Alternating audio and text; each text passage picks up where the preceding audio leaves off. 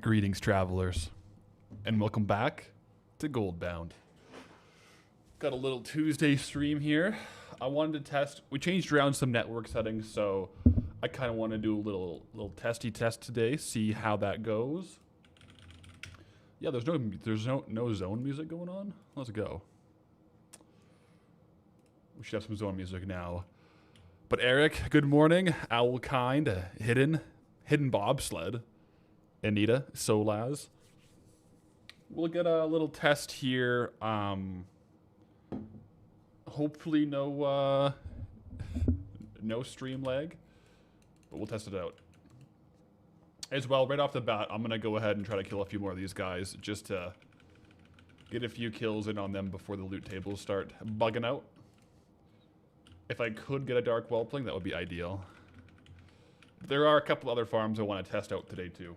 But how are we all doing today? We got the coffee here in the Yeti today.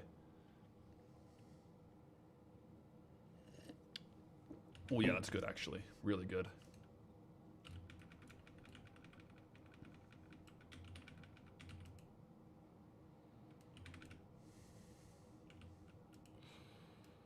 Mm-hmm. You need to get a wireless second ISP to keep them dropping down near zero. So, like, actually, that's a good point. Like, a secondary internet source that the stream can just patch into if it drops on the main. That might be a solution, actually. I was thinking about that. It's Toby Plays. Thank you for the follow. Hope you're having a great day, by the way. If you weren't on the live stream yesterday, we are in a little bit of a new zone. So this stream, if you haven't watched the most recent Goldbound, will be spoilers, just so you know, so you're informed. At least as far as which zone we rolled. The rest, though, I mean, we're just farming, hanging out. So, what more can you do?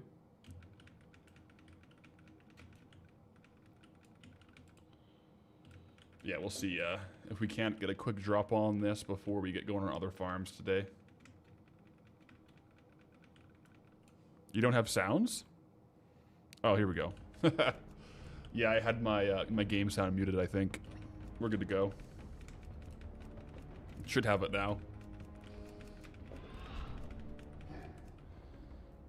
There we go. There's a lot of audio sources on the OBS tab. If I have too many checked, you get duplicate, but I think we should have game sound live now.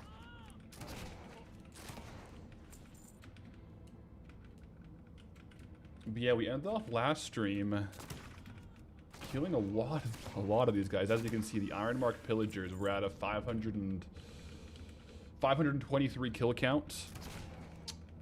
Frost Barons, which have the highest drop rate, are at 136. Foragers are at 399. The conclusion from yesterday is it still does drop likely. However, I think the open world anti-hyperspawn mechanics do play in here. So I'll do a little bit of farming on these guys. I don't want to spend all day chasing a drop we might not get. But I will go kind of back and forth between them and some of the grunts further down the map, just to try to reset the hyperspawn mechanics after a few minutes of killing here.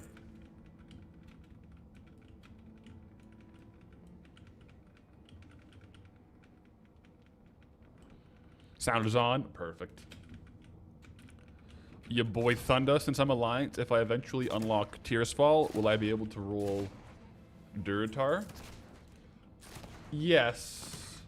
Yes. Well, actually, no. It's a Zeppelin, right? I'm not using the Horde Zeppelins that are like hostile controlled. Same kind of rationale for not using the blasting ones. Through blasted lands. Yo-ho, Airball, blasted through blasted lands. Let's go. Appreciate the 3 months. Oh, you actually can grapple through that. Nice. But yeah, I mean, technically I could stealth on, but I'm going to avoid that as far as like a zone unlock mechanic. For the Tears Fall Zeppelins, Org Zeppelins, and STV Zeppelins. But Duratar will likely be pretty quickly, because as soon as we get the Barons from going across the ship from Stranglethorn Vale, like the Alliance ships, to Ratchet, we will be able to roll Barons from there. Yeah, the Stranglethorn Vale has its Gromgall, right? That they could have been there, but yeah. Yeah, lots of aspects there. I'm trying to go with as much as I can, just like the simplest rule set for that. Like a walkable path. So if I have to like fly over it, not counting it, or if I have to like stealth to walk past horde guards, I want to be able just to RP walk into the zone or onto the boat without without issue.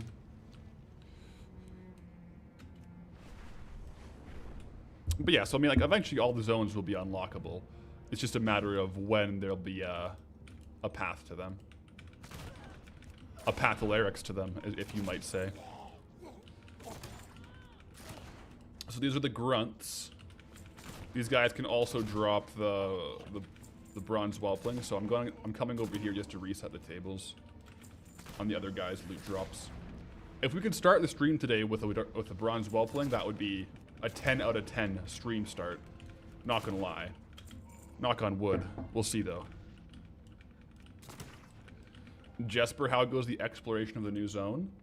It's good. I've been having a really good time so far in Blasted Lands, and there is a lot to do. Like, we have a lot of wood to chop here. Lots of farms to test, so I'll do this for a bit today. And again, knock on wood, hoping that stream settings are working well today. We should be able to get a few farm tests in to see what might be a good hunker down kind of farm for trade goods and whatnot. So we shall see. So far, upload is very steady. We made a few changes on the network side with my ISP, so we'll see if that helps. This is pretty much the last thing I can change before I either have to get a secondary ISP or get my own network gear. We'll see though. We're slowly and steadily kind of making our way through the possibilities. It kind of feels like having network problems is having like a health issue that you don't know what it is, and you're just going through doctors and you're just slowly running tests to rule out what it is until you find something that works.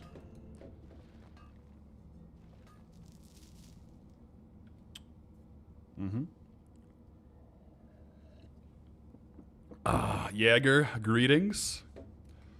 Someone's saying YouTube stream quality is 720. I have it's 1080p 60 on Twitch and YouTube for me. Oh wait, YouTube? Yeah, YouTube is giving me the 1080p possibility. And Twitch. So I hope it's available for all you guys, but that wasn't really the issue I was dealing with. It was more so intermittent blocks in my upload connection.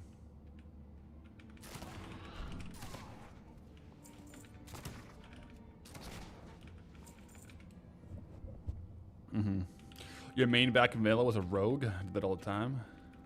Stealthing across the platforms. Yeah. Further question, would you unlock a Torrent alt if I got Mulgore / Duratar? Yes, so Horde Warband alts are on the table, 100%.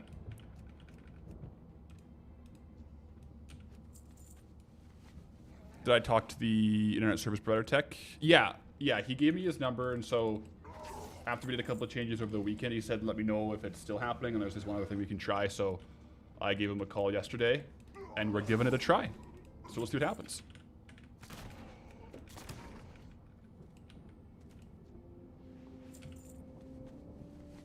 Excited for the Goldtooth episode? Yeah. But yeah, so like the Horde starting zones, I mean the next starting zone that will probably roll, statistically based on what zones we have and the routes we can go, I think there's a very, very good chance the next starting zone we roll is Duratar. Like, we're technically 2 spins away. If we get Barons, then we can roll for it. Otherwise, we have to make our way all the way north to, like, yeah, Tearsfall Glades. I guess we could, you know what, actually, no, once we get the Barons, it'll be equal odds of getting Mulgore and Duratar. Yeah. So once we get Barons unlocked, I think the next starting zone will likely either be Tauren or Orc/Troll. Much like Dunmoreau, though, I'll pick between either Orc or Troll once we go that way.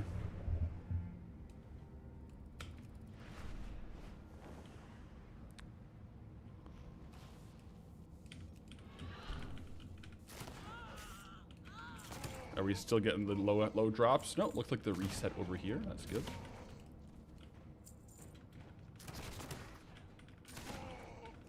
John, YouTube had auto selected 720p, but you switched to 1080. It's fine. Sweet, sweet. Yeah, so yesterday things were going quite well. Like the first 3.5 hours of stream, no connectivity issues, and then it kind of does seem to happen more so in the afternoon where the upload just cuts out. And I can see it on my network side too. It's really strange. So we're gonna play it by ear today, guys. That is why I started stream like a little earlier today. Lately, I have been starting at noon, but it low-key kind of seems like the stream, like my network issues start happening after 1:30. I don't know if that's just anecdotal, but if that is the case, I may as well start a little bit earlier so we get a little extra time before I might have to duck out.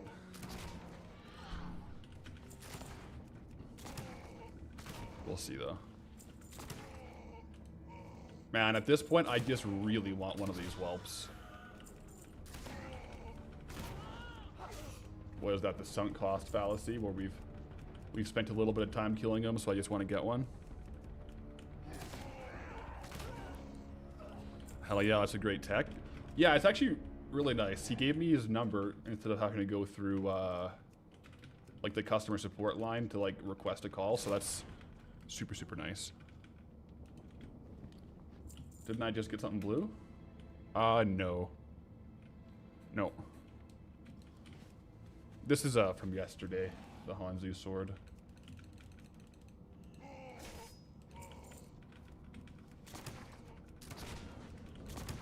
Might have been a bit of an artifact or something going on.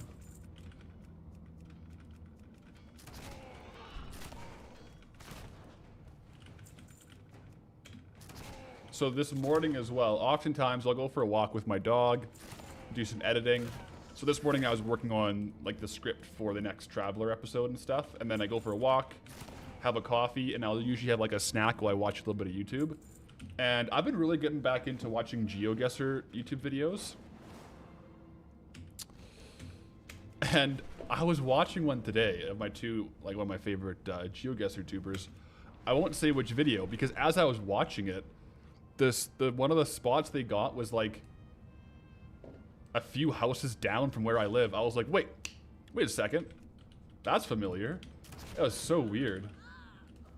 I was like, that is pretty much where I live. It was so surreal. I thought I was tripping for a little bit. And they start like walking around, and I'm like, that's definitely close to where I live. So really cool. It's always fun playing GeoGuessr and getting like either like close to your house or places you've at least been before.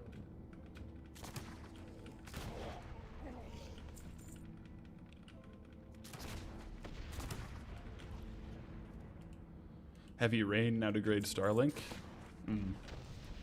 Yeah, we get a lot of snow here too, so I don't know. I mean, we'll see.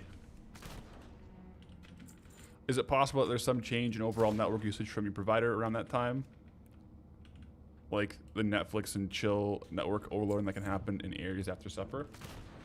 It's possible, because it is oftentimes the same time, right?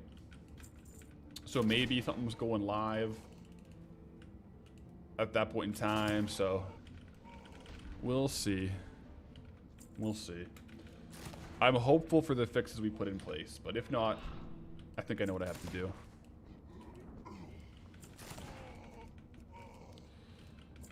The WoW GeoGuessr. Oh, I love the WoW GeoGuessr. I was playing some this weekend. I was in like a group lobby with Chug Life and Edda Thundar, and we were just doing the same seeds, like the multiplayer. So we would get the same like 5 rounds and compete against each other. Oh, it's so fun. We were in a Discord call. So we played a couple, maybe like an hour of WoW GeoGuessr this past weekend. It was a lot of fun.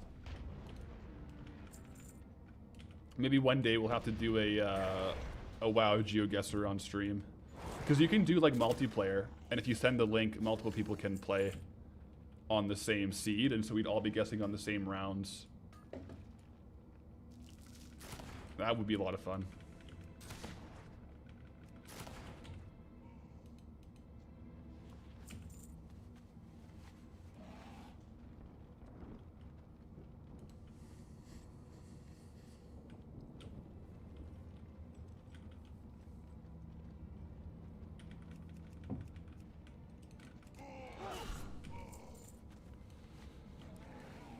You once watched a GeoGuessr stream and you knew one of the locations instantly because it was the local theme park?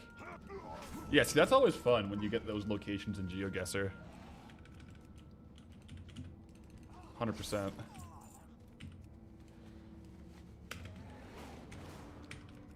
But yeah, we haven't confirmed if this still drops. I mean, the forums lead me to believe so. I haven't seen like a confirmed drop during midnight though, so... I mean, at this point, we're kind of just playtesting it, aren't we? It is theoretically possible that they was taken off the loot tables, but I don't think it was.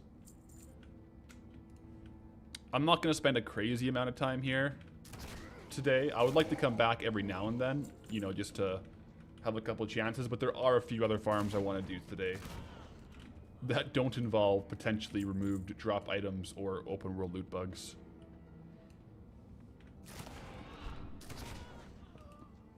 But I mean, at this point, it seems hard enough to get where it's probably not a very reliable source of gold. And normally with a farm like this, I say, well, if you have a group, you can probably do it more efficiently, but I don't even know if you could. Because if you have a group, you're just going to hit the anti-hyperspawn mechanics faster and have to world hop or phase shift or something.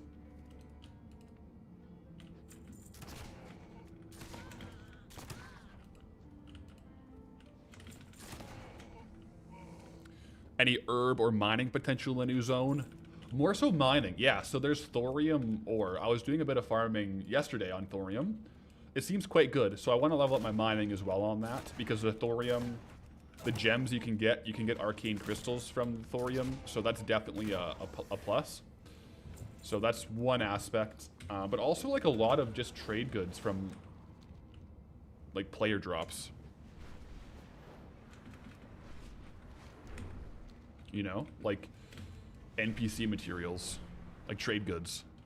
I think that's going to be a big angle here. So we'll see what happens.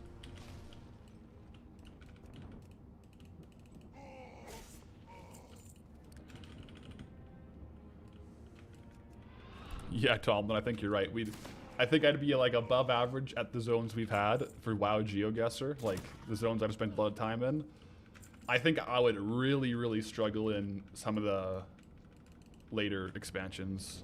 I would probably get the region somewhat often, but I definitely would be below average, I think, at some later zones. Until we do them. They won't be a lot better. Can I talk about the process for making a video? How long does it take to make? You make videos as well, but scouring through 40 hours of footage is painful. Wondering if there's a better way. I could talk about it. I think it really depends on the style of video you're making. What my process is, and I've kind of slowly optimized it, is I will... It also depends on what kind of video I'm making. So for like a Goldbound, it'll be a bit different than something like a classic leveling, or like my double down stuff. But generally, I'll like kind of play in 4 to 6 hour chunks. Oftentimes that's a stream or offline. And within those chunks, I'll usually have like 3 to 5 things I know I'm going to do that might end up being video segments. And then once I've played it, I write out a script telling the story of what happened and like things about it. And then I'll edit the script, and the first thing I'll do in the actual like video software is record my script. And then once I have my script nailed down, I edit the footage I got around the script. And sometimes I'll have to go back in and get B-roll or like, you know, zoomed in shots of NPCs, things like that.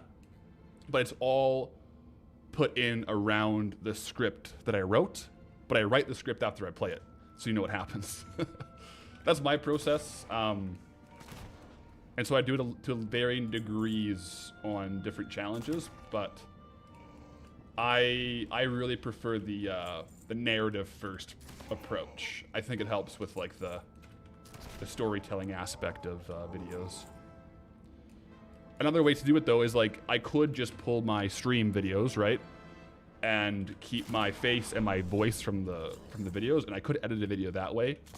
That's not my preference. Just because it's more, I think it works. I think it would work better for like leveling stuff, but for Goldbound type vibe, I think the narrative is good.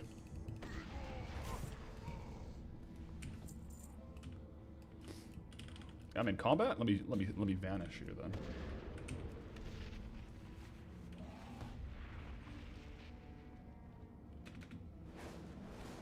If I get the drop, hold it for a bit, let the market adjust to the new drop rates, maybe. At the same time, I don't like holding on to drops on gold because I like to get out of the zones. But yeah, it'll definitely be a balancing thing. It definitely seems more difficult to get them before.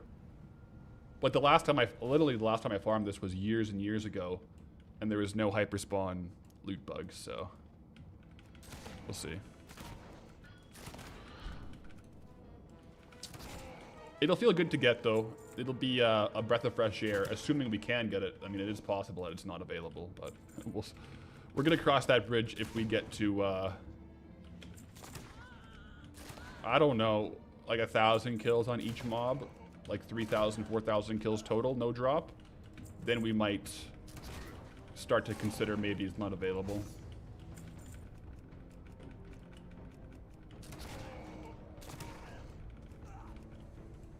You'd love to see a geoguesser get some random location in the Midwest where it's just fields, but you imagine they're almost always in a city. Well, they have community-built maps, so you can find on GeoGuessr different maps. So, let's go! It still drops. Time-locked box. Oh, it only took 10 years, but we got it, guys. Confirmed. It drops in midnight, guys. GG. In the bags. In the freaking bags. Let's go. That's good. That's a good way to start the day, guys. Good way to start the day. So as you can see, the time-locked box, it has a pretty high market value itself. We can also technically learn it and then cage it for the bronze whelpling. But yeah, that's good. I think what really helped was starting to swap between the two zones and resetting the loots. Yeah, so I think that really, really helped. I think we can confirm that the time-locked box is affected by the open world loot bugs. So most of our farm yesterday, we weren't going to be able to get one of them, basically. Let's go, though. That's awesome. Let me put up on the board. Login points on the board. Let's go. What was I even talking about? I'm too excited. Oh yeah, GeoGuessr. Yeah, there's user-created maps where they're like urban worlds, not in cities, and so those are fun too.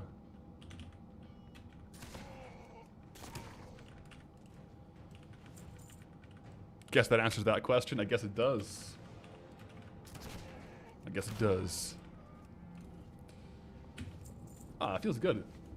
I'm glad we got it. I was a little worried, guys.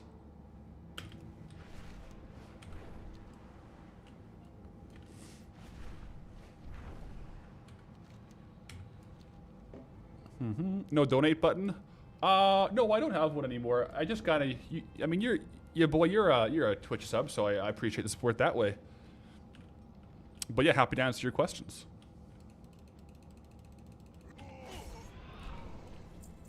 Oh, yo, over on YouTube, the Christian Jacobson super chat. Appreciate it.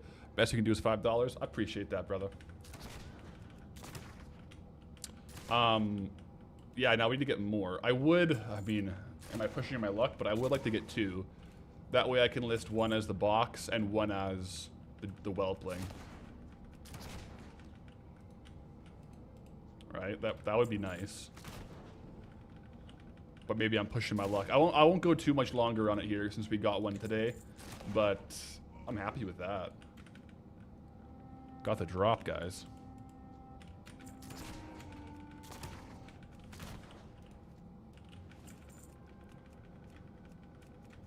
Exclamation mark cheer 500. How does that work?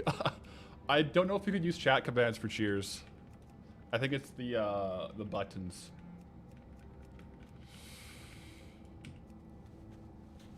Yeah. So they do drop from the grunts as well. So I think it is worth coming over here to the grunts to reset. Maybe we could get a confirmation though that it does drop from the grunts. I do want to make a video. I've been kind of planning it in my head on my second channel where I just post random stuff, more so like guides and stuff on like, because I get a lot of questions on what software I use for video editing. So I would like to make a video just going over like all the things I use on the back end, like what video editing software and things like that, just because it's asked a lot. And I mean, I guess it would be helpful for some people who, if you want to make videos as well, to kind of see what you can use. This is gonna be a quick spin. Yeah, it could be.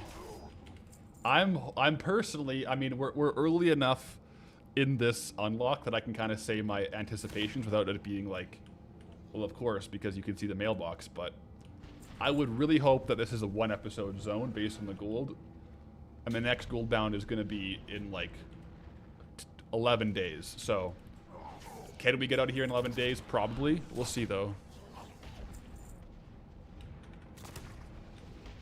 We'll see.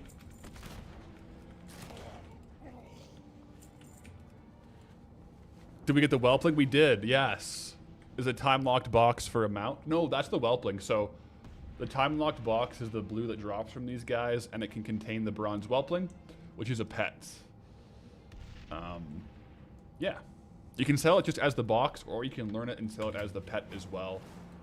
I'll hang around and try to get one more while we're at it, just so I can list one of each. And we'll see. Figured it out. Let's go. Love the content, man. Thank you. Yo, your boy Thunder. I appreciate the 500 bits. You're welcome, and we'll keep it rolling. Best of luck if you're making some videos.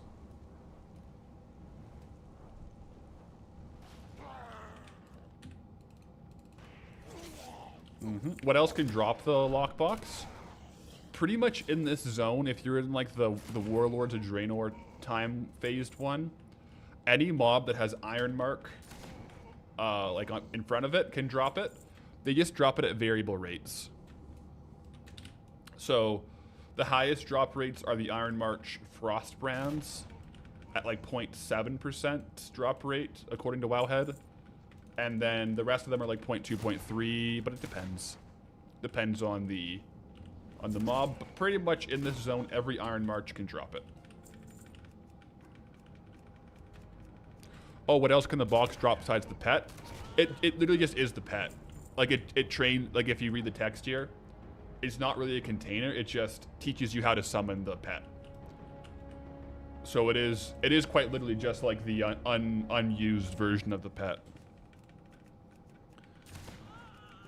So there's no other loot that you can get from it.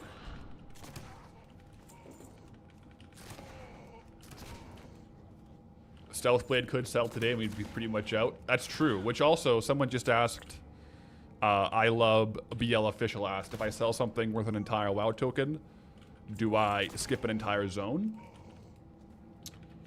Answer on that is kind of yes, kind of no.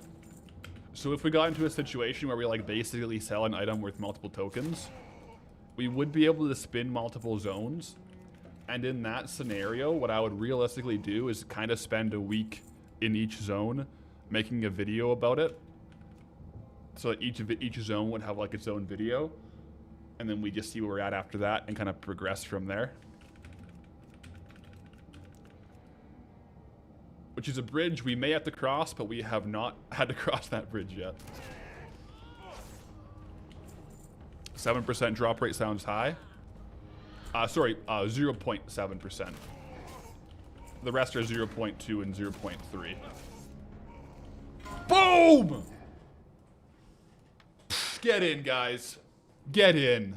What the heck? A second time locked box? Okay, what are we in today? Now we're only 28 minutes into the day, guys. Keep farming before the internet goes out. Honestly, yeah, that's a good point. I think that one dropped from the Frost brands. Oof. That's crazy. So it's definitely we want to swap between the two zones to reset the drops.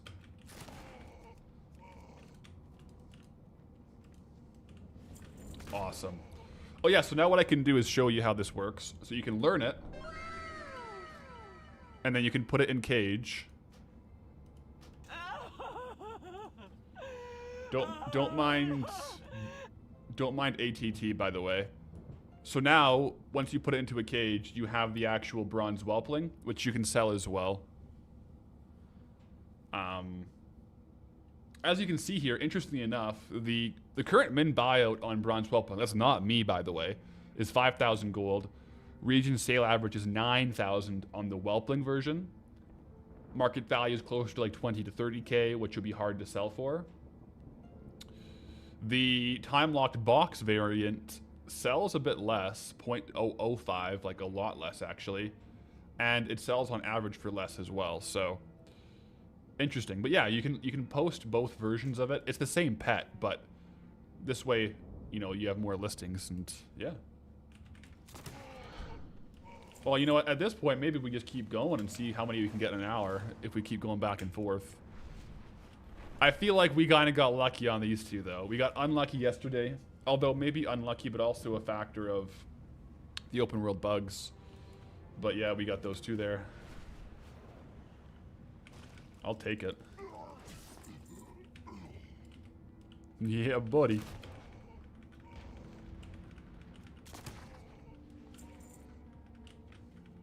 What are we grinding today? Well, right now we're going for the bronze whelpling, and we got 2 of them so far today, which is kind of really good. I mean, even at average sale rates, that's like 13k, which is quite solid.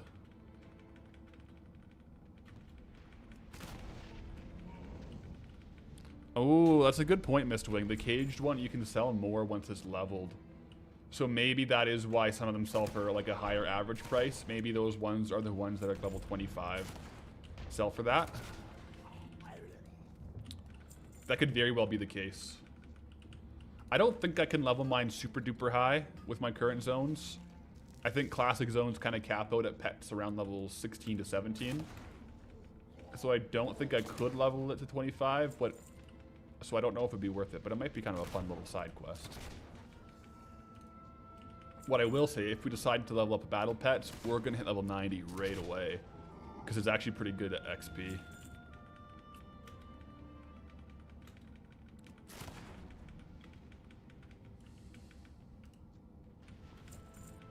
So yeah, I'll just, you know what, for math, I'm going to keep going for a bit. And see what we get, if we get any more drops or if we got lucky. But after that, I mean, we're kind of ticking it off the list. I mean, that's 2 obtained. I think we've been over here long enough where I can probably go back to the other mobs. This is the main difference between today and yesterday, is we're going back and forth so that the open world anti-hyperspawn mechanics don't prevent the box from dropping. And so far, I mean, anecdotally, it's definitely worth swapping back and forth.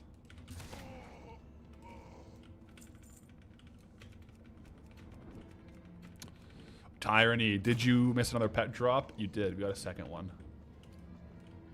How crazy is that? Yo, Mick with the 50 stream streak. Let's go. Woot, woot, woot. 50 is a big drop. We've had a couple of big stream streaks rolling in lately. Appreciate the support. And also the... basically group it up on the Goldbound journey. Appreciate that. Let's see if we can't get another drop here, though, guys. I mean, at this point, I'm pretty excited. I do think it's worth it to make sure I rush into this area where there's more frost bands.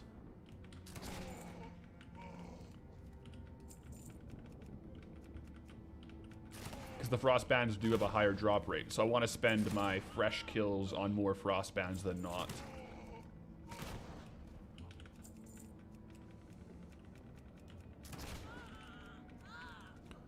How often do I farm off stream?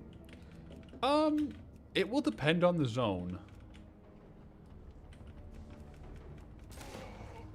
A lot of times, if there's like a really, like a more kind of repetitive farm that I don't like doing as much on stream, something like, I didn't, like for example in Dunmoreau, I wasn't the biggest fan of the click intensity and like how often I had to switch looking at monitor and chat when I was doing my pickpocketing frayed knots. So I would often do that off stream. But it varies. I'd probably say it's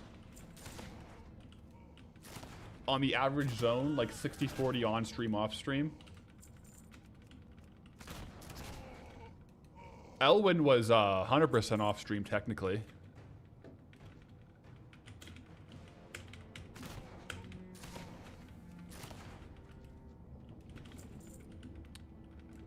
But Burning Steps, I've done 100% on stream so far, actually. I logged out on stream yesterday and I logged in on stream. So far, everything in Blasted Lands has been live.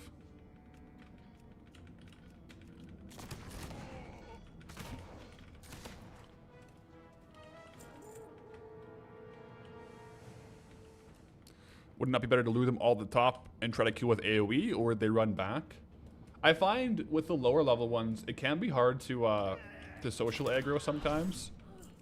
But since we're outside, they might despawn. It could be viable though. I generally kind of prefer to kill as I go though. But it definitely is possible, I think. Although yeah, in the open world it might be more difficult. Just with how far they leash in the open world if you're not hitting them.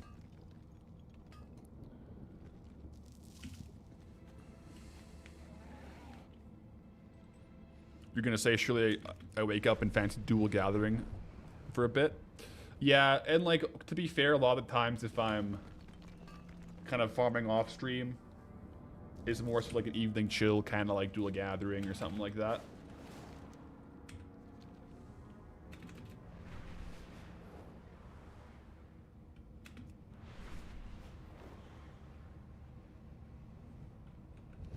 Before battle pets were a thing, so you have little idea how they work. Yeah, I mean, they're kind of not a thing anymore. They are, but they aren't in Midnight, right? There's no new battle pets in Midnight, so you're not missing out on current stuff. But basically, it's Pokemon in-game, is basically what it is. It's a turn-based combat.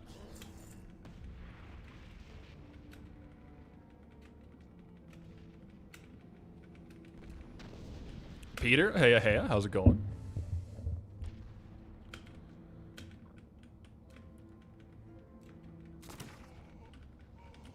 We're making some progress this morning, that's for sure.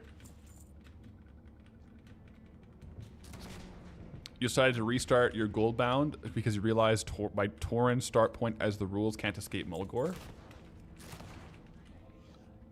As it's connected to no zones? Really? It's not connected to any zones? Sure, right, can't you go to Deathless?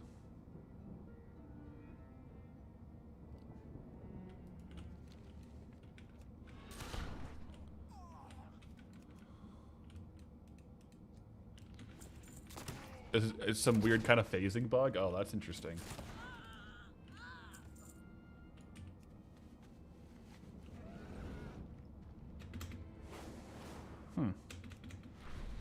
So where did you restart then, Snores, if you're restarting your Goldbound?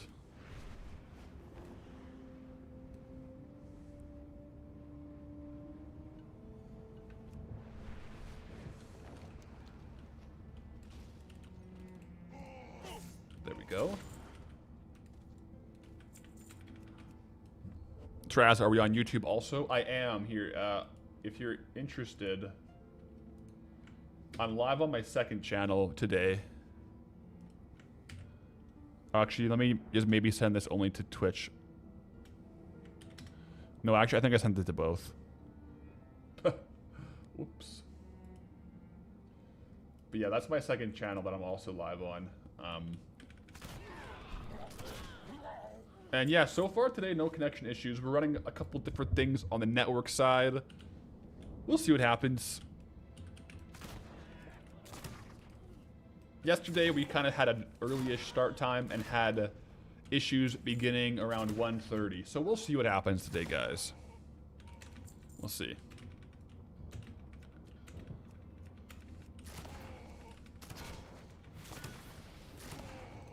You see the pets actually do exist? It's confirmed. It's confirmed. We put our feet on the ground and tested it out, and yeah, they do exist.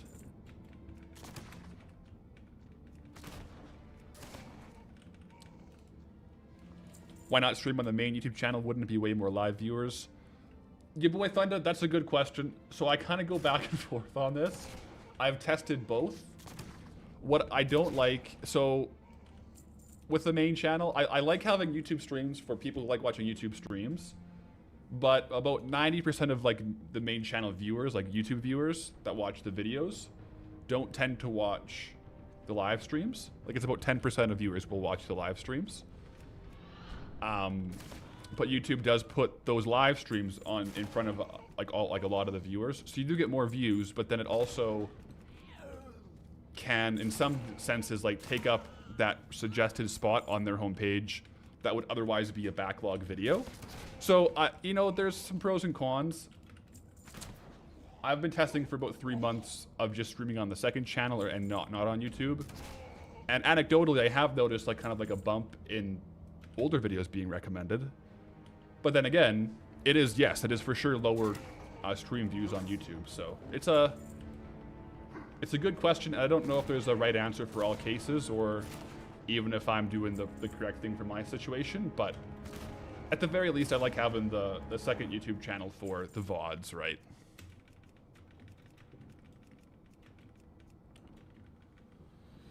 I think the distinction, though, especially lately, a lot of people have been streaming on YouTube.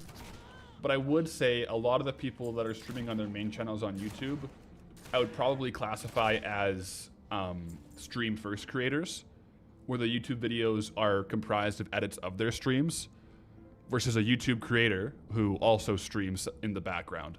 I think that, in my head, at least currently, that's my current ethos on the distinction.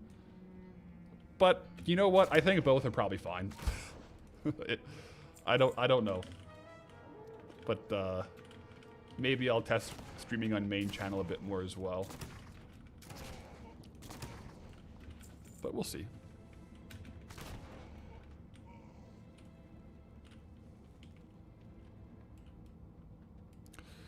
You were having DC issues with WoW and then disabled handy notes for midnight, and now it works. What if it's just handy notes that's like causing my network to disconnect? I don't think I have handy notes on though right now.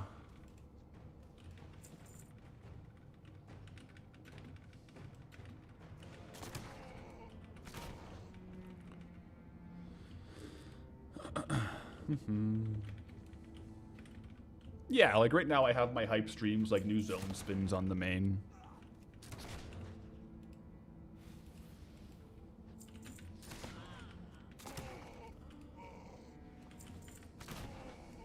A lot of factors go into that, I suppose. All right. Tyranny. I think it's better to have separate in case of like a strike happens than maybe some stupid reason happen live and the main channel stays safe. Yeah, I guess it separates it. Yeah. That is true.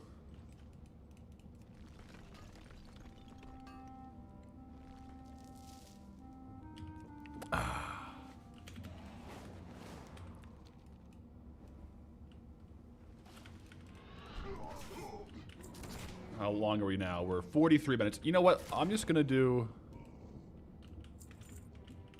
Yeah, we're doing an hour, and I'll see how many I get. So far, we got 2 in the first 30 minutes, and then none in the second 30 minutes, but we still have a fair amount of those 30 minutes to go.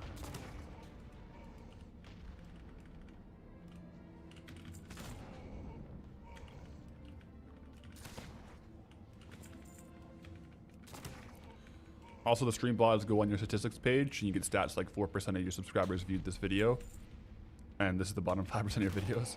Yeah, I mean, I think as we get longer and YouTube is becoming more of a streaming platform, they are kind of separating out those analytics, and I think that's going to be a net positive for creators.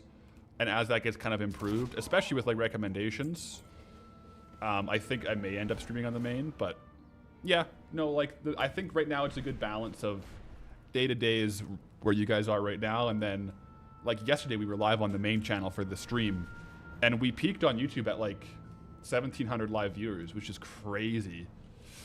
But that's a hype stream, right? That's a zone spin, so that's kind of cool. Like it's an event stream, you know? Luckily the internet, I'm so grateful the internet held for the actual spin portion, and it didn't happen until later in the day.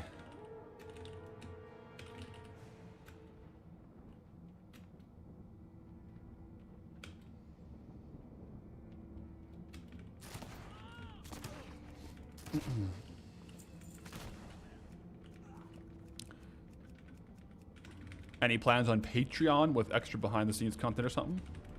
Not necessarily. I have the second channel, which I post some videos on, but I don't. To be quite honest, I don't even know what I would put on behind the scenes.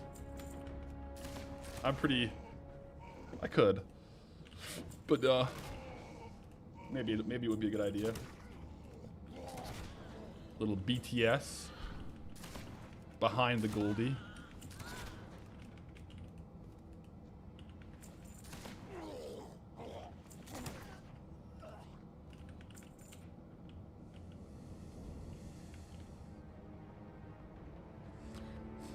Yeah, I guess kind of, that's a good point, Snores. This kind of is behind the scenes as far as like, if you look at like the main Goldbound videos, this is kind of like the day-to-day behind the scenes. I think anything more would be more like IRL vids, which I was debating doing some IRL like lifting stuff, but I know myself and I know I have a tendency to like overextend my capacity, so I try not to overextend my capacity for other things. Cat videos, that's true. Maybe I should just have a. Should I start a poncho Instagram page? That could go well.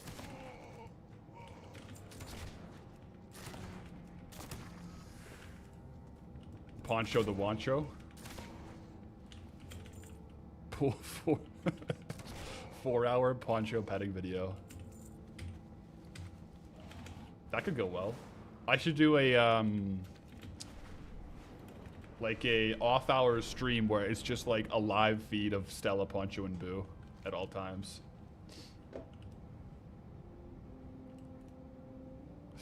Yeah. Yeah, no, I do think, if anything, because like I know some of my favorite content back in the day was definitely like watching, you know, the likes of like Bajira and Swifty, and they would do a little bit of behind the scenes of their lifting videos, which I kind of quite enjoyed. So I think if I was to do something, it would be that angle, but we'll see. I am prepping for a powerlifting competition, so now will be the time.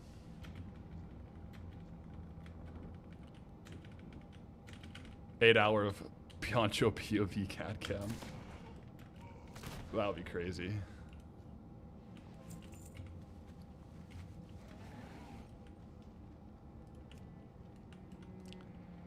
If you had an 8-hour of Boo POV, it would just be like him sleeping. It would just be like a live feed of my living room.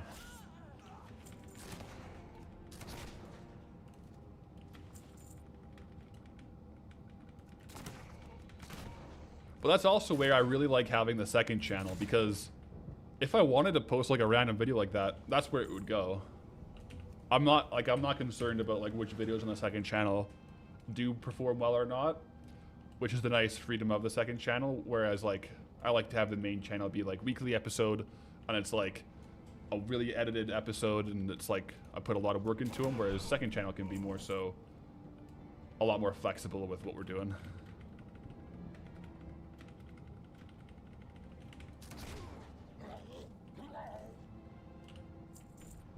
Remember Swifty showing up to a viewer's house and giving him a Razor Naga?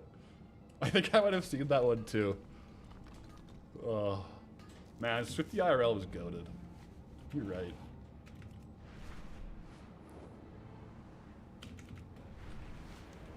Do you remember the story behind Swifty losing his pinky finger? Wasn't it like some kind of a BMXing accident or something? Oh, I can't remember now. Man, I love Swifty. Every time I see him show up on my feed, it just puts a smile on my face.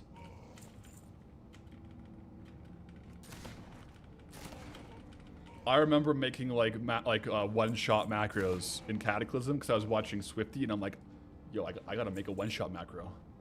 That's what I gotta do. And I just put all my offensive abilities into one macro and I was like going into Battlegrounds just trying to one-shot people. Oh, good times. And then I got I was watching one of Swifty's videos and he was recommending, I think it was like the Razer Lycosa gaming keyboard and how you could internally keybind one key to do several things. And I'm like, oh, this is genius. I play a Ret Paladin. And so what I did is I keybound my one key to press all 5 buttons like this. And I was playing Ret Paladin and I would literally just one button rotation and it would just like hit whatever button came up first. And I thought I was a genius. I thought, this is next level. I was one button rotation before one button rotation was a thing.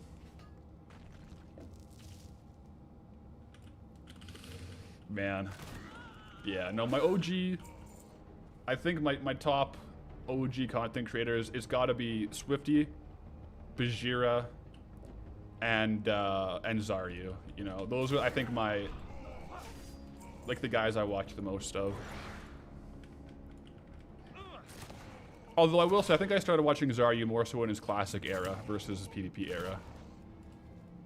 Which I think is quite common for Rekful. I actually watched a lot of Rekful streams. I really, really liked watching Rekful play Hearthstone.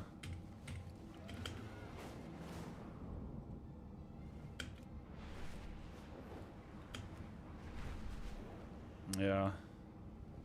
There was one other guy, he was like a Death Knight I used to watch, and he stopped making videos, but I really liked him. I had a name pop into my head, but I don't know if it is him. Let me just look it up, youtube.com.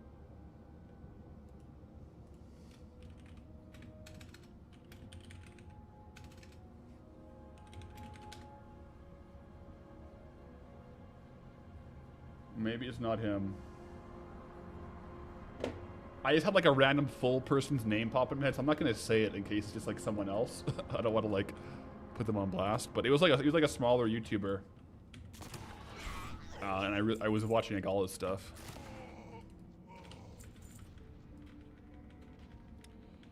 Big fan of Barney B personally. She's so cool. I don't know if I've seen too much of her stuff.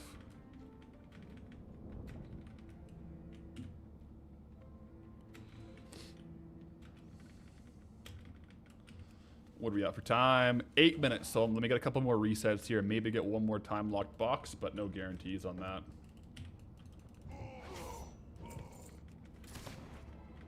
Here you see 019. How's it going? It's going great, man. We got two bronze whelplings this morning. 0 frames dropped on the stream so far, knock on wood. Coffee is flowing. It's a good day.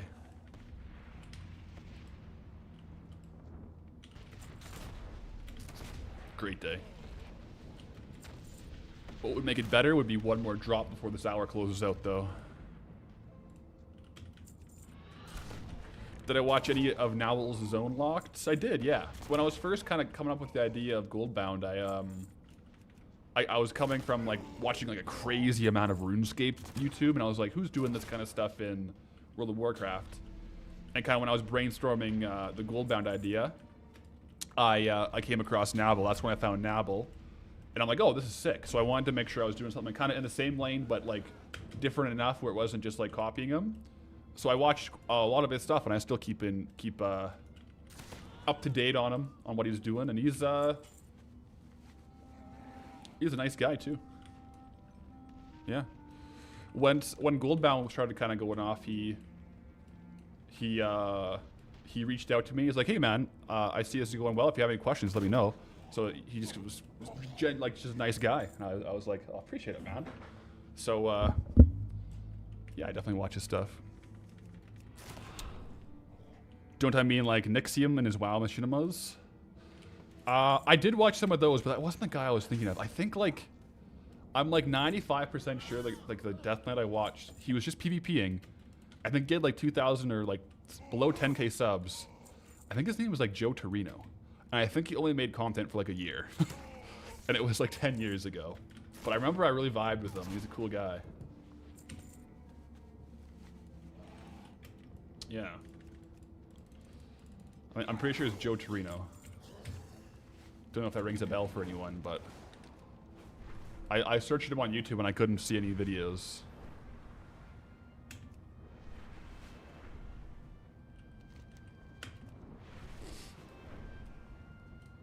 Did I get any offers for that sword for 500k?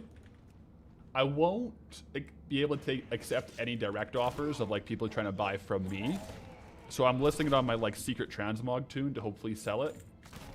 So far, no sales. I didn't check this morning though, so maybe it did sell. It's possible. But yeah, I won't sell directly to someone. Like I won't trade it over or sell just because, you know, we got to avoid any paid actor allegations. Hashtag no paid actors.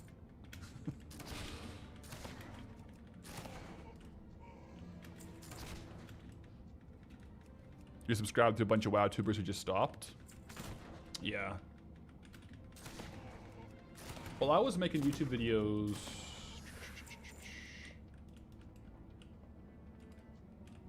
4 years ago on this channel.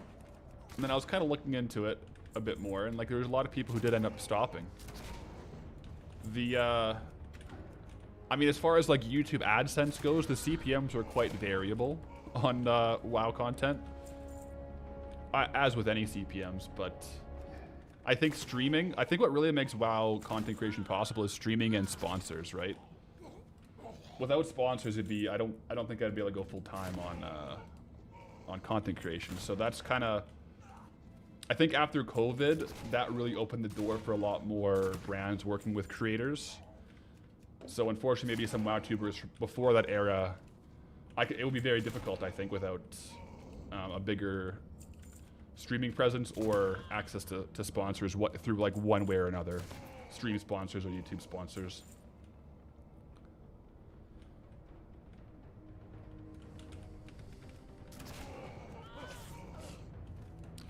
Don, what a pleasure to catch me live. Glad to have you live. Uh-oh. No, no, no, no, no, no, no, no, no, no, no, no, no, no, no, no, no, no, no, no, DC? What's going on? Uh-oh. Please. Please, no.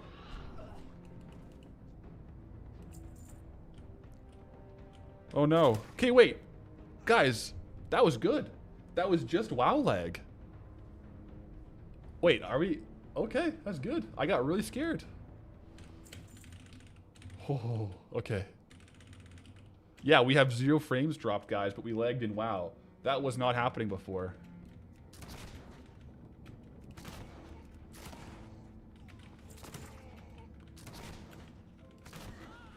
Is Dungeon Locked ever going to put out another video?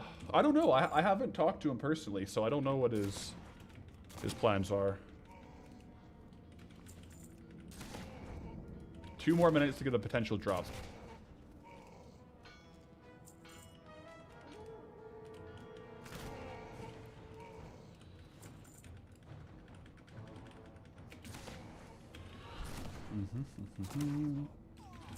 Sam Edwards, appreciate that. I mean, that's, you know how it goes. I'm probably the only person to be happy having lag in WoW. That's so true. I've gotten pretty good now at diagnosing when the actual stream lag happens, so I can see, I got on my second monitor here. I can see like my direct upload and when it dips or anything. So far today, it's been very consistent, which is exactly what we want to see. Hopefully that keeps up. And we're just gonna stream and see what happens, guys. We'll do it live. Well, that is... Oh, no, we got a couple more minutes here, actually, like 45 more seconds. Maybe we can get one more drop in 45 seconds.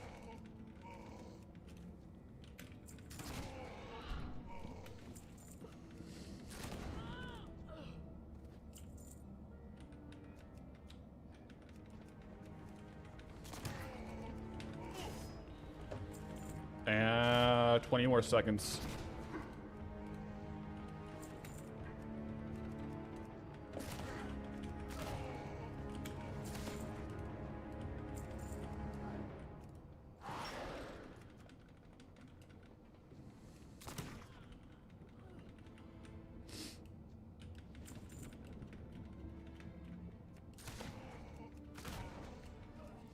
Hear you out. Outlet is just a dungeon in Blasted Lands. You're not wrong. Okay, so 1 hour. We did this. We did the swapping farms, and got 2 drops. I don't know how lucky or unlucky that is. That's the thing with these kind of things. You kind of can't really say you're gonna get 2 per hour. I mean, yesterday we did an hour and a half and got 0. During yesterday's farm, though, we weren't swapping back and forth between the 2 regions, so I think the bugs were kind of a little crazy, but today we got 2, so that's all I can ask for, and I'm happy with that. Let me go ahead and switch my spec. Oh no, I'm an outlaw. I want to clear up some inventory space for our next farm here, guys. So let me sell trash. Well, actually, like a pretty decent trash sell, I think.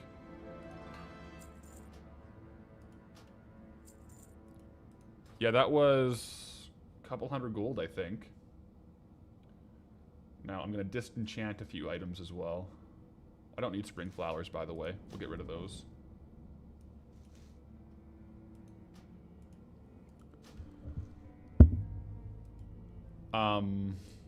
Sorry, you missed what I said. I got 2 pets. I did, yeah. I got 2 of the bronze whelplings this morning. I'll definitely break down the strat here in the video on like how you swap back and forth. But for now, I think 2 is good. Like, that's a good starter. We have 1 of each listed, and hopefully sell them off during this this zone.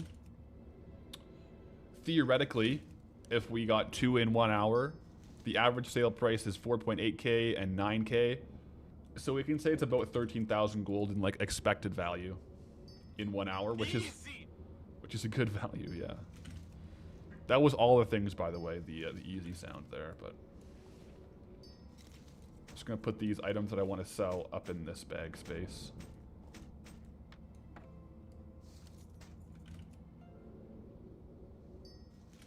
Can you disenchant these? You can. Oh, wow. I did not realize that during the Noble Garden event, but you can disenchant the items he gets? Oh, wow. Okay. Drought of Deafness. Increases your dodge and size. It doesn't actually increase deafness. Okay. That would have been very helpful. Time to get 10 hours of data. We have a lot, let me tell you, we have a lot of data to gather here in Blasted Lands, so we may very well come back to this, but we got a lot more to test out as well.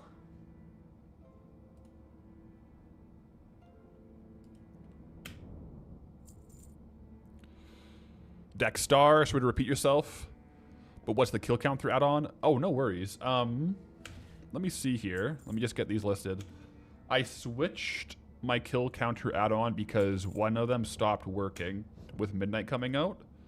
So once I post these items, I will go check which one this one is called. The only downside on this one is the old one was called Kill Track, and it would track dungeon kills as well. And it would have like a meta thing where it would pull up and it would give you the data of all the kills you've got, like in one page, which was so cool to have. This one only shows it on the tooltips, so I can't pull up like a whole a whole area. I have to just like look at the individual mobs, which is kind of cool. It has some other cool aspects, like the more you kill, it goes to like brown. Not brown, like blue. So as you can see here, we have killed 545 foragers, so the text turned blue. Once we kill 1,000, the text turns yellow. Not yellow, sorry, purple. Like epic. So those are all cool things, I think, about it. But let me check in one sec here. It is... Mob kill count is the one I'm currently running. Mob kill count. With space in between each word. The other one I was doing was kill track, but like I said, it had some errors coming up. Thank you. No worries. Happy to help. Now.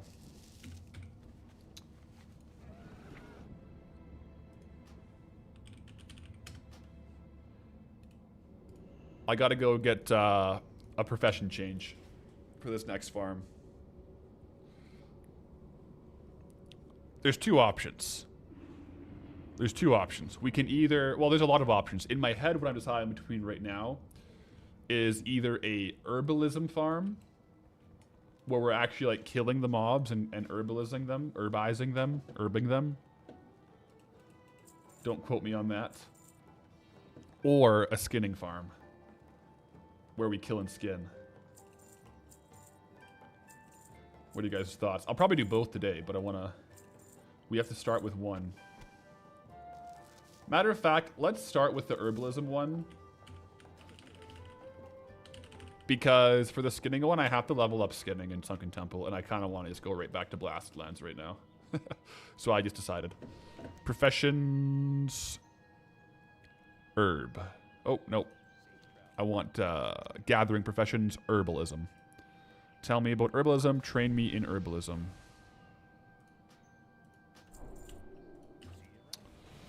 I'm slowly leveling up my mining, so I don't want to unlearn mining right now, because it is taking a while to level up. Now, we have to be careful going down to Blasted Lands. We have a few paths we can take, but if we fly straight from Elwyn, the only one zone we don't have is Deadwind Pass. And if we fly over to Deadwind Pass, then we'll discover it. So we got to go around one way or the other. That's kind of the funny thing. Have you tried doing /MKT list?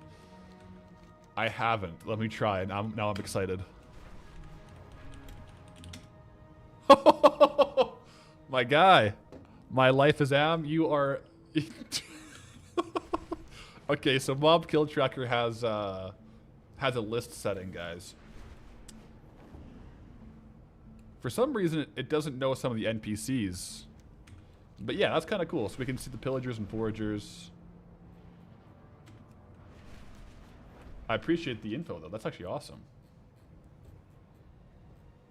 I wonder why it's... why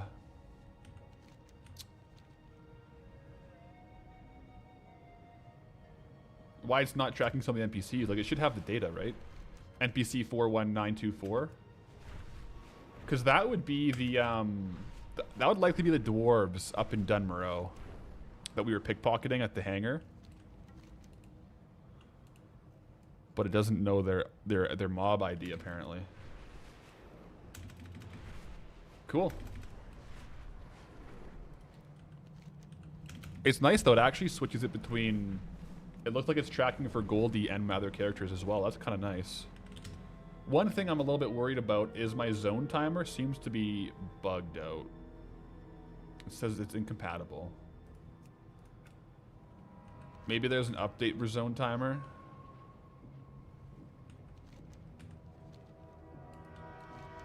Or something like that.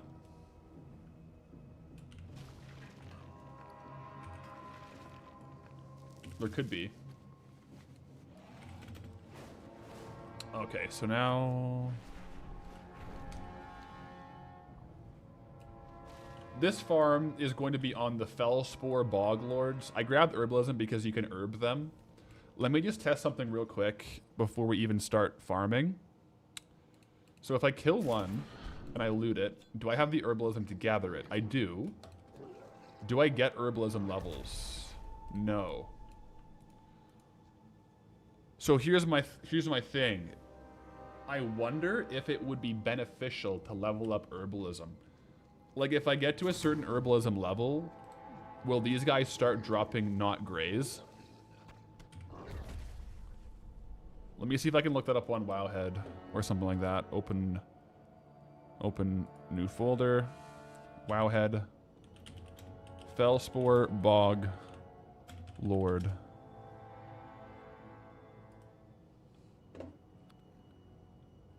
Herbalism.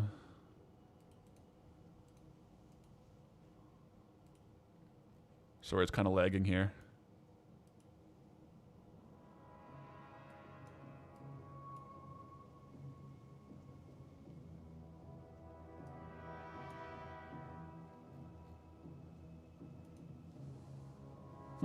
It's still lagging.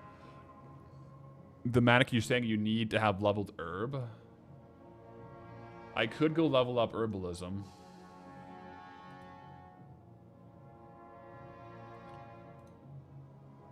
Okay, yeah, because it is saying that there is a small chance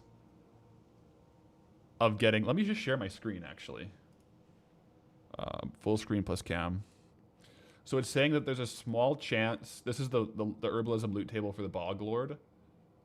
It's saying there's a small chance, 1.4% at getting Golden Sandsam, Dreamfoil, Blindweed. I wonder if that is a higher chance, the higher level your herbalism is. Like, maybe it's a rare drop, or maybe I should actually go level herbalism. I don't know. The thing is, it takes like an hour or more to level up herbalism to a high enough level where it might actually help. But it could be a lost amount of time. What do you guys think?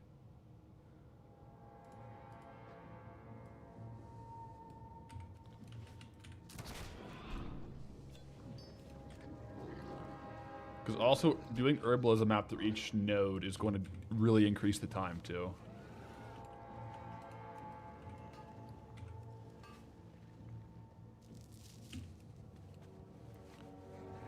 Think we need to hunt Black Lotus instead? Wait, is there Black Lotus here?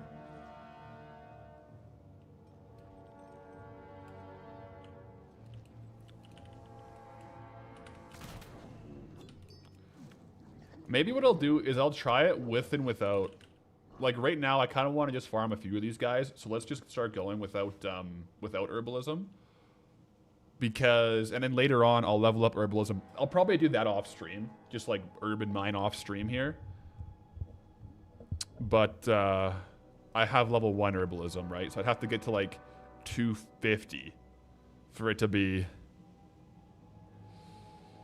Yeah, I think at some point I will test Dual Gathering, so I'll do it then. But for now, I do want to test just without it. So let me update the macro to Felspore. That'll be good. Now here's the thing. Let me go to my talents.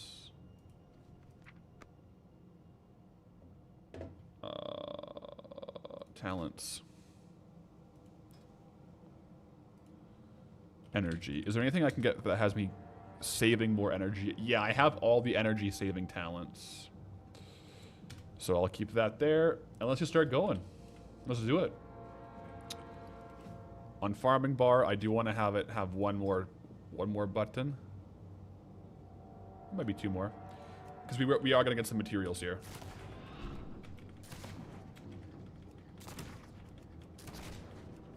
And so it begins.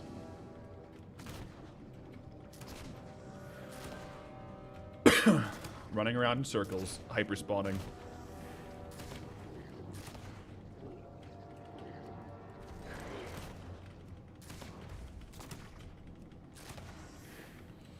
I can always test this out later with herbalism. Like I said, I'll probably level up herb off stream to test like a dual gathering versus mining only kind of such situation here.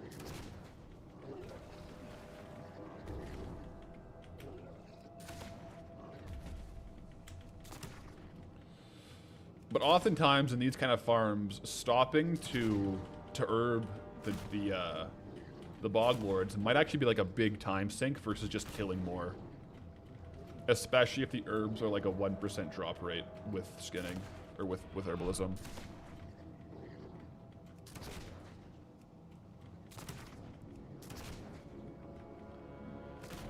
Is there a reason I don't use boar macro on mouse wheel up and down? I have my scroll wheel to zoom. That's why.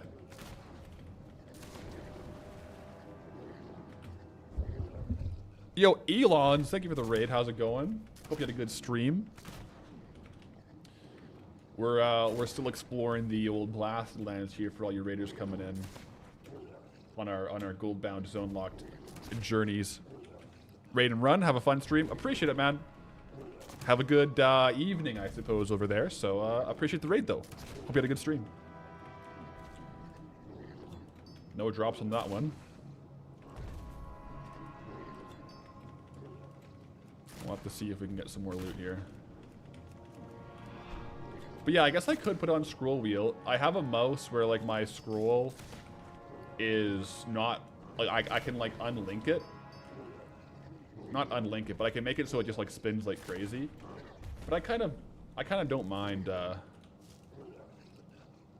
how it's set up right now.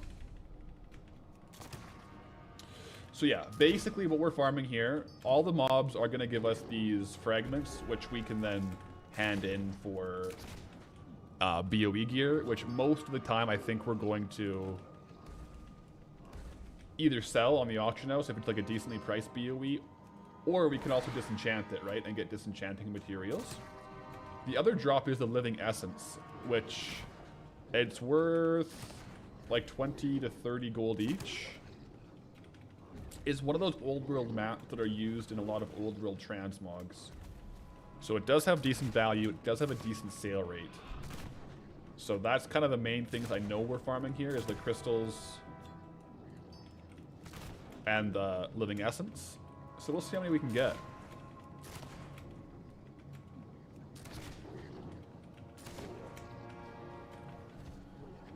Fair enough. Using the mouse wheel is just super comfy for you compared to spamming a key. Honestly, fair. I think it would be pretty chill. I've just done the key for so long, I'm just used to it, I guess.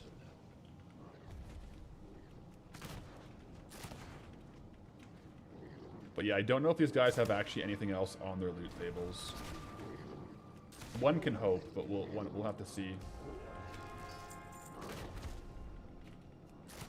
When are we gonna get a Pathlorix GeoGuessr channel? That would be fun. Catch me collabing with Zigzag and Jack. Maybe one day. I am absolutely trash at GeoGuessr though. I'm sorry.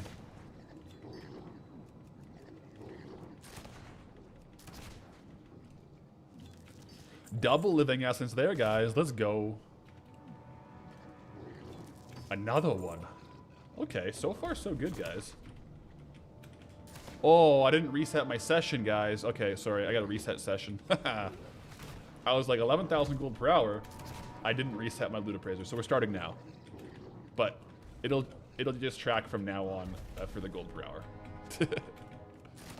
Peter, you gotta go. Shortly, good luck. Well, thank you for the good luck wishes, and have a good rest of your day. Why don't I multi-stream on YouTube? Got a big audience there. I do the main streams, like the big zone streams on YouTube. And right now I am multi-streaming on YouTube, but to my second channel. You know, a couple factors. I've been playing around with it. I'm not 100% forever gonna not stream day to day on that channel, but the last 3 months I've been testing out the multi-streaming on the second channel. Just for like algorithm recommendation stuff, but we chatted a little bit about it earlier, so I won't go into too big of detail on it, but just testing things out with the algorithm, basically.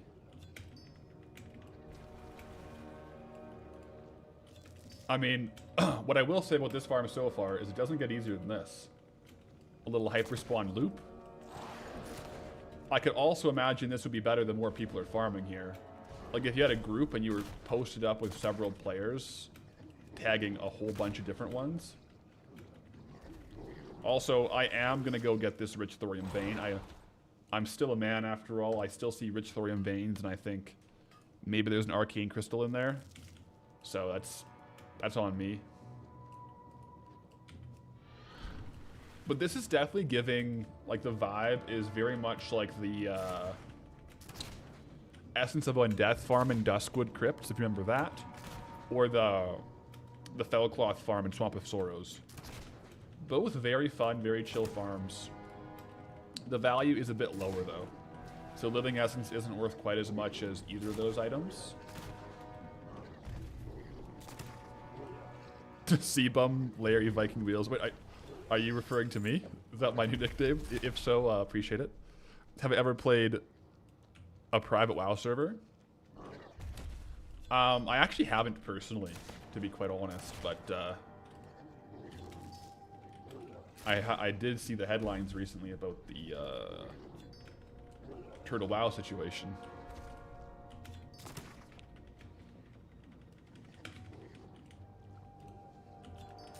I don't know. The effort you put into the content shows, man. Good stuff. Hey, gotcha. Appreciate it. And thank you for the prime.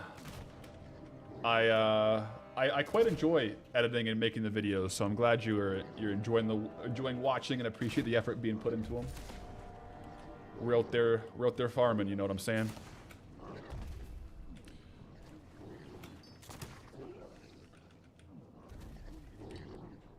Do I play anything besides WoW? On a day-to-day, I do play other games, but I go through a lot of phases. The only other game I've played close to the same amount of hours as WoW recently would be old school RuneScape. Besides that, like maybe 7 to 12 years ago, I was playing a lot of League of Legends. Like in season 2 through 4, I was grinding League like pretty hard. Besides that, I play other games pretty casually. I like a couple like second monitor games that I'll tune into, but nothing as consistent as WoW, I would say.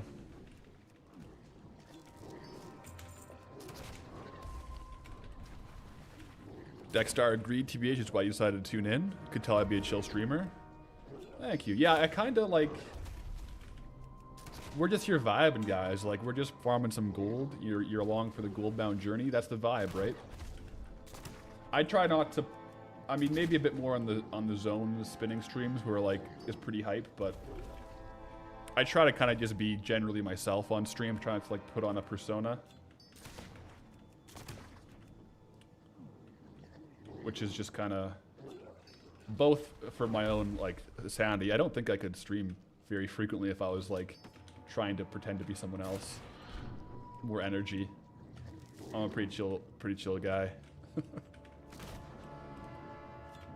Did I play Diablo back in the day? I did play Diablo back in the day. A lot of D3.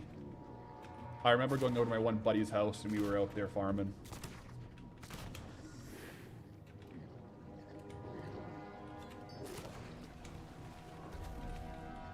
Any thought of doing something like this in RuneScape?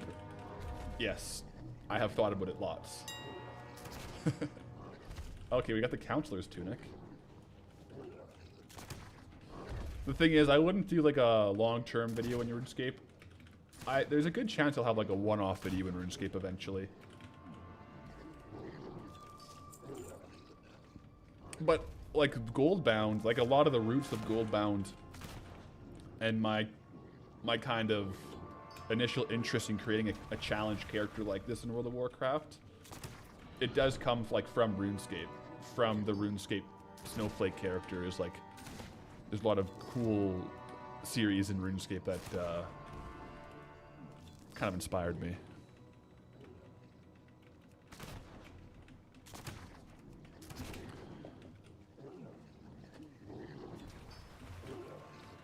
So yeah, this gold per hour will be off because it is tracking the BOE value as well. I mean, I'm not gonna lie, guys. It's not looking that crazy from Living Essence only, but we'll just wait and see how many we end up getting.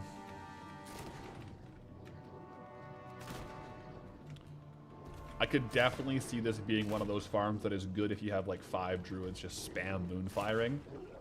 Because like quite literally, if you have a druid here, there, and there, like all around here, you're gonna kill these 5 times faster and get 5 times as much gold per hour. So that's why these farms, they can be quite good for you guys if you did want to do them, like in a group farm, but oftentimes on Goldie, because we're solo and because we're a rogue, it's just a lot slower. But I do love the textures here. I love the mushroom vibe and the bog lord vibe.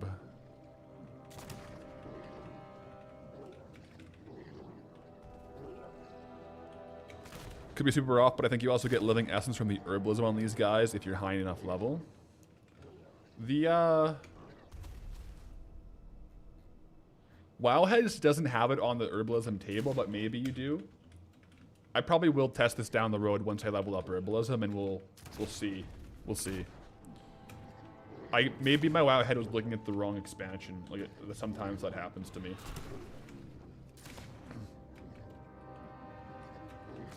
No bounties given. Do I remember or have a way of looking up the past sponsor for a ring company? I don't have the link, but it's Patrick Adair was the ring sponsor that we had the Goldbound ring in, where I helped design that one. It was, yeah, Patrick Adair. I forget which Goldbound episode it was, but that's where the link would be. I just don't have it handy.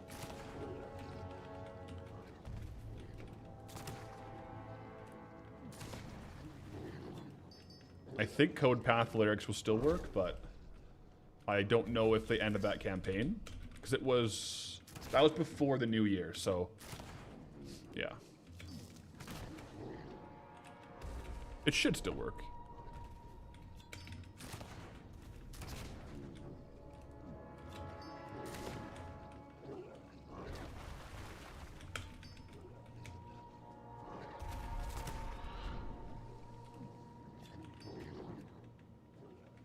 Are hunters any good to farm? I haven't thought about it. I suppose they'd be pretty decent.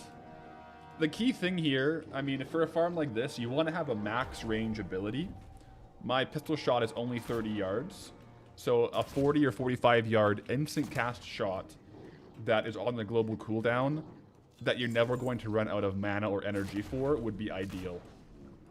So something like a boomkin with moonfire. Also, if it's an ability where you don't have to be facing the target to fire it. So for example, pistol shot, I can't hit this guy with pistol shot because I'm not facing him. A druid could moonfire from behind, whereas I have to turn to face the mob. So if you have a 40+ yard instant cast ability that you can cast repeatedly without going or running out of energy that also doesn't have to face to turn it, that's the best case scenario. I haven't really looked into it, but off the top of my head, I think the only one that matches that is Druid, right? Boomkin. But I could be wrong on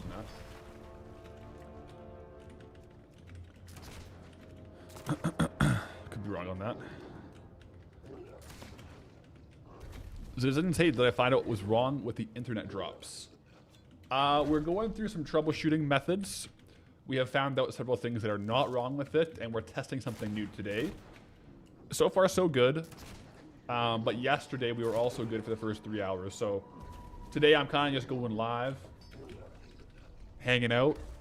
And I'm pretty much just going to try to stream as long as I can. Either until I would normally end stream, or we hit network issues. Hopefully, it's the first one.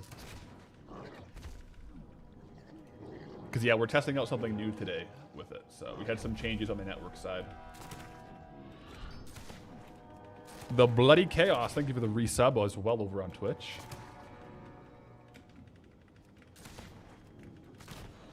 Looks like our Rich Thorium Vein is up.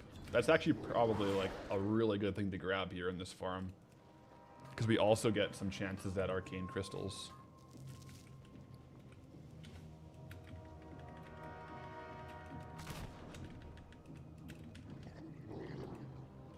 But yeah, we're rolling. Yeah, this farm so far is a pretty good vibe. I like it. There's a lot of farms around here, though.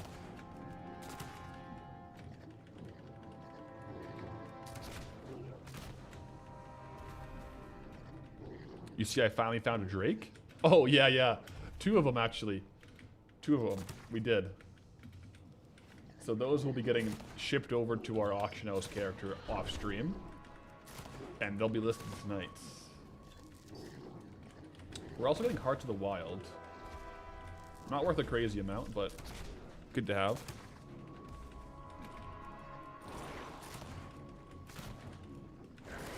Probably could be using the grappling hook more, couldn't I?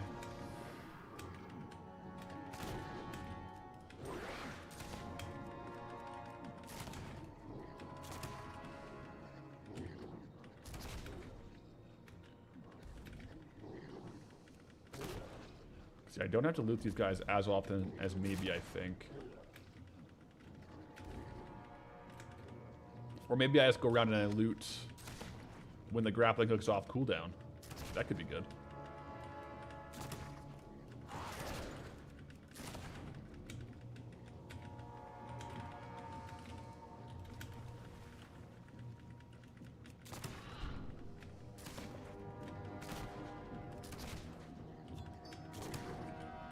We're also getting a lot of these shards. They sell for 4 gold for a full stack, so nothing crazy.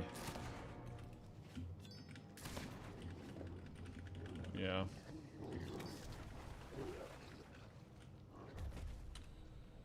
$327 kills on these guys, though. We can get a lot of kills here.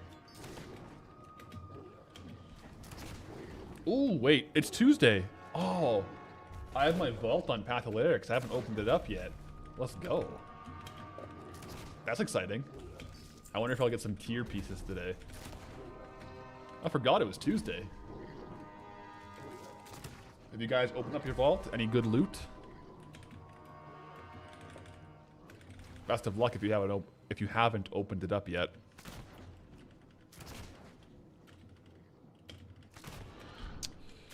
Any interesting gold farms I did before starting the series that I'm excited to show one day? With a yes or no answer, don't have to spoil them. Yeah, definitely. There's definitely some farms that I've done before that I'm excited to have in the videos. Most definitely. Jaeger, you got your heroic all's near trinket. Life is good. Let's go. Congrats on the drop. Eric, you got your 4-piece? Oh man, I don't even have 1 piece on my tier yet. I've been a little bit behind on path, but we're on the come up. We'll see what we get in the box today.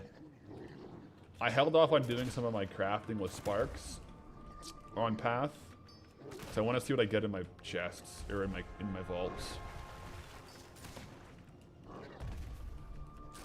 Which, yeah, I'll probably check that today.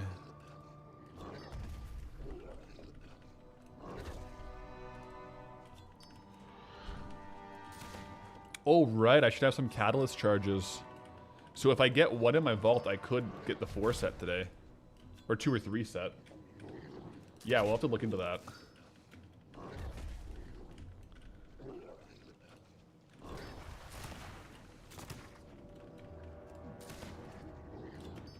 Plus, don't be too pressured with the catalyst. Once you hit 4-piece, you get an achievement that allows the charges to drop from most places. Okay. So just go for tier, like pretty much rush tier no matter what. Roger that.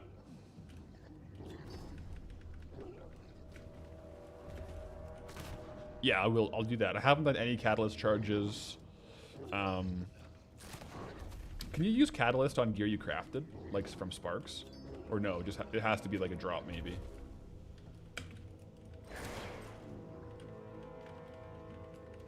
Don't think so? Okay. So yeah, we'll see what I get and we'll go from there.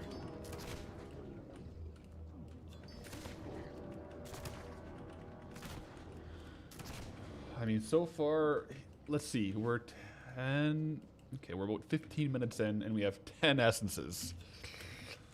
Not the best rates if this was going to be like a crazy gold per hour farm, but they can't all be amazing. It's still a decent farm though, I think.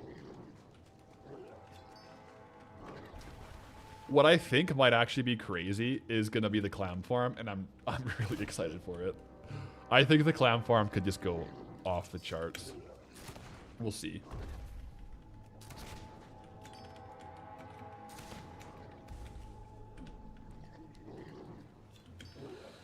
Dark Moon. Sorry, I went to the shower. What are we farming for?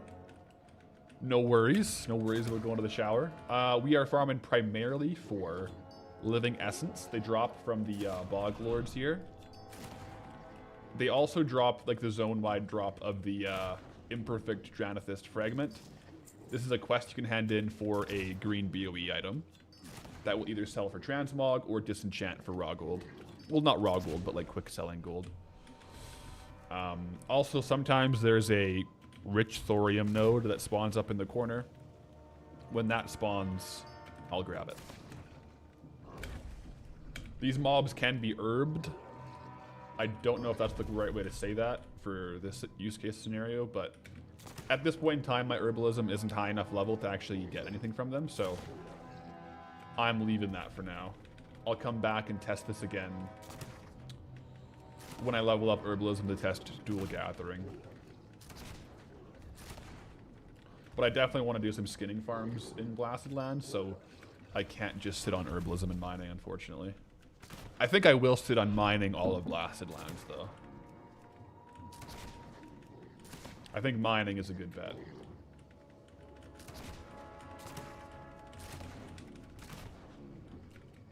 Man, when we have sprint up, it feels really good.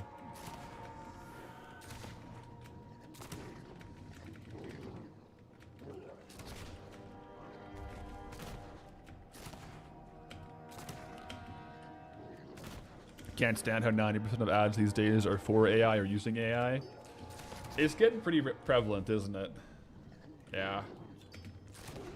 I know, if you guys know the DJ and producer John Summit, but he's coming out with a album this, well, April 30th, right, for tax day.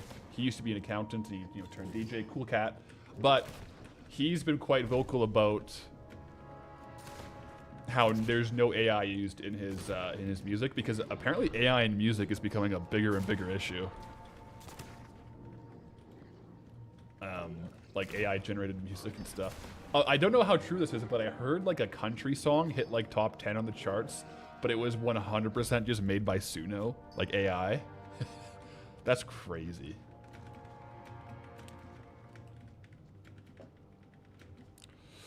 Yeah, we loot every couple circles because the loot will stay for a while.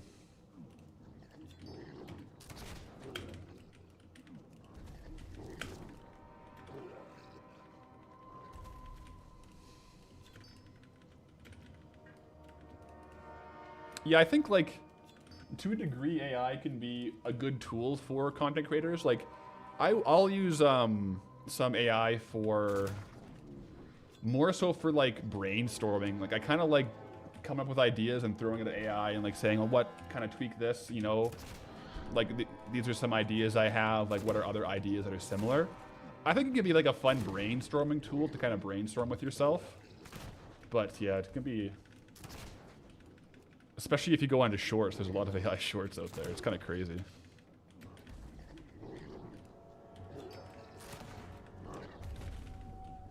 But yeah, definitely, I think it's a tool, but you know, I think especially in music, it's kind of, it can be the whole deal, you know? So, pretty interesting.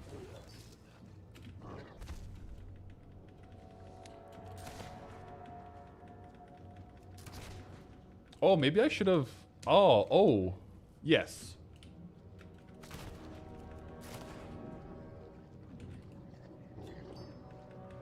I wonder if this farm is better in the Draenor version. I didn't think about that.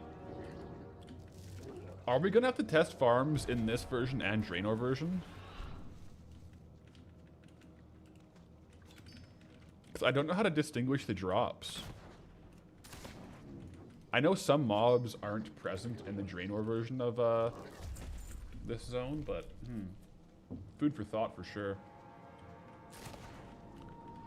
Warner Music has partnered with AI music generator Suno, making a shift from legal conflict to collaboration following a settled lawsuit. This deal allows Warner artists to opt in to creating AI generated music using their voices and likenesses. Oh wow, that was last year.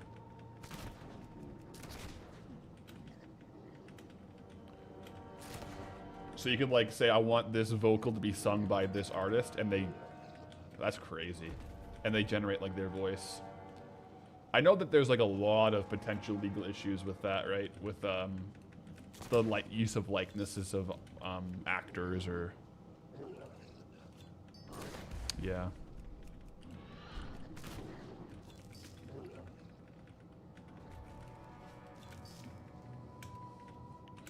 Can the other versions drop green with plus speed on them? Well, the other version, it's like the Warlords of Draenor version of Blasted Lands, but it's still Blasted Lands. Like, it's still the same level range. It's just a different Dark Portal, and there's a couple different things around. But it's like the same, it's not like it's WoD materials. It's still classic materials. Like, the ore is still thorium and all that stuff. But I gotta look into that a bit more.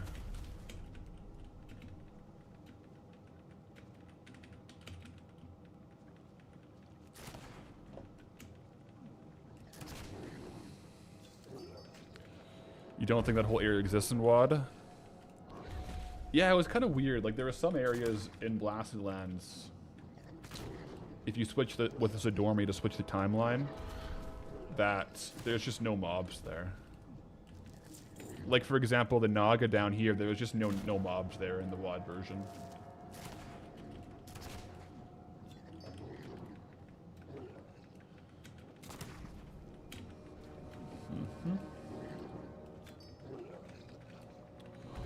Definitely a couple greens are dropping, though. That's kind of cool.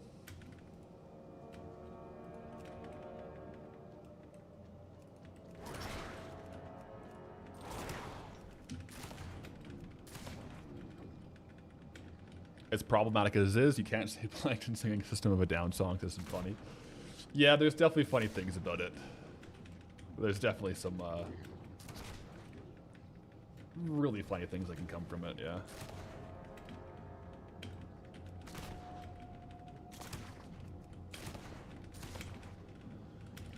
We'll see. If we have good connection today, after we're done farming on Goldie, I might have to hop over to my main to, like, open up the vault on stream. We'll see. See what we can't get.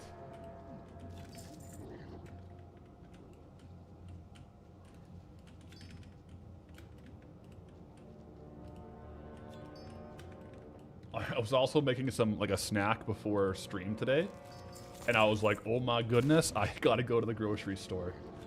I'm out of a lot of essentials. I had the last of the oatmeal. I normally have like 80 grams of oats with like a scoop of protein and then frozen berries. I finished off the oatmeal and then there was only 50 grams and I was like, oof. But I'm out of milk, eggs, oatmeal, meat. So I'm like, I gotta do a grocery run today. Big time.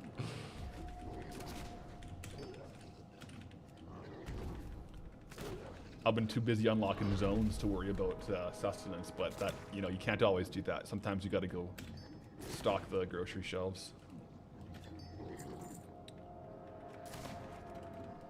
We are getting some Draenithist fragments. I'm gonna save these up though. I would like to open up 100 at once. So we're gonna save those up.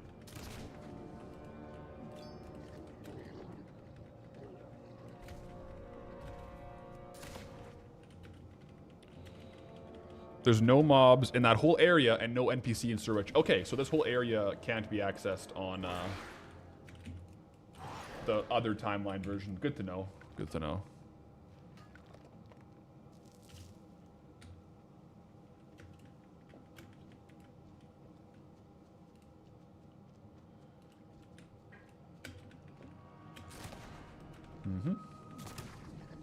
What's my favorite cereal?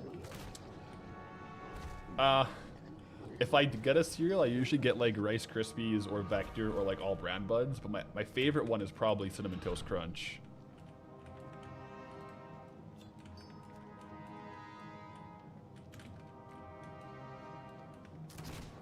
You know? I really like making a bowl of Rice Krispies with a little bit of protein powder on top as well. It's good.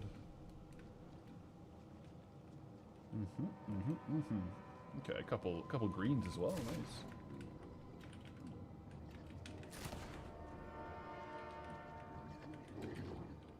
Luckily, I am not out of coffee. Let's see if I have any applicants here. While we're farming. There we go. Found the YouTube series. Hoping to join the guild neighborhood. Welcome in, brother. Trying out a challenge yourself with the altering rules. Thanks for the hours of entertainment. You're welcome. Welcome in. Welcome in, Andrew. And let your blades never dull. Let's go. Couple new members in the Goldbound community. Let's go. Did I settle on opening the flawless sphere rewards? So yeah, like the big, the blue ones. The blue gems, you can open them for a random blue BOE, which has some pretty varied values. Or they sell for like 700 gold. I'm probably going to open up a couple, but I'm selling like the majority of them, I think. Because even if it's neutral to positive, even if it's neutral to like slightly gold positive in value of like what they eventually sell for, it guarantees you're just pushing those... the value from those gems like 3 to 8 months down the line. And I'd rather just get all that value up front while I'm still in the zone. So even if it was like a 2 times more profitable to open them up and sell the loot you get from them, I would probably still sell them right now as Goldie. Just because I, like, in Goldie's situation, I would rather have the gold now and unlock a new zone versus like go into a new zone and then sell a big item down the road. While we're no longer even in this zone. That's my thoughts on it. Plus, if it was gold positive, it would be... One thing I know about WoW is usually when there's a container that has a chance of having a big valuable item, the people selling the containers make more money than the people opening them. It's like a lottery ticket, right? It's kind of, generally speaking, how it works. But if I open up 1 or 2, maybe I get lucky, you know?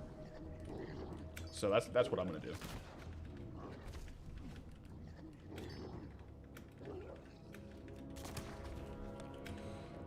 You like Raisin Bran? I also actually really like... I actually really also like Raisin Bran. I like a lot of... I think I just love cereal, guys. Maybe because of the milk, though.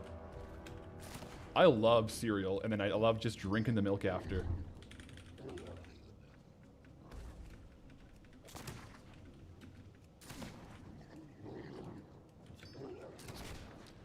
Really gotta get a milk sponsor.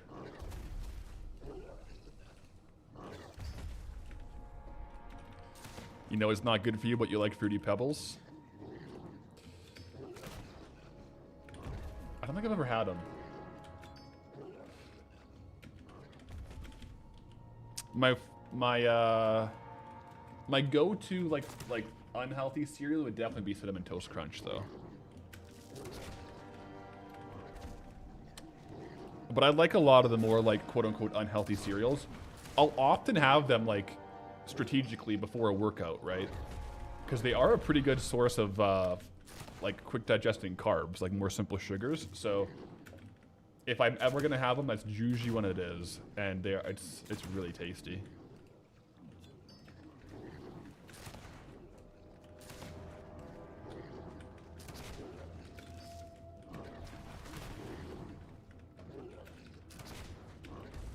Being sponsored by milk would be incredibly funny. Be awesome.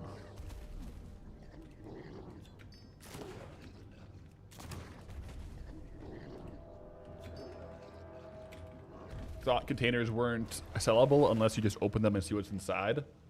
So yeah, like lock boxes generally, or like those ones.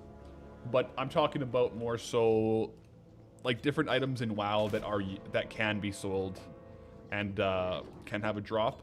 Like there was those cards, right, that you could craft with inscription that you flip over, that can vendor for prices, things like that. Or these quest items that are sellable that you then get a reward for. And that reward could have value.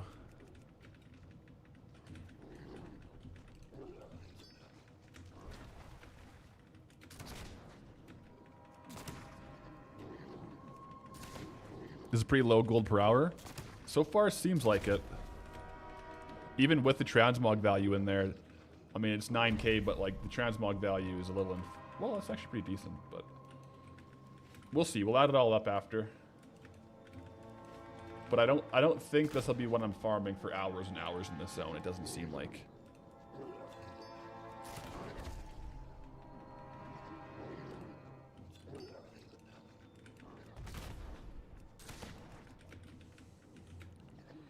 Does my wife play WoW with me?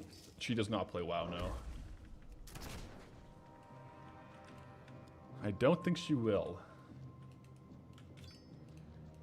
She doesn't really play many video games. Like, we play, we have a Nintendo Switch, and so we'll play, like, Mario Party some weekends. If we, we'll bake, like, waffles or pancakes, have a coffee, some espresso, and, like, play a Mario Party. That's always fun. But that's about her extent of gaming. Maybe a little bit of Mario Kart or, like, Just Dance. She doesn't really like sitting down for too long to play games.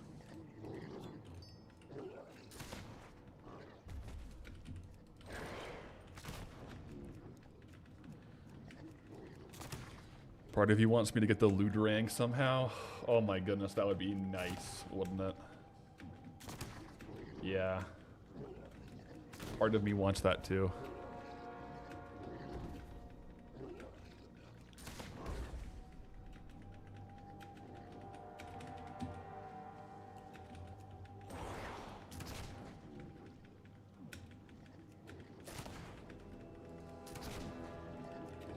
What a wise woman. Yeah. Not a bad choice. World of Warcraft is a lot of fun, though, so, you know, to each their own. To each their own, I suppose.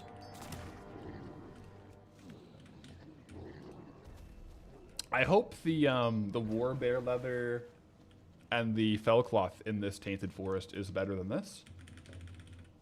Because there's a lot of farms in this forest, but this one is, for a solo player, not exactly panning out super high value, is it?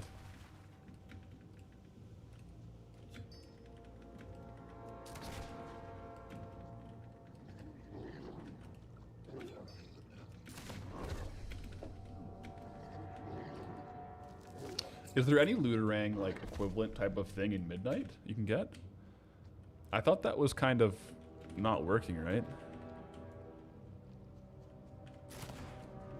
Does it only work in Cataclysm, or does it work everywhere? Because we will get to Cataclysm pretty quickly. I mean, in the grand scheme of things, you know what I mean? Works fine, you have on your Paladin? Oh, wow. Although that Looterang was out before AoE looting, right? So it was probably way more helpful before AoE looting.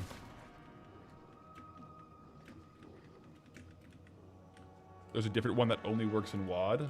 Oh, that might be what I'm thinking about then.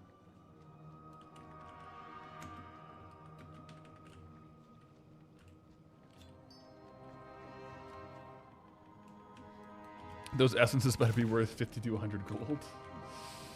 Unfortunately, they're not exactly quite that valuable. Yeah. I had high hopes for this farm. I just didn't know what kind of rates we would get. And they're not amazing. Thorium lockbox though, that could increase the value. We're on kill 601 here on these guys.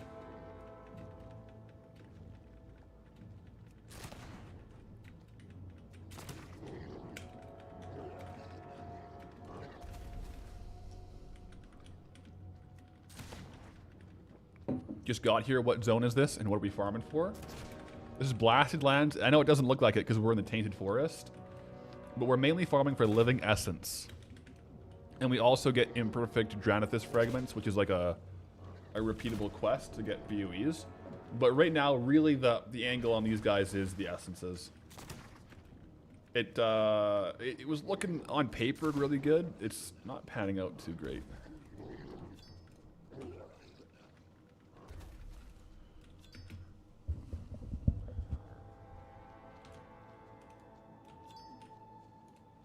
Gotcha. Yeah. There's a lot of farms in Blasted Lands to test, though. We were doing some bronze whelpling earlier. All kinds of spots.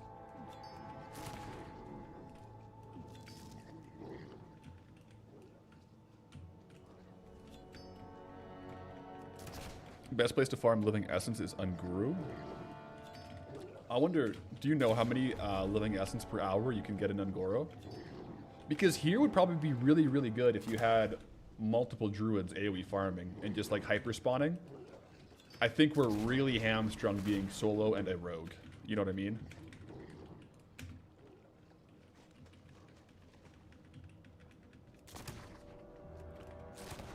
Like that, for this place, that seems to be like our biggest issue.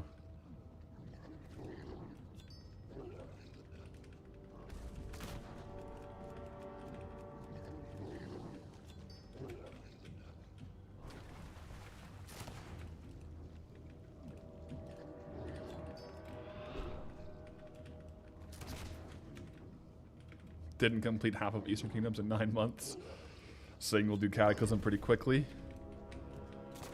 To be fair, though, a lot of the Cataclysm zones are in Eastern Kingdoms and Kalimdor, right? So we just have to roll the right ones to get the right unlocks. Because the Cataclysm engineering trainers, we have a Cataclysm engineering trainer, right? So the Cataclysm stuff will probably come sooner than you might expect. Because every profession trainer we find in the wild that has like classic stuff can train us in Cataclysm as well. So we just need a couple of the right zones, you know, like Uldum or Highjaw. And we could end up crafting some Cataclysm engineering stuff.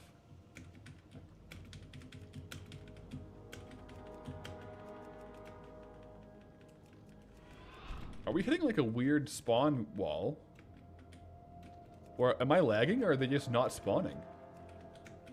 Look at this. We might have bugged out the spawns.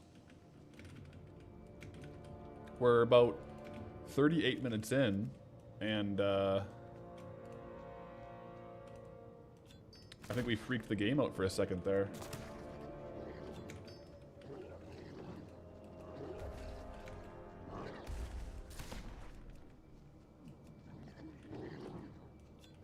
They've been slowing down gradually.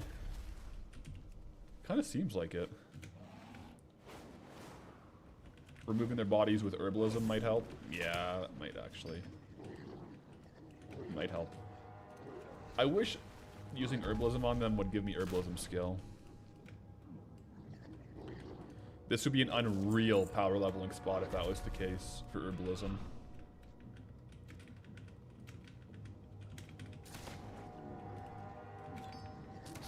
Maybe part of the hyperspawn mechanic.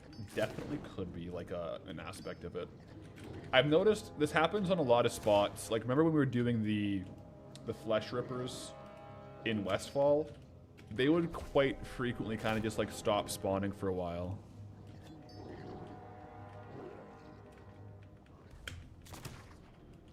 I'd have to like fly away and come back for it to reset. So I think it's a similar kind of anti-hyperspawn type of a mechanic.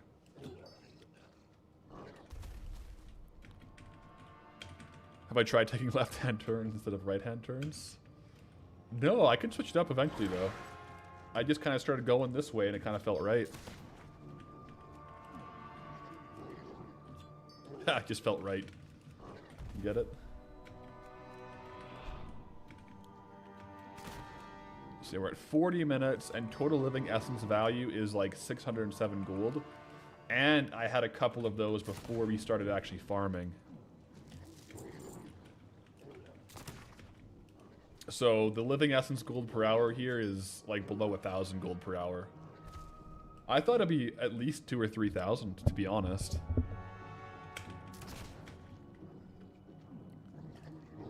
Guess not.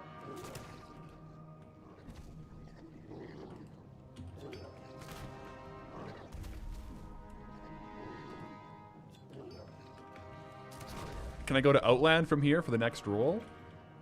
I set a rule early on that before I go to Outland or other continents outside of Eastern Kingdoms and Kalimdor, that I have to finish up Eastern Kingdoms and Kalimdor first. So we won't go through the Dark Portal until we're done and unlocked all of Eastern Kingdoms and Kalimdor. Which, with the current WoW token prices, I mean, theoretically, if we really buckle down, we can probably make some good progress. Guild achievement, kill 100,000 critters. That's actually a lot. Nice, guys. Let's give ourselves a little pat on the back for that one. Oops, sorry, I hit the mic.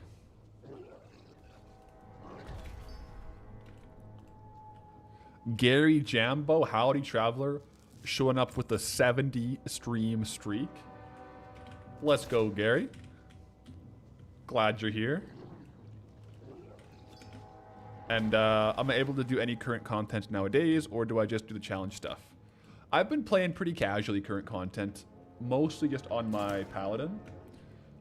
A little bit of Mythic Plus here and there, which has been fun, but pretty casually, I would say. Yeah. I might end up doing, we'll see, I might end up doing a bit more leveling in a little bit. But right now, my second character is mostly the pacifist. And then once that guy hits 80, I might do a little bit of classic leveling. But I would say like a good hefty chunk of my game time is done on Goldie.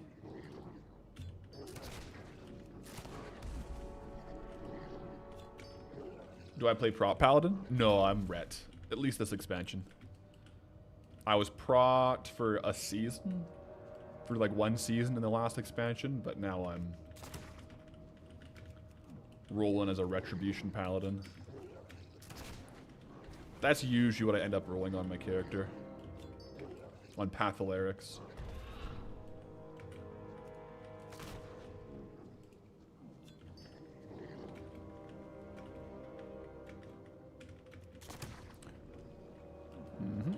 What do I feel about the evil light we have this expansion? I haven't gone too deep into it as far as like, when I leveled, I kind of just was in a group and we kind of cruised. So to be honest, I am pretty woefully undereducated on the lore this season, to be quite honest. So I don't know.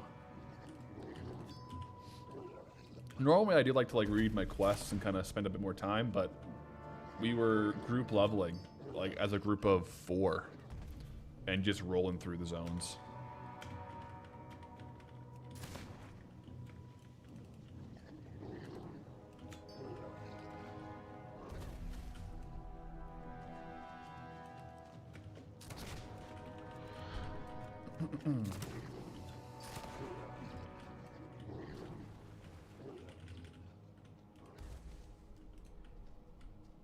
Oh, I definitely thought I could loot one of those guys.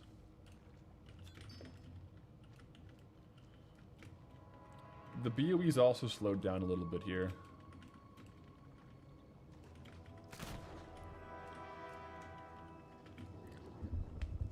Just mashing through the quest window. Yeah.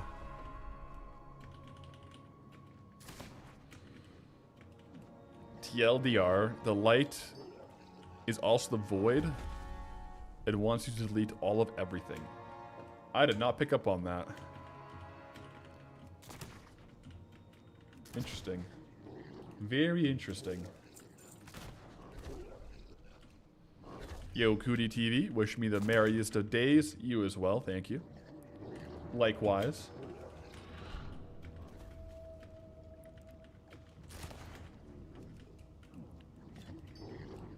It's kind of funny with a pet cage up there, because it's technically consumable, like we could use it. Every time I cast an ability, it just like reloads my global cooldown up there.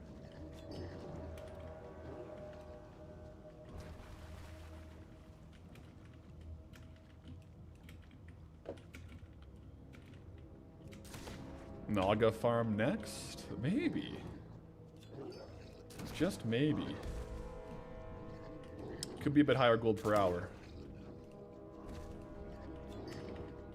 I also wouldn't mind testing out War Bear leather. For that though, we do have to level up skinning.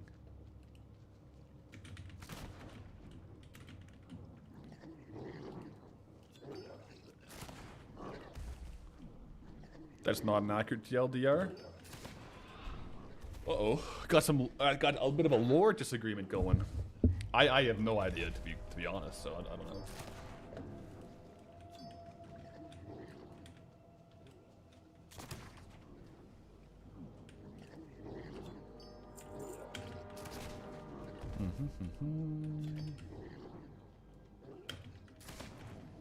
Squishy, the assassin. Greetings, traveler. How's it going?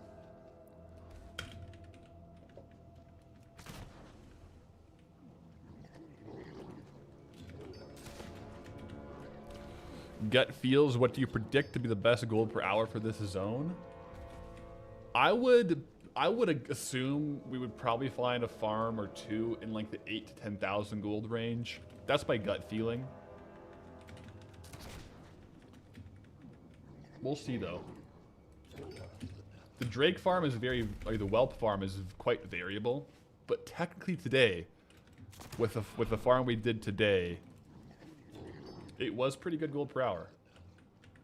Of course, the Crimson Wildlings are ones where it's kind of hard to say what you're actually going to sell for it.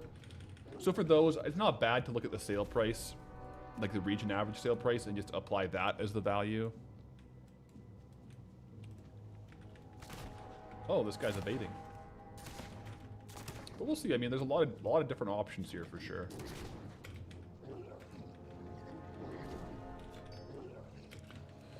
Duck you, greetings. Greetings, traveler.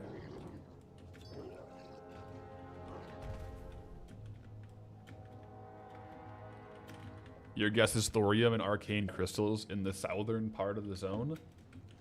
There's some density there for sure. I do think mining will probably be like a very good consistent farm for us. 2,000 thorium or mining stream ink potentially. That could be fun. Lock in, guys. You know?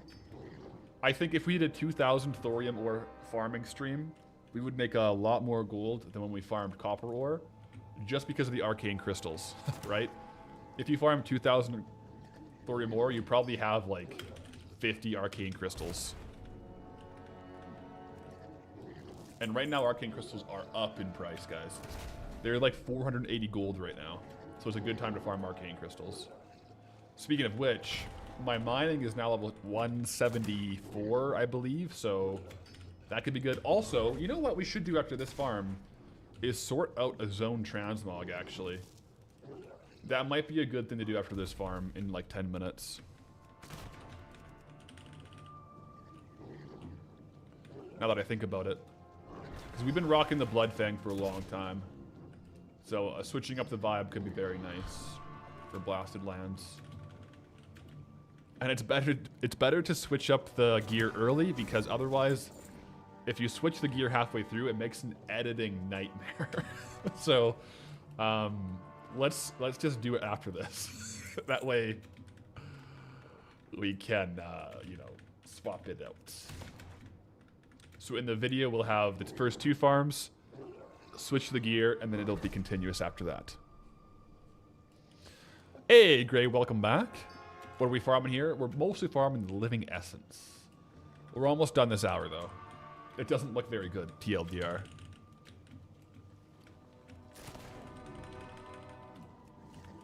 But we have to test it. And keep in mind, the rates we get here could probably be like 3 to 4 to maybe even 5 times better if you group farm this. So, it could be a decent group farm.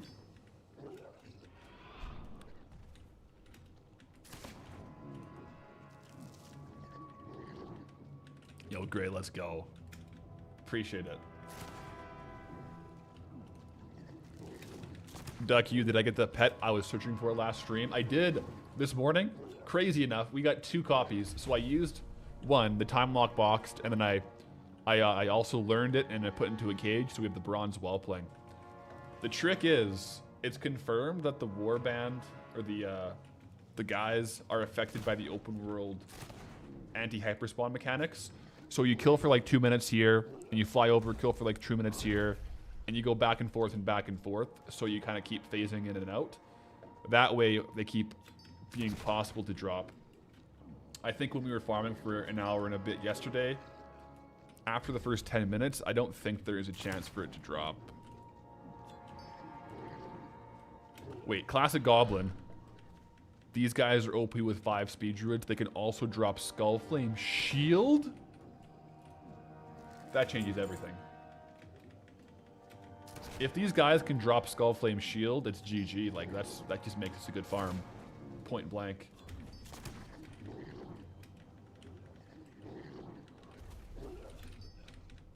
Can everything in this zone drop Skullflame Shield? Is that like on the world epic drops here? I would be really happy to get Skullflame Shield. Just putting that out. Skullflame Shield is one of those like holy grail transmog items where it's the perfect amount of rare, available, well known, with a good appearance that it just sells for so much gold. Like, you're not gonna get gold cap off it, but if you get Skullflame Shield, you best believe you're getting a paycheck. You know what I mean? It just has like the perfect assortment of rarity, appearance, and value. You know? It has one lookalike though, right? I think there is one lookalike. Let me stop the time real quick and just pull up Skullflame Shield on the auction house, because now that we're talking about it, I'm curious what the value is.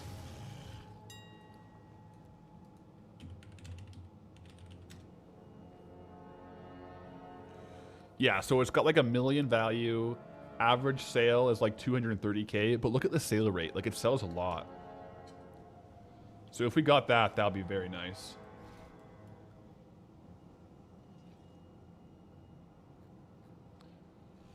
Yeah, but it does share the appearance with, yeah, Ruffs, you're right. It's there's a lookalike drop that you can farm in Mana Tombs.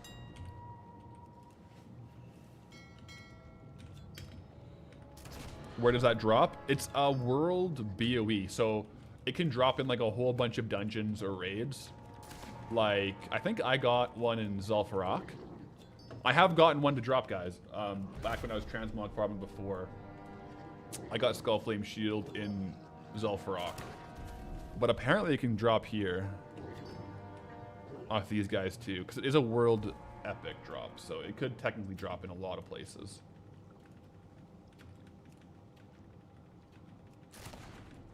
Doesn't look like you're likely to see it here. Probably not super likely, but it's possible. We're also, yeah, we're probably hitting the world drop bugs here, so we probably won't see it in the first couple minutes. Or sorry, after the first couple minutes, we probably won't see it. If it is going to drop, it'll probably be in the first little while that we're here.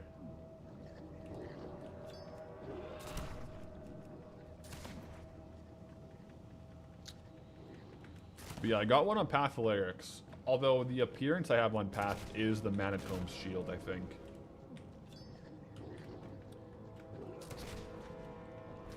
But yeah, I think the first time I ever saw Skullflame shield was from WoW Hobbs. Definitely.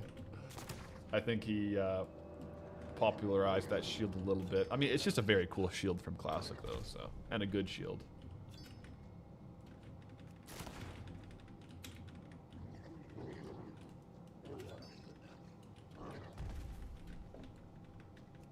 Lower Black Rock Spire is the best dungeon chance for the shield. Okay. So we've definitely rolled on it a couple times, like possibly getting it in lower.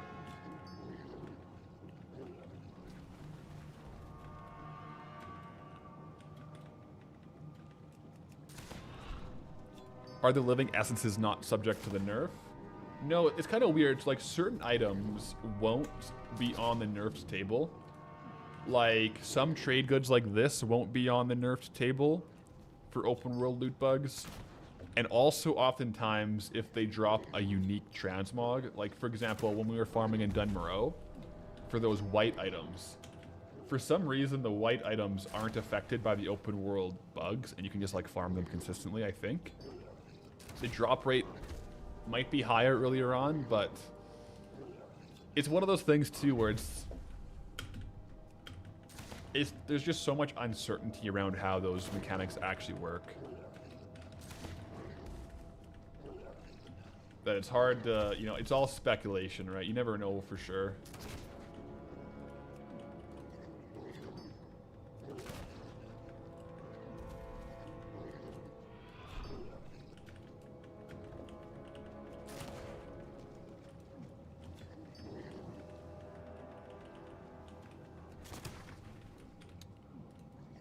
Is Hellfire on the table next roll? No, we'll wait for all of Eastern Kingdoms and Kalimdor to be done before Outland.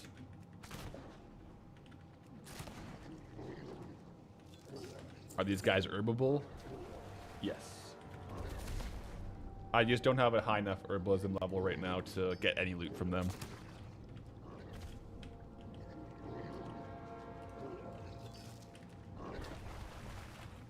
According to Blizzard, there isn't a loot change and they deny it's a thing. It's kind of weird to me that they deny it. Like, either they intended it or it's a bug, but it's like so proven. It's one of two things. Like, they planned it to avoid botters, or it's a bug and they should probably know about it.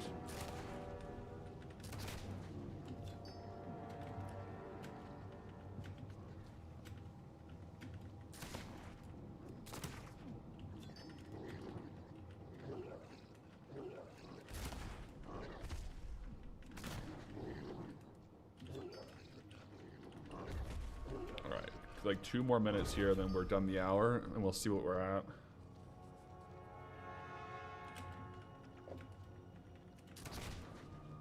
They spent all their budget trying to fix the Herondar tusks. True, you know, you gotta give them some slack. That's true.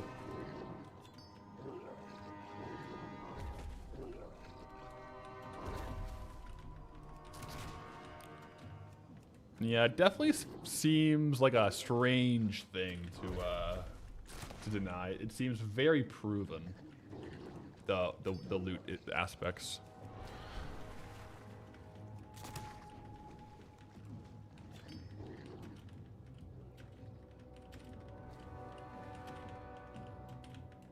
What zone is this? It's Blasted Lands.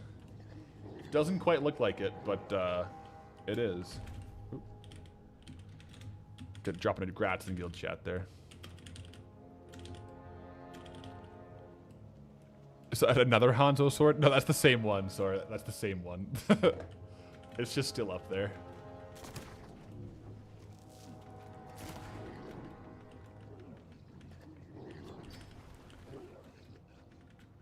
All right, after this, we got some fun stuff to do.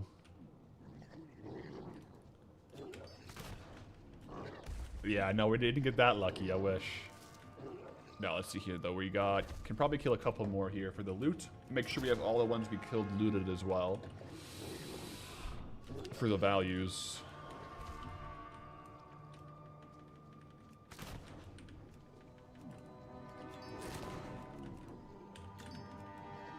That's probably about it. T-minus 15 seconds on the timer. Yeah. They definitely slow down the spawns. Because I think we got to like 300 kills in the first maybe 15 minutes. And then we only got 803 kills in actually over an hour because I didn't have my farming thing set up properly. So I farmed for like 5 minutes before starting. But gold per hour here in the Tainted Forest, farming the living essences, turns out for total actual looted value to be 5,000 gold. However, that looted value includes these transmog items. The Counselor's Tunic of the Aurora. Let me pull that over here. Kind of a cool look, actually. But that was a 12 or 1,300 gold of value. A High Counselor's Cloak. Another value there of 300 gold. The transmog of the Masterwork Girdle of the Aurora. Another 700 gold in value. And then 790 gold in value from the Righteous Armor. Whereas the actual value that's consistent trade goods isn't 5,000 gold per hour. We got 910 gold, and honestly, like a couple of these weren't even from this hour. So under 900 gold per hour of Living Essence, plus 11 gold of Heart of the Wilds, and we did pull 7 of the imperfected Dranathus fragments. We're going to save these for a mass opening, but it's 70 gold. So really, it's literally like 950 gold per hour, not including transmog, for like consistent gold per hour. That's pretty low, guys.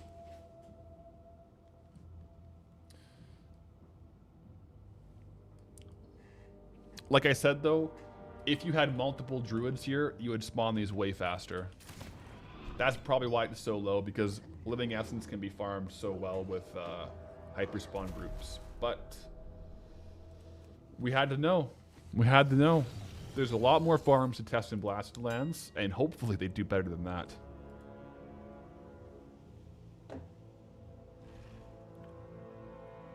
Didn't herb them though? Yeah, well, I'll test it again, probably for like half an hour once I get herbalism. But my herbalism skill is 1, so it's not fair testing it with 1 herbalism. I'll have to level it up for dual gathering and then and test it once I get it leveled up.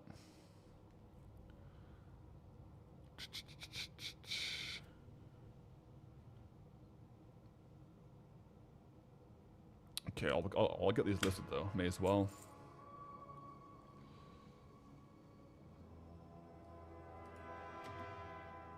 Okay. But yeah, so let's go take a look at something here. The next little thing we got to do is figure out. Actually, let me sell trash, because we should actually add the trash in. So we have 563 gold right now. Oh, lag.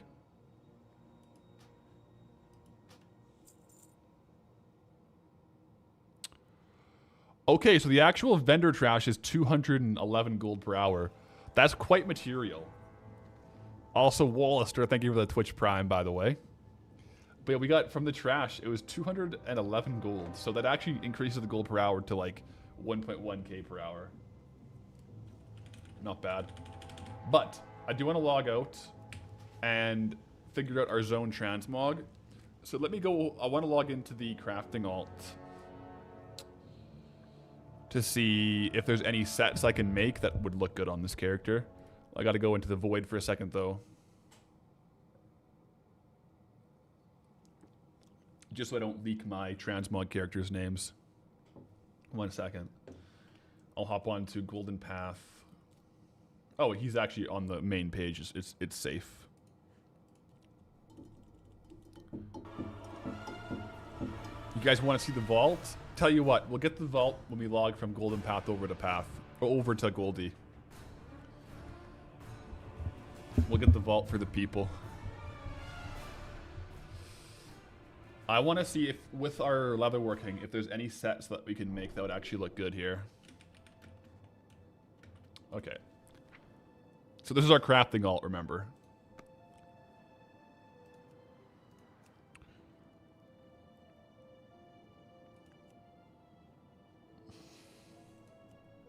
I think maybe I'll look at the vests. Oh, it's gonna be on the. I guess we're looking on a gnome. Not a gnome. A dwarf. These are all male. I can only make Hillman shoulders and barbaric shoulders.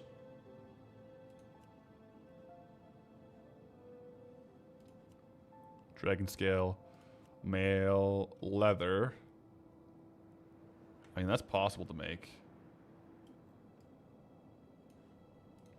The turtle scale could be good. Yo, do we just rip a turtle scale set? Can we have a? Do we have full turtle scale?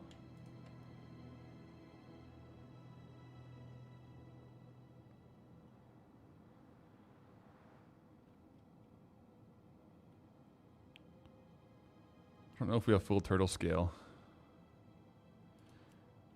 What about heavy scorpid? Heavy scorpid leggings, belt. I don't know if we have the chest. Gauntlets.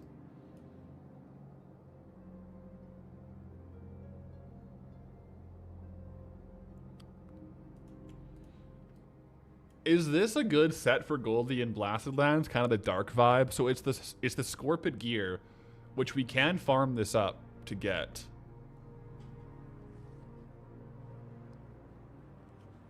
I don't think I can get the shoulders or the helm. I don't have the heavy scorpid shoulders or helm. It would just be like this and maybe the boots.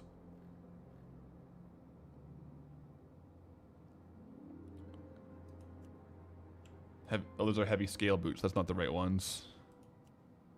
Those are male. Nightscape boots.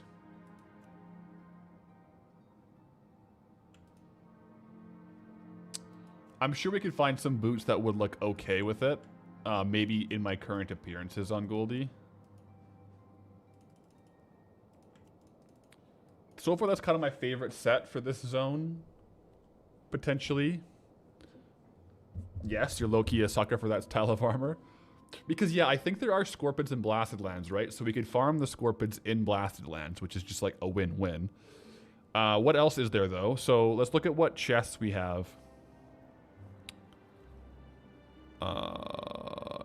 So that's mail. Can I filter by leather? No. Mail. I don't have the full set of this. It's just like a rare recipe I have. So Nightscape. We did the Nightscape one, the Nightscape set in Duskwood, so I don't think I'll use that one. Wait, Barbaric? What is this? How much of the Barbaric set do we have? Wait, do we have the full Barbaric set?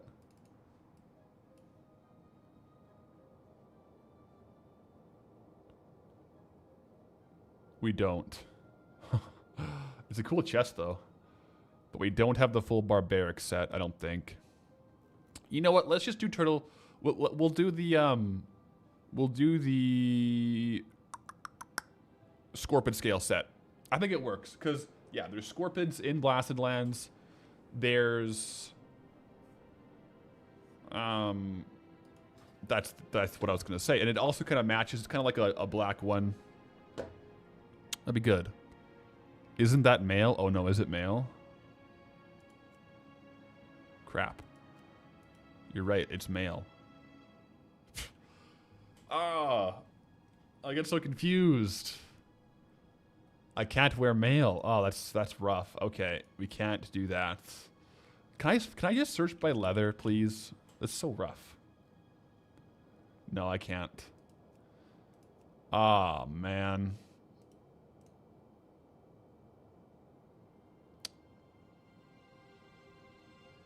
Yeah, because...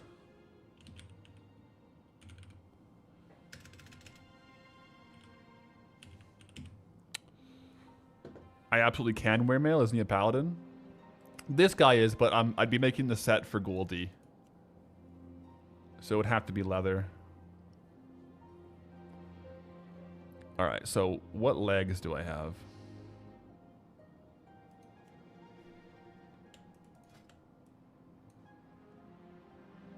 Do we have the full Guardian set per chance? No, we only have the gloves and the pants.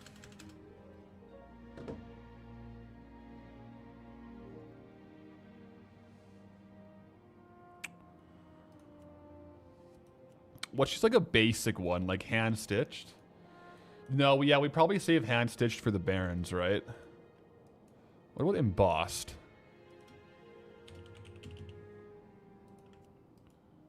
How does the embossed set look?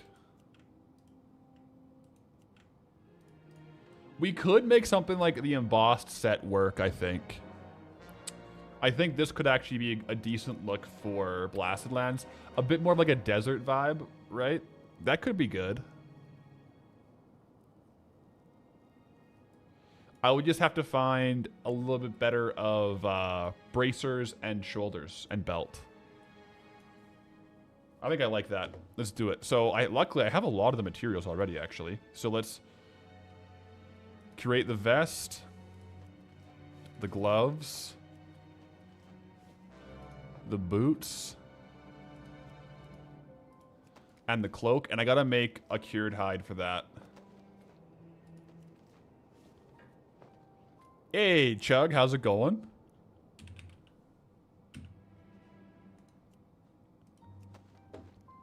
We're just crafting a new set for our new zone. Okay, embossed leather pants. So we have...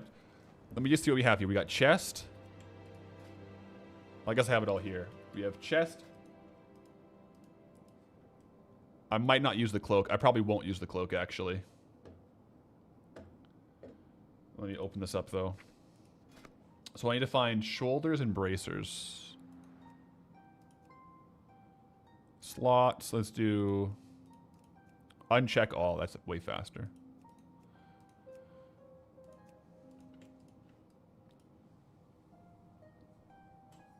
Living the dream away for work, you know the usual. I know the usual.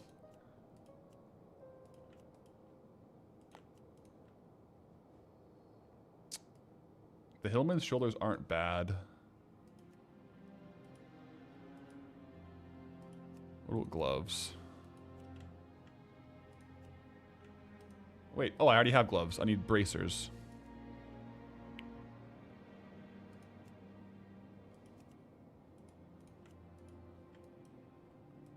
I kind of just want, like, some very basic bracers and a basic belt.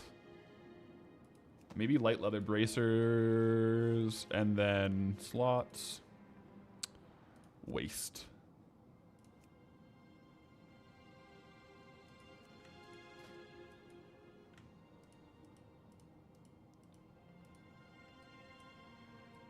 Yeah, what belt would work on this?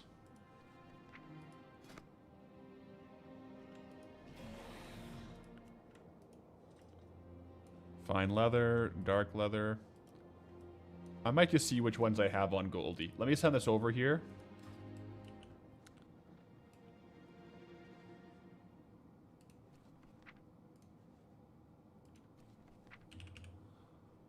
To Goldie.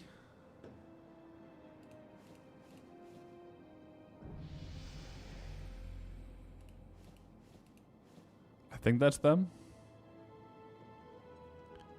Because, yeah, I also have some gear, like, in Goldie's bank and transmog for Goldie, so we'll get these over.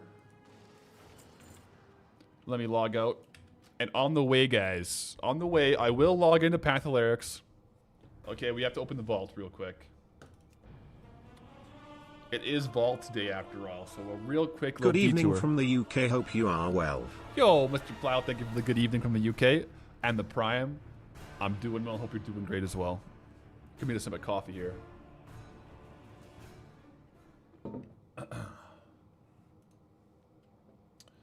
All right, guys, vault time.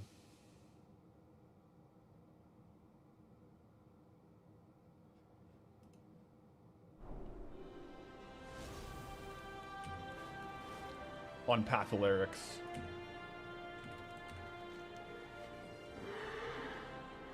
Vault. There.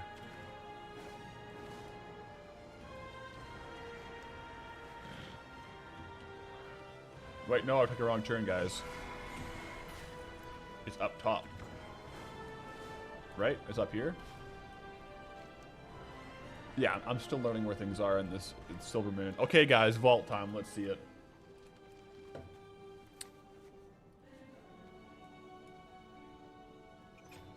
So I have 2 pieces. Oh, that's a bit that's a bit of an upgrade. Oh wait, am I in my right set?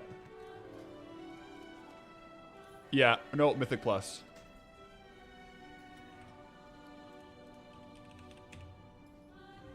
Yeah, that's still the same piece I have, I think. Yeah, I'm in the right set.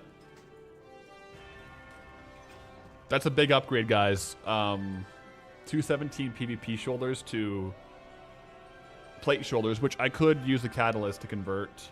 Or a weapon, though. Oh, wow.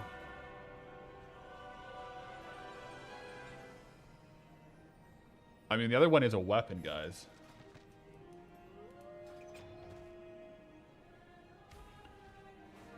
I feel like I probably still take the shoulders to convert them to tier.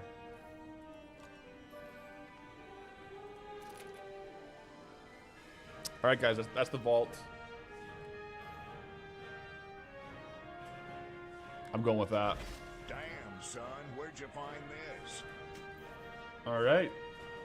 So we're slowly going up, nice and slowly. It says I have a higher item level in my bags. Where are my items? Maybe I didn't equip them all, or... Oh yeah, there's some items I don't have equipped. I'll sort that off stream. I didn't add all my upgrades onto my set. But GG, that's good. Very good. Okay, back to Goldie, guys. Back to Goldie. Little vault break. Not to be a noob, but what is the vault? Basically every week, if you do like content in midnight, you get a chest at the end of the week that has like pretty darn good gear for you. So it's based on which content you clear. The better content you clear, the better the item level of the items. And the more items you get. I gotta go cam only to open up my mail.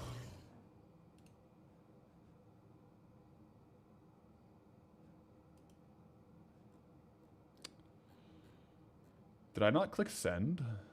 Oh, there it is.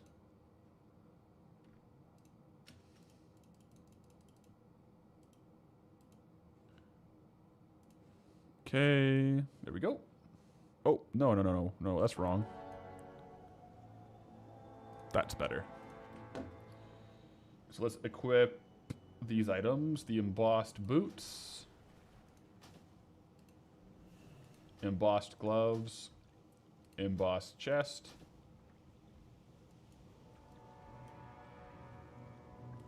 Embossed cloak. I don't know if I want the cloak, though.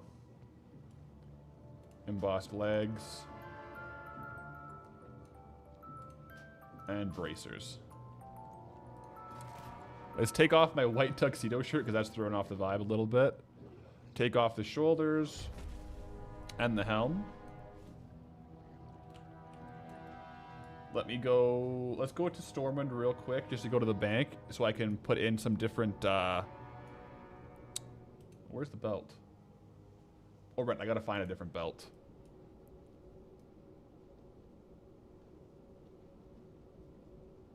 Change the weapons too, probably. Man, Casually has the Biss trinket in his backpack. Yeah, I got that one the other day. It's pretty good. I forget to press it sometimes.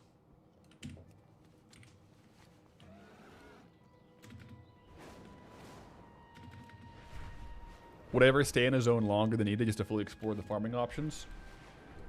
No, what I would do is, like, if I get out of a zone quickly, I'm just going to try to get all the best farming options into that week's video. So I wouldn't, like, intentionally stay longer. I would just try to get everything in the vid. Let's to get all these items into the bank for later.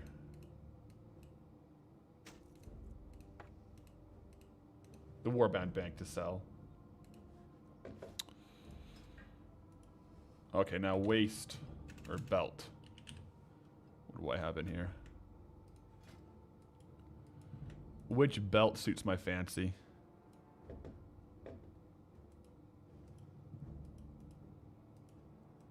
Well, none of those really work. Oh, that works. Yeah, the Traveler's belt ain't bad. I don't think I will run shoulders, but let's see what I have for shoulders.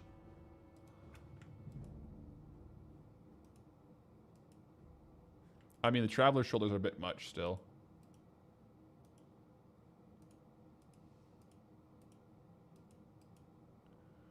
Just randomly have Night Slayer shoulders on. That'd be kind of funny. Yeah, I think we go no shoulders.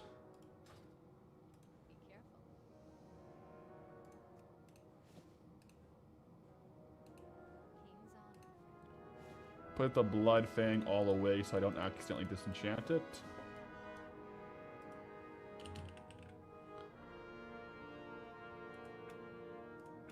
Alright, now swords. So, couple options here.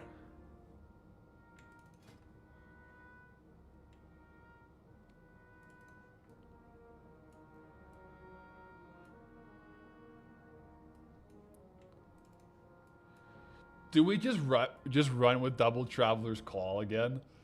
I feel like Traveler's Call is kind of one of the coolest weapons, you know?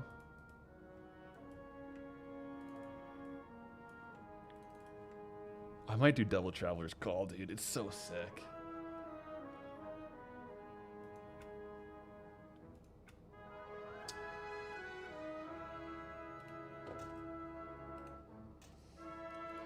It's also not Traveler's Call, it's Dragon's Call, but from now on,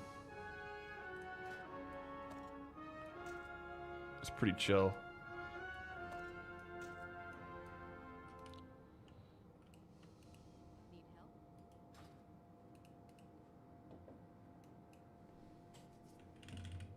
All right, guys, we got our we look unburdened. We look ready to roll. Little bit of a crop top actually. These bracers aren't great. What if I just don't wear bracers and don't wear a belt? That's way better. Yeah, we're just not gonna wear bracers or a belt, guys. All right, belt is gone, bracers are gone. That's way better.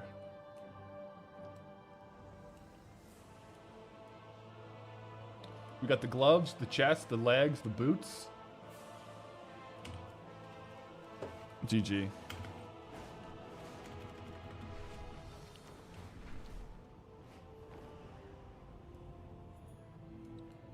Very provocative. Let's go, I'm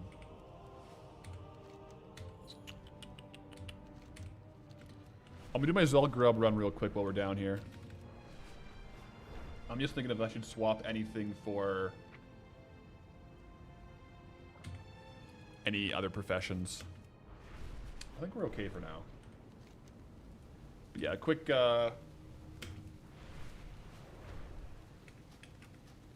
Zul'Gurub run. I'm gonna take off farm. Oh, we'll leave farming bar for now, actually. One of your favorite sword transmogs ever? I like it because it's a good mix of like pretty epic, but also quite chill. Like, it's not as crazy as some other items, which, like Sam said, a little more low fantasy is good. This is somewhere in the middle, I find, and I think it's a good balance. Plus, I just love when I'm out farming, you know? Like, imagine we're just out there killing bog lords, and all of a sudden we see some dragons spawning because we're wearing 2 dragons' calls. I just really enjoy that. So we're back on the set. We're gonna call this the embossed set, right?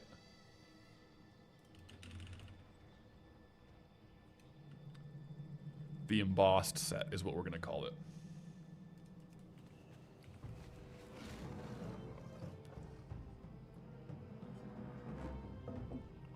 Funniest and most satisfying quest in Classic, the Grim Slit Key. Freeing that poor guy from the outhouse always makes you smile. Is that in the zone I'm in? I don't know if I recognize that quest. Drakon Leah, love the series, bro. Thank you. You watch every weekend. Don't get much time to watch live, though, so have a great day. Keep on farming. Oh, well, thank you for popping in to say that, and I'll see you Saturday morning. Well, depending on your time zone, I guess. But yeah, see you this weekend in the video. 8 a.m. Mountain Time.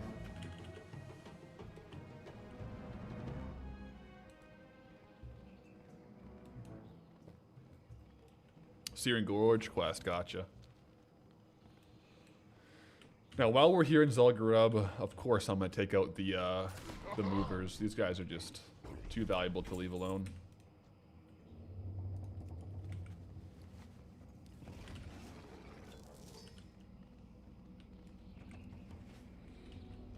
Yo, Timmy, what's good? Late today? Yeah, not that late. We're still rolling. You did catch us just outside of our new zone, though. So, oh, just got hit. Going for the mountain drops. We'll see what we can't do. I probably should have switched specs for the AoE, but it is what it is. Doo-doo.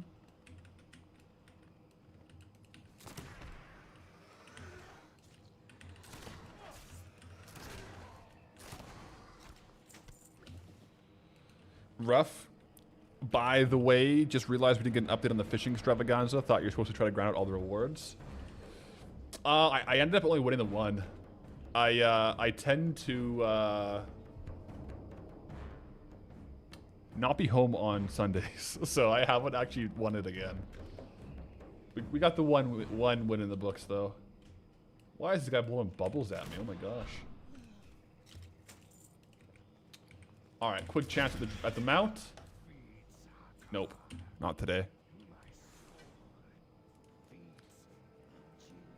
How's SG going, or Badlands? All very similar vibes. We did roll Blasted Lands, and so far so good. There's a lot of different farms there. Couple ones, you know, you can kind of see up here. We were messing around with. But it's been good. I'm just taking a quick break to get my ZG running, and then we'll be back there with a couple more tests. Lots of different stuff to farm, though. Lots of stuff to farm.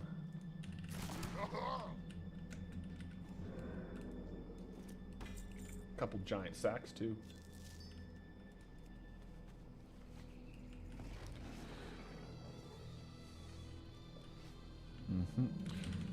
Draconia, am I going to do all of Cali and Eastern Kingdoms before we're going to Outland? Yeah, that's the plan.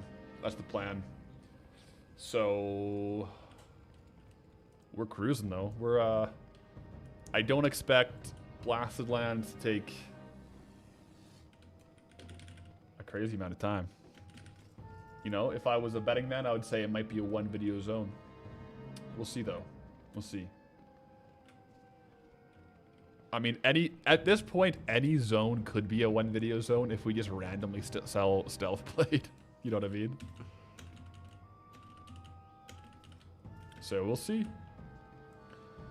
One thing I like about Blasted Lands, regardless of how long it takes, is there's a lot of different farms to test. Like, there's a lot of different angles. Like, there's... Also, here's a Dragon's Call. It's awesome. There's mining angles, skinning angles, herbalism angles, mob farm angles, pet angles, quest reward angles. There's a lot of different things, and that's just like off the top of my head. Clam angles. You know? Like, that's all good stuff. So, I, for one, happy camper. I'm going to give a shot at this mount, though. Another attempt.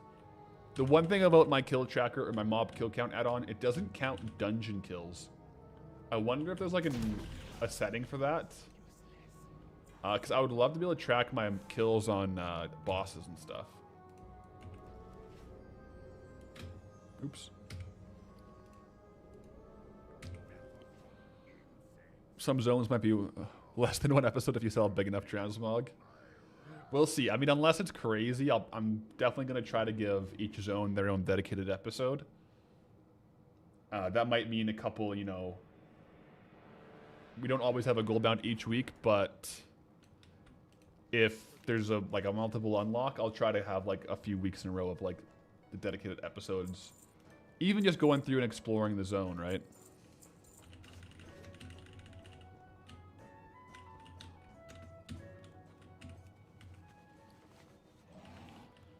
Okay, now I gotta think. We're going back to Blasted Lands. What do we want to farm? I think it's either War Bear Leather, more ore, or more ore, or clams, or fishing. I think I want to try something that I know is going to be pretty good, so maybe we do clams. Which I don't need to change my professions for.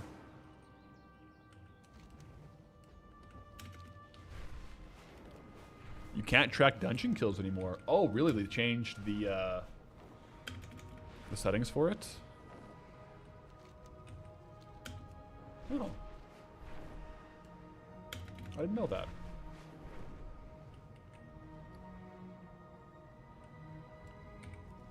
Maybe that's what caused mob... Like that one mob kill count to stop working. Kill track.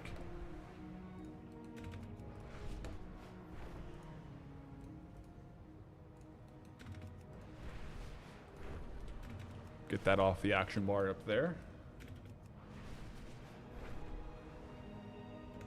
Always upvote clams. Let's go.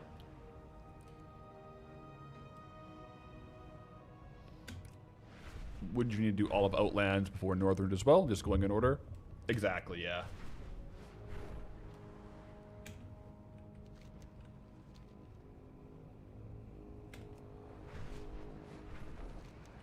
Ah, part of the add-on changes. Mobs don't know what mobs you fight in instances. That's true.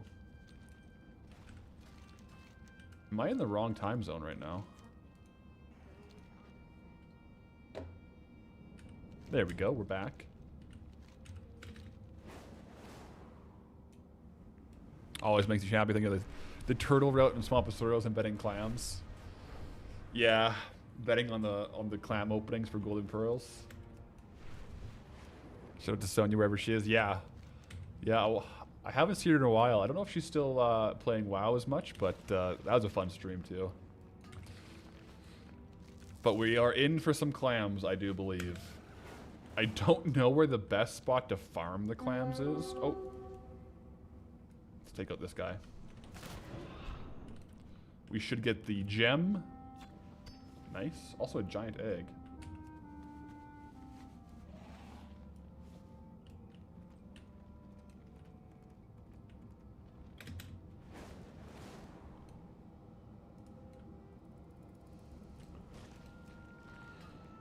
This week is my week for Molten Core and getting the final component, you're calling it? I hope so. That'll be hype. Getting the bindings and the Night Slayer pieces.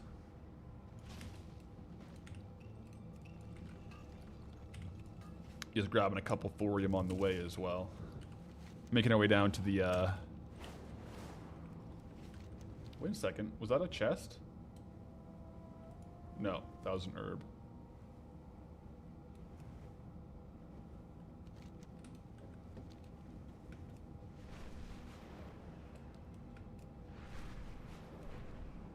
May as well fly over the rares.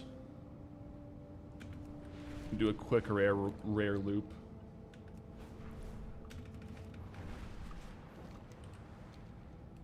My stop BWL and Black Queen Descent clears. No, I'm still doing them pretty frequently. Mostly though, just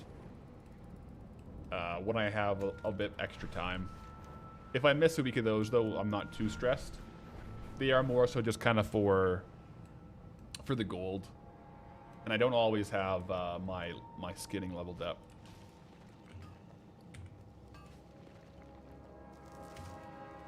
But yeah, no, they're still good to do for sure. I don't think I did them last week though. Oh, we got ourselves a treasure chest. Oh, interesting little spot too. Wow. All right, what do we get? Griffon Wing Longbow. Alright. I mean, it's no Hanzu sword, but I'll take it. This is a cool little area in here, too.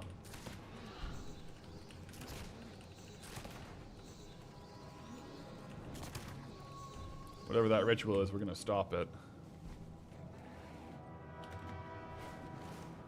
Yeah, I'm just doing a quick loop around the zone to check on the rare spawns, and then we'll farm the clams. Also get some of these ore while we're here. Rich thorium vein. And an arcane crystal. Let's go.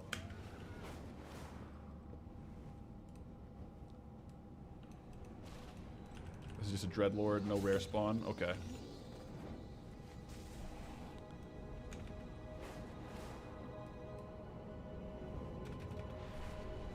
All is well.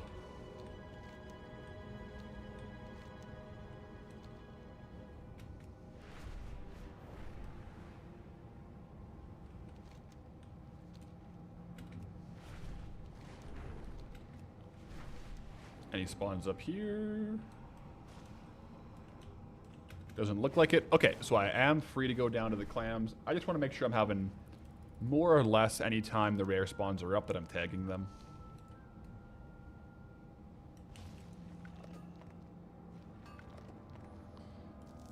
Sam just made it. That's actually a good point. I just made half the value of farming bog lords for an hour on one thorium node.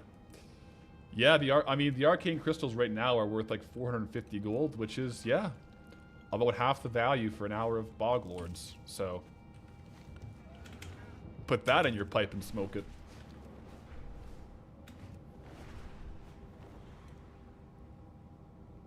When did they take out mining while mounted? Oh no, Drac. A while. It's been rough. Since Red Ridge for us. Now, let's go down here into the what is this called? The Red Reaches. Sorry, the Red Reaches. I don't know where the best spot to farm the Naga are, whether it's in the cave or out here. Could be a mix of both. In the cave, we also get thorium spawns, though. Maybe I'll try my rates in the cave for a bit. And then come out here. I think they're all called Blood Wash of some type. Jens missed the past few streams, but Blasted Land seems very hype after watching the VOD. It is hype. It's kind of. I think it's gonna be good. I think it's gonna be a good zone. I'm having fun in it for sure. Let me quickly change the macro. I suppose I could make several macros, but I kind of just like keeping the same one and changing the name. Blood Wash.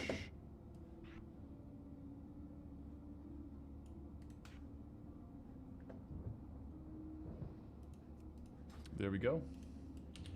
Yeah, so I mean, there's two options here for killing the Naga. They all drop the clams that we want to get to sell.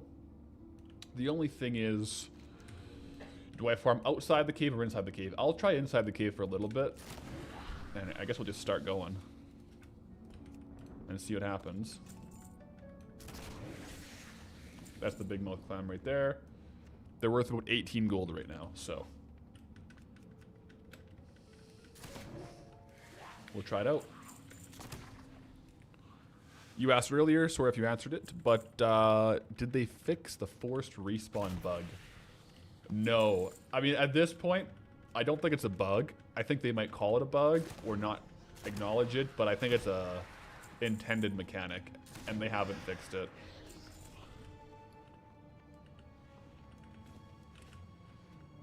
So yeah, after farming certain mobs for, you know, a certain period of time, they just stop dropping potential items.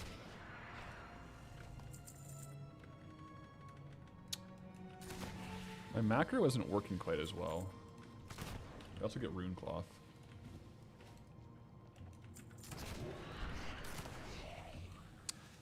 With that cave layout, you would jump down, then run up and loot everything. Can you jump down to the bottom? I think it might be on a forced spawn, right? So maybe I can kill them all on the way down and on the way up.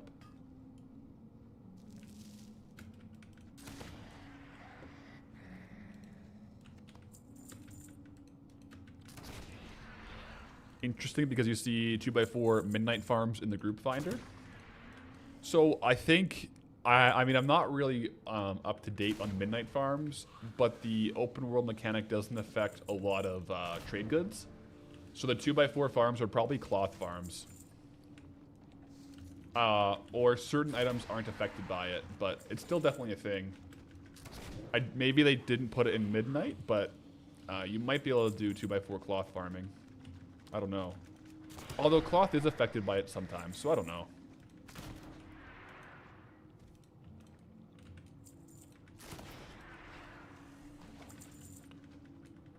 I mean, already, guys, we got 230 gold worth of clams. Not bad. I do think this cave might require a little bit of learning.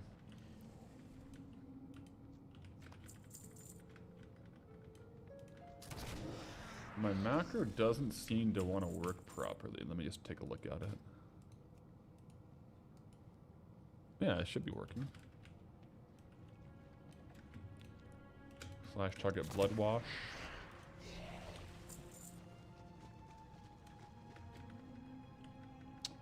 Directly in front of you to enter the cave, there's a hole that should drop you close to the bottom. Okay, let me go up and try that. Like up here. Oh, this is the bottom. Okay. So yeah, it seems like they're on somewhat of a hyper spawn. I don't know if inside or outside of the cave, though, is better.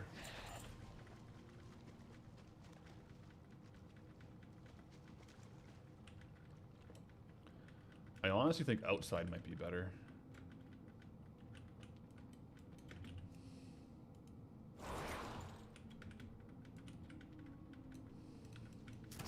I'll kill these guys and go out.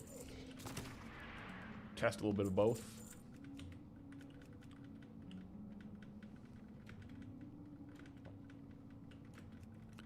I mean, with grappling hook, I can go up and down it pretty easily. So I would just have to get used to the cave. Is this the Vashir soundtrack? Honestly, it could be. I don't know. Very similar. It's kind of similar vibes, right? So. Oh, wow. It seems so bright out here now. What the heck? It's also hurting your guys' eyes? Wow. It was so, like, dark in the cave.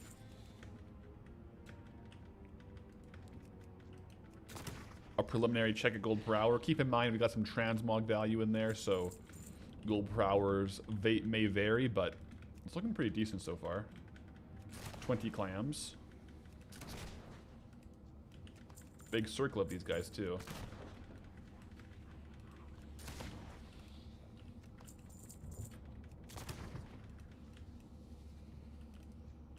Must admit my current set looks like pajamas. Hey, if they're comfy, you know, gotta do what you gotta do. Also, guys, just so we know, all right, we are getting into the point in time where yesterday we had disconnected. So far, knock on wood, the changes are helping, but we'll see what happens as we go a little bit longer today on stream. We're going into uncharted territory, I think.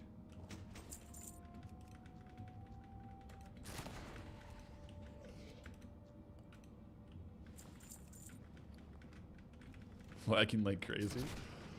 Nah, I could tell. These murlocs are throwing me off.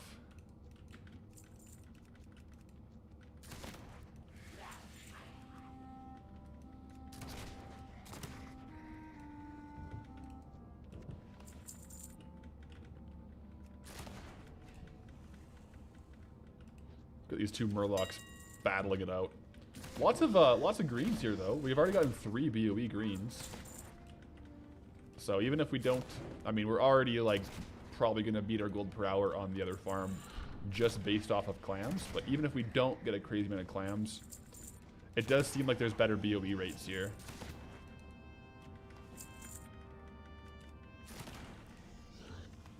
Imperial red gloves, nice.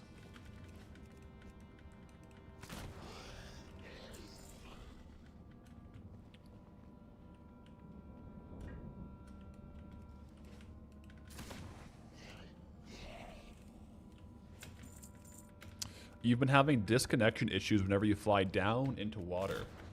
I wonder if that's similar to like the clipping into trees issues. I think those issues were from Blizzard trying to stop people from glitching under the map, right? I could definitely see how if you fly into water really fast, it could potentially trigger a lot of the same flags, right?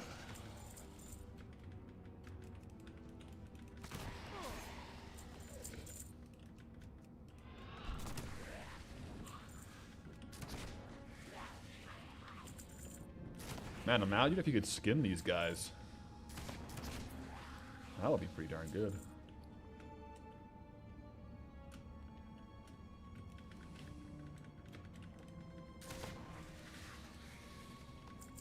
Alright, so it's 360 gold per stack of clams.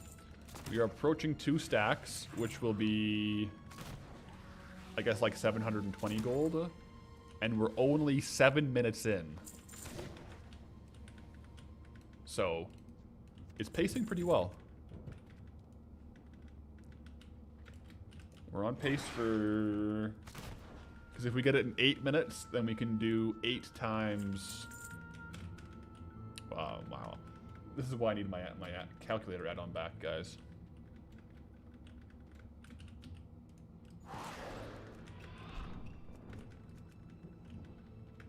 Looks like I found the end of the spawns. So maybe you do have to go in and out to prevent the outdoor spawns from getting kind of bugged. Well, not bugged. I just don't think they're hyper spawn outside the cave.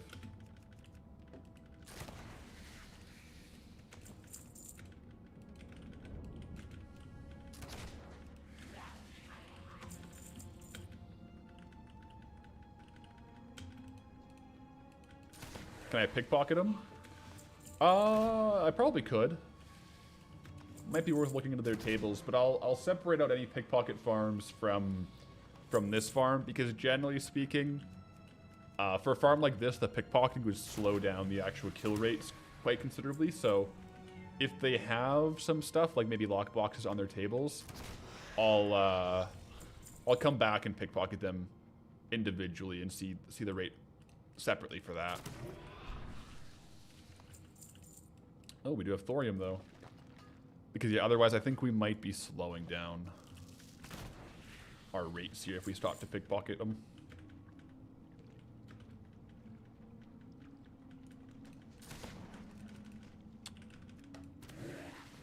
Okay, so we had in-game lag there, guys. Did the stream buffer at all? It doesn't say I dropped any frames on my OBS, so...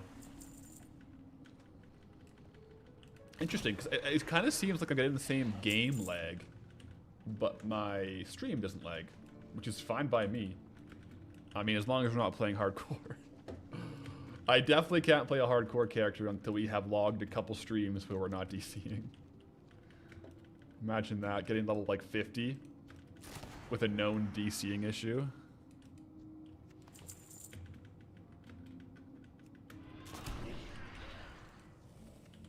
Just another affix.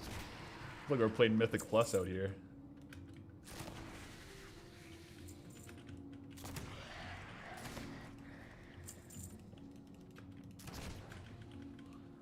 Yeah, Timmy, I think I might have to end up getting some of that network stuff.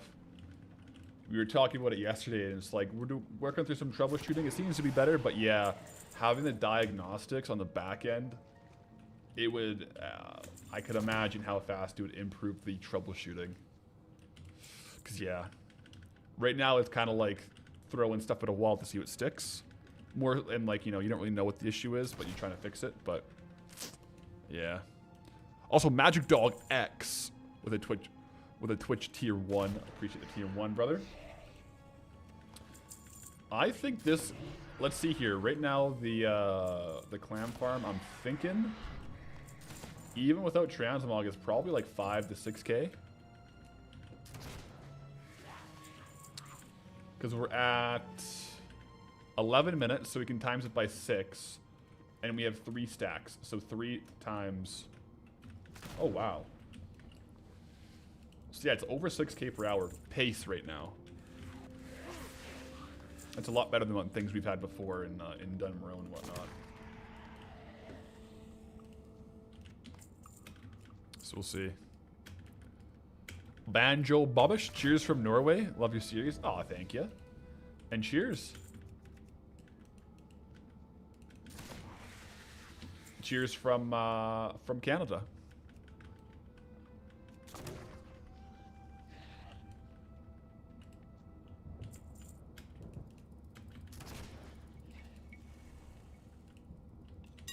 Oh, that's gonna impact the loot appraiser for sure.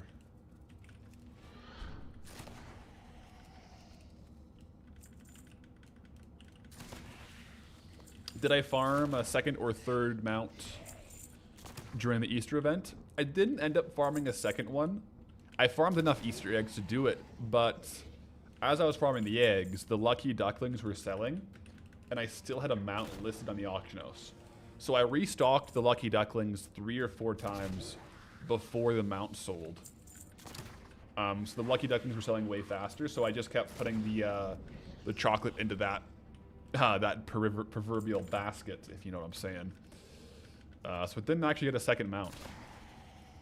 And I also didn't get the mount that can drop from the Noble Garden boss, so we had to leave that one be. I got a lot of tags on it, just no kills, unfortunately.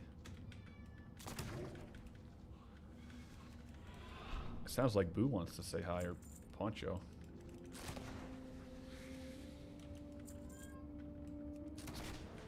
Timmy, your son got 2 from eggs. You got 0. I also got 0. I heard a lot of people were saying in chat they opened up like 100 or like 1,000 and got a couple. I think I opened up over 2,000. Probably like 2,400 if I had to guess. Maybe 2,500 eggs. No mount. No mount.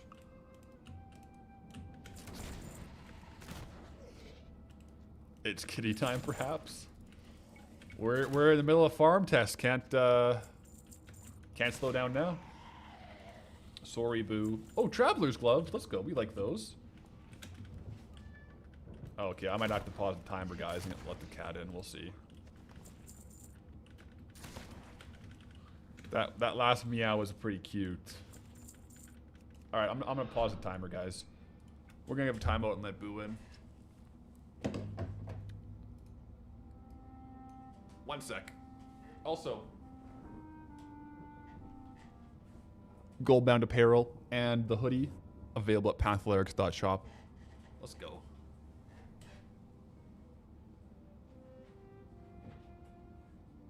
Hello. Come over here. Whoa. Ah, it's cat time. We got baby Boo here, guys. You saying hi? Chonky. Look at that guy. Smart move with the same colored hoodie. Yeah, we can't mess around with the hoodie colors, guys. Lots of fur from this guy. He's meowing, he's purring. He's actually looking at the murlocs walking by on screen. He tends to like to knock over my second monitor, though. Boo! No, don't go behind! You're gonna knock everything over. Boo! Uh-oh. He's behind the screen, guys. I'll just leave the door open so he can come and go if he wants.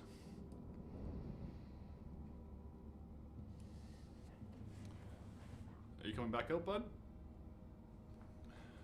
Come here. Come say hi. Right here. Oh, we paused the farm for you, bro. Hey. Yeah, he's a big boy. Come here. Come over here.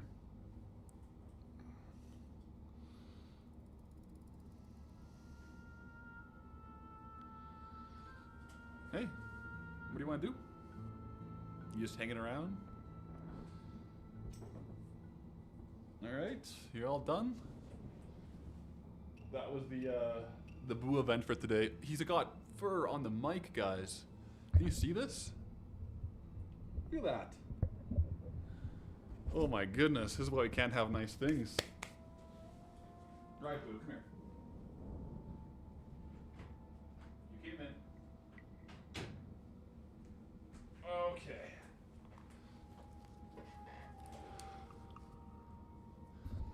That was, yeah, there's a lot of extra fur on the keyboard now, but we're back at it. He wanted to say hello.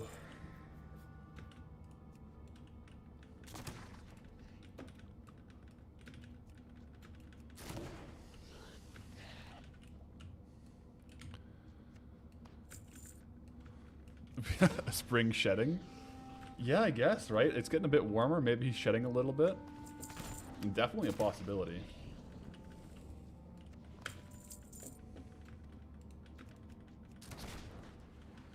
Gotta check out the Logitech Lay Station. Most hilarious ad. What's the Lay Station? I'm gonna have to take a look at that. Is it for a cat or for...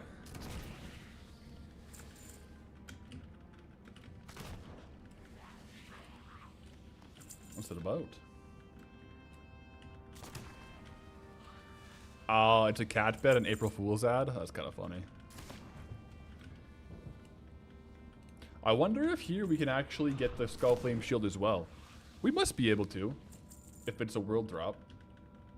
It must be possible here too.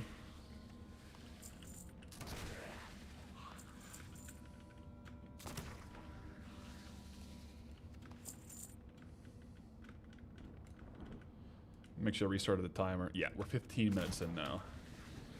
15 minutes in and 80 clams. So we're on pace for 160, 320 clams per hour. Yeah, so we're on pace for over 6,000 gold from clams in an hour. That's really good.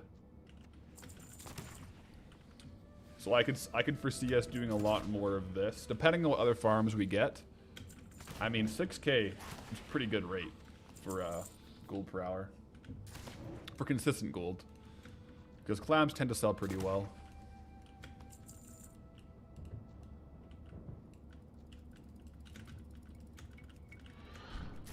Got our dragon's calls out as well.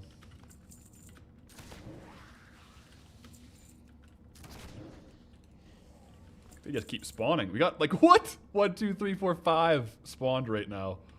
That's hilarious. That might be the most I've ever seen spawn from these swords. I mean, when we're dual wielding, we get a lot going on here, so that's nice. It's also cool how we can farm the outside and then go into the cave, switch up the scenery a little bit, and farm inside the cave for a bit.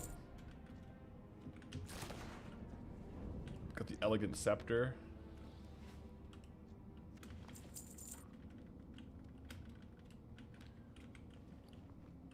Not bad, not a crazy sale average though, but still a good little piece of transmog to sell eventually.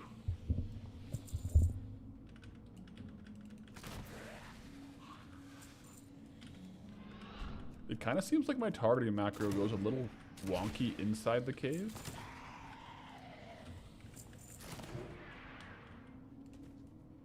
I don't know. Do I have a favorite zone from Herondar? Oh, sorry. Do I have a favorite zone from Midnight? Probably Herondar. My brain answered it as I was reading it. Yeah, I think Herondar is my favorite zone. I think it looks really good. It's a good vibe. It's good for farming. Yeah. I like Herondar. I like a lot of the zones though. I think they did a good job with Midnight as far as the zones.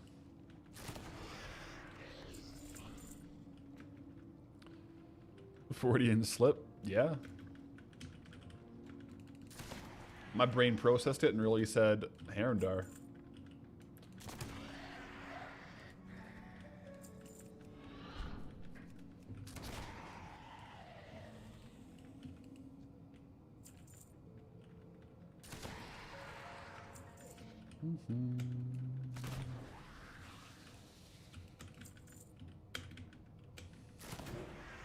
Hard to deny the coolness of Herondar. It is.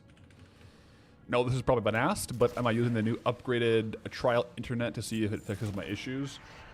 Yeah, so like the stuff I'm on right now is on a trial basis from the guy, like the tech guy I have contact with. So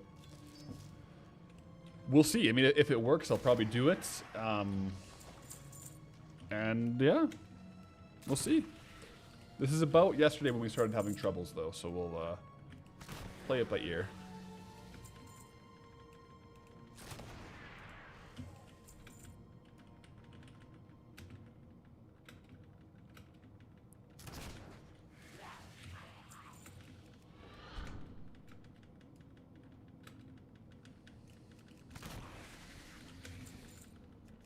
Wow, yeah, the contrast between the inside the cave colors and out here is quite stark.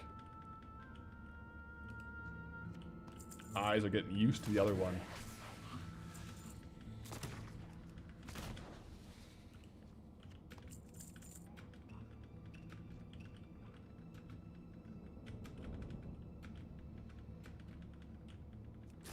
Do I have the WoW head add-on to update their drop percentages? Yeah, I should have it enabled. Oh, I don't have it anymore. Where did it go? Wowhead Looter? I thought I had it. Maybe it was throwing an error message. I gotta re-get it then, because right now I don't, apparently. Yeah, I should.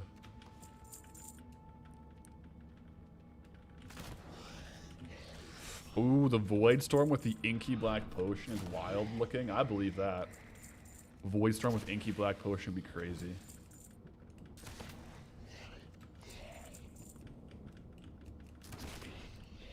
I wonder if inky black potion will be meta in raids again. Like if there's certain mechanics in Midnight that you're going to want to have the Inky Black Potion to actually see or not. Because that's why I was selling a lot last season.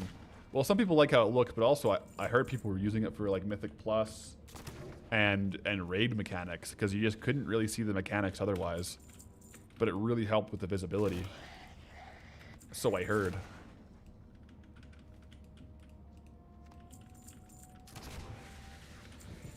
Wanderer's leggings. Hello?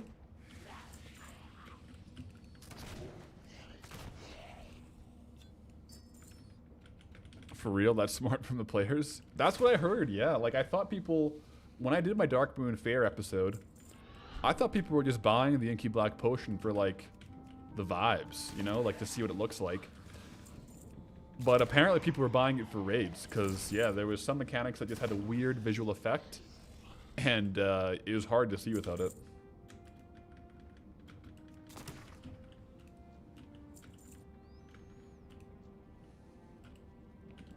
So we'll see. See if that actually impacts it again, or if they have to change anything about it.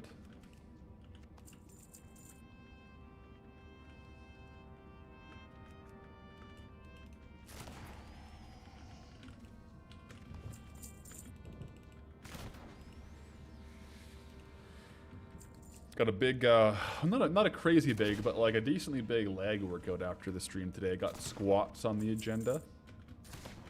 Working towards the powerlifting meet, so gonna have to fuel up. I honestly might have to go to the store before I work out. Running low on a lot of supplies here for groceries.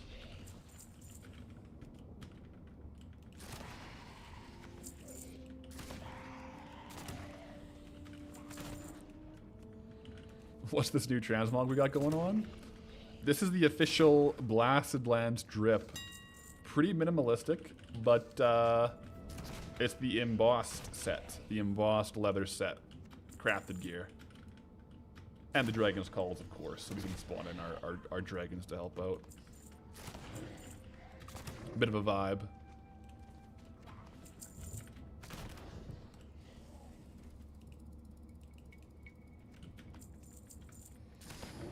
We really out here farming in pajamas. The pajama crop top, yep. I hear it increases the drop rate, so who am I to argue with that?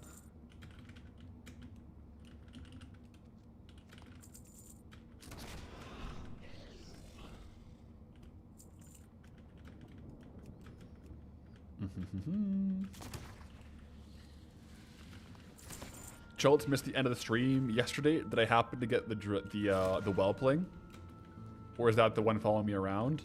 Well, the one following me around, it's spawning in from my... It's like an on use, or like a chance on hit from my weapons.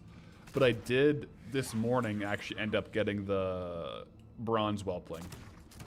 So it turns out that the whelpling won't drop if you keep killing the mobs. Because they're affected by the open world anti-hyperspawn mechanics. So you have to continually phase in and out. So I was going back and forth this morning, and I got the drop. So it confirmed the bronze whelpling is still on the loot tables, but you do have to work around the open world loot drops. But I got 2 this morning, so definitely drops. Yeah, 2 is no joke. So I got them. Actually, I've already sent them over to my warband bank, so I'll be listing those on my transmog alt tonight.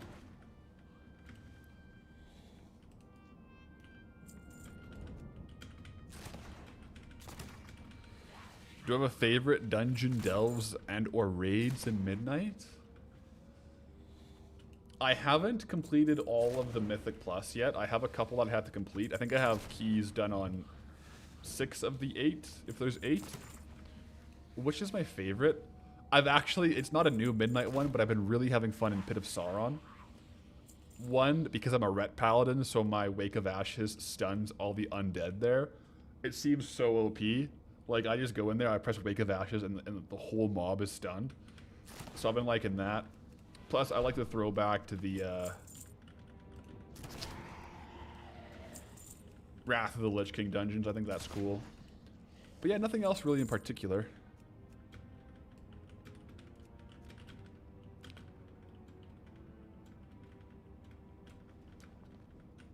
How many of the clams am I going to open? Of these ones, honestly, probably none. I'm probably going to sell these ones for the gold per hour. I simply am not convinced the drop rate on the golden pearls is high enough to warrant opening them.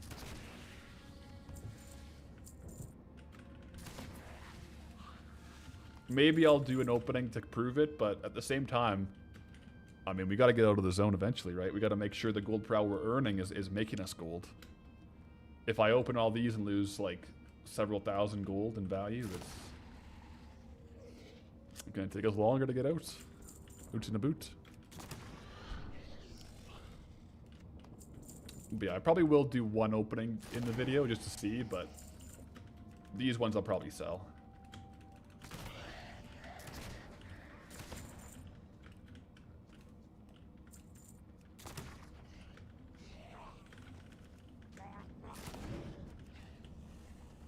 You think you'll be going with a Black Rock plate set for your Goldbound Blasted Lands transmog? Ooh, that'll be a pricey one to craft. It'd be a good set though. Also a good Searing Gorge set for Blackrock Mountain, right? The Blackrock plate.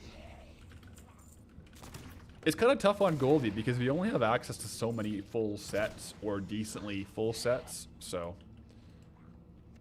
I don't mind this one though. It's quite nice.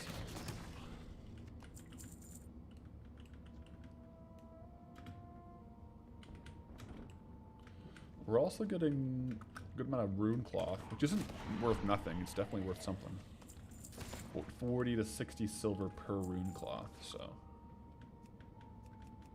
not bad.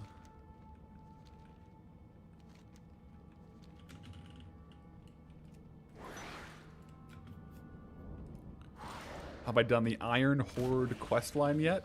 I don't think so. Also, we just got the Traveler's Shoulders again. This might be the best Traveler set farm.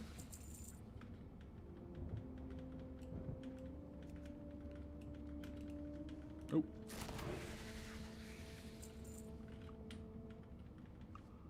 It's from the Garrison Iron Scraps thing in WoD. Oh. I don't think I realized that for that set.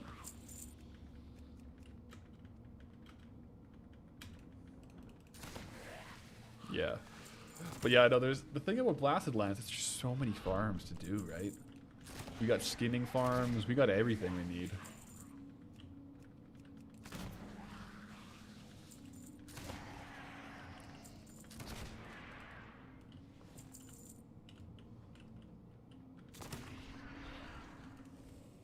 Looking forward to the Deviate scale set fishing farm and fishing farm. When can we get the Deviate set? That's going to be Wailing Caverns, right? Like, that's going to be Barrens for Deviate set, I believe.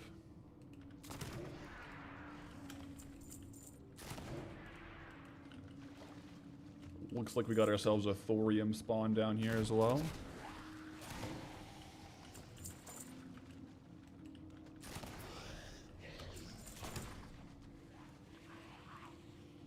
The Barrens? Right. That makes sense. The Barrens.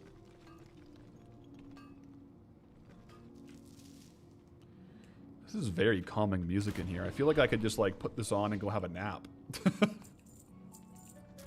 It's like a lullaby up in here.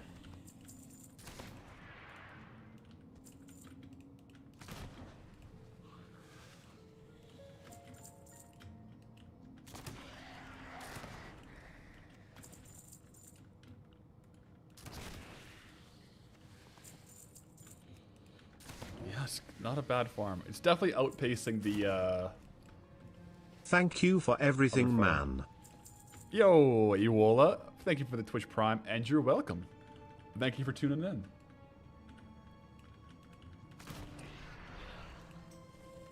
But yeah, no, this is a good good little spot, it seems. I'm curious to see, once we have our mining leveled up, how much gold per hour thorium farming is. It might be on pace. I would think you'll be on pace or maybe a little bit better than this, assuming this comes out to about 6k. However, we're also getting transmog, so anytime we have a trade good farm where we can just get like a consistent selling item, Although, to be fair, the big mouth clams, now that I look, only sell about 180 per day, so it might actually be hard to sell a whole bunch of these. So I might have to be careful on unloading them. But yeah, the thorium, like thorium's only 4 gold 50 right now, but arcane crystals are worth a whole lot. Arcane crystals are about like 450 gold right now, so that could be really good.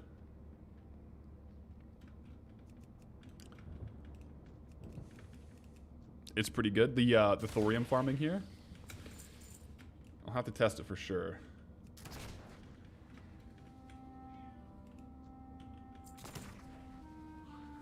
I think I hear a boo again, actually.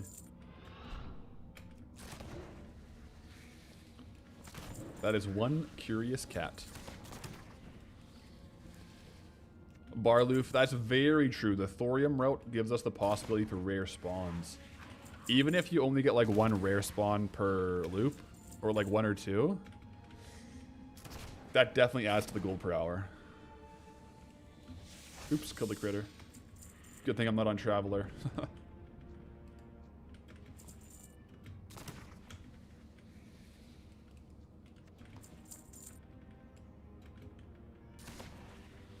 Is the world boss Kazakh still up? Traveler's Boots. I don't know, actually. This is the original Blasted Lands. Like, we have the Zadormi time turned to, like, the classic version. I mean, as classic version as retail can get. Not the Warlords of Draenor version of Blasted Lands. But I don't know if Kazakh is a world boss here.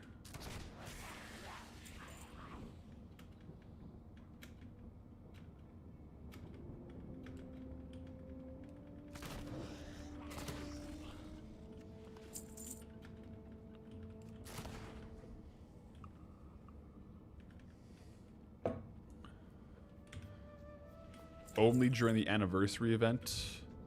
Oh, that would make sense.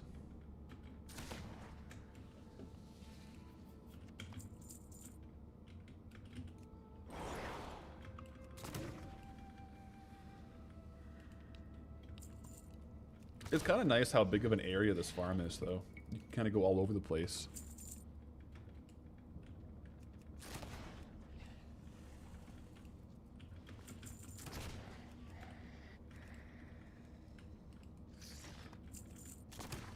You know, I don't normally do multiple zones, but I could swing between Blasted Lands and Swamp of Sorrows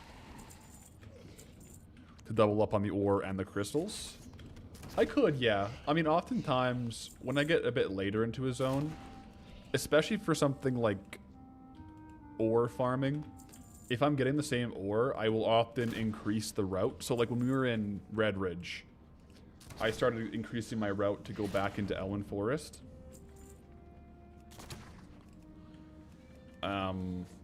So I could do something like that here. You know, min-max Blasted Lands with Swamp of Sorrows for thorium and arcane crystal farming. That could be a move for sure. I'll test out the minerals just from this area first, and then maybe move into that.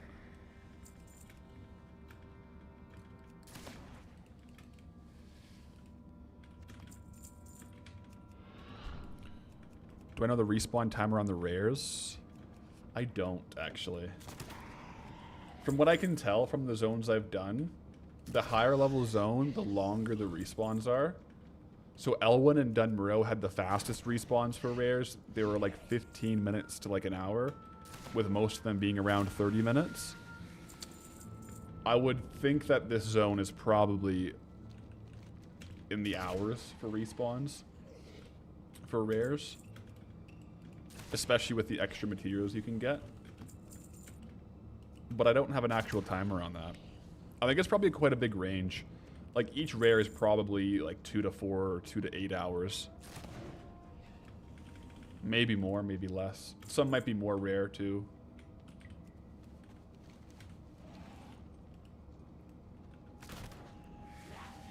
Some might be less rare. One thing is for sure, I absolutely love Dragon's Call. These two swords are my favorite. I absolutely love it.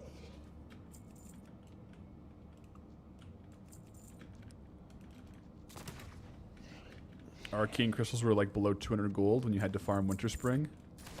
They've really come up lately. They crashed with the market. My theory is, I think arcane crystals were one of the things that got speculated on pretty hard with player-owned housing. And I think that there was a lot that was kind of stockpiled. Maybe. And so now the prices might be going up because there's a lot of that stockpile is gone and used up or something like that. That's my theory at least. Because yeah, they're up really high right now. It's a good time to farm arcane crystals.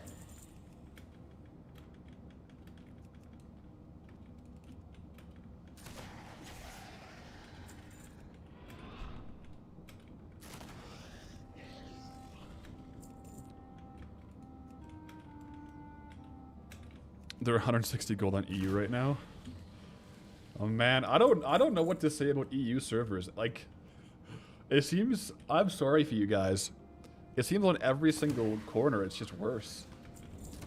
The WoW tokens more, things are less, transmog sells less, I don't know. The prices often seem quite low. It's pretty rare that I'll look up an item and it sells for more on EU. It's just, I don't know. Is there just more players? Blame student? Yeah, maybe it is students doing. Definitely a factor. But yeah, like, just looking at the WoW token. I guess I've never seen stats. Are there more players on EU?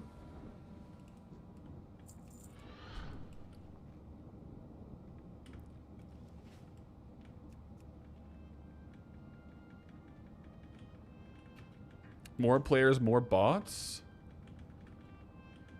Maybe more players on EU try to play for free. That would be a big factor, so more people are buying WoW tokens with gold.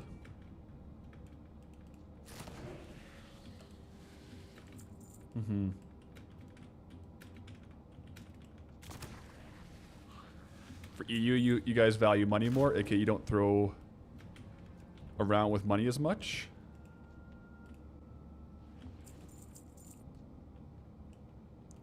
Yeah, I don't know. Probably a lot of factors. I think a lot more people in EU probably pay for WoW with gold, right? And maybe there's more players. And maybe like EU has more of like a gold farming vibe. Like maybe they're just like, on average, more players in EU than NA like to farm gold. Like that could be a factor too. I don't know.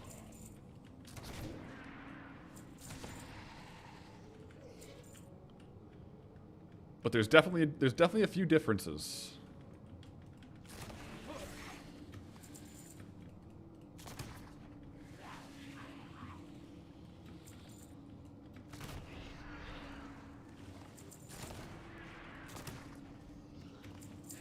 USA is quite well known for being loose with cash. Well, hey now, I'm just saying. They're North American servers. They're not US servers. Just so you know, for the record. But I don't know. I think there's probably quite a few factors as to the token differences. But all I'll say is I'm glad I'm doing Goldbound on NA servers. Because what's the EU token price right now? Probably like 10-20% above NA, I would say. Seems to be a pretty stable tracker.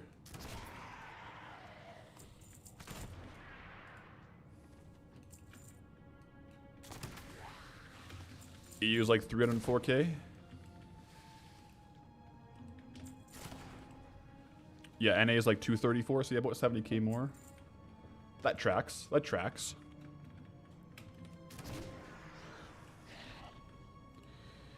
I mean, that's a good point. Some EU countries have, like, as far as like the value of their currency versus the value of gold, it might make more sense to buy a WoW time with the gold.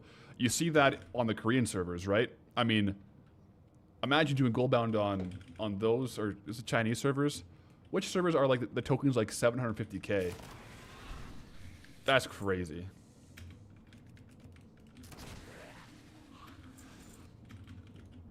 There's definitely one server or one region where the token is, it even blows EU prices out of the water.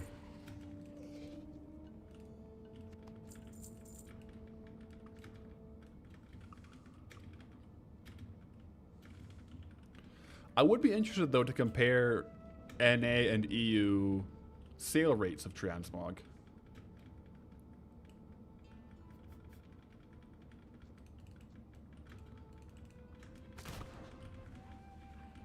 And player base, yeah.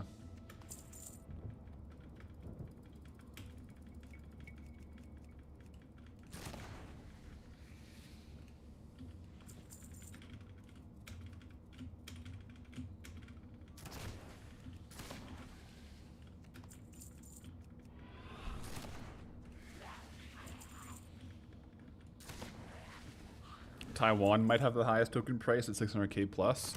Okay, that must have been what I was thinking about. But yeah, 600k plus. I think when the token prices were higher,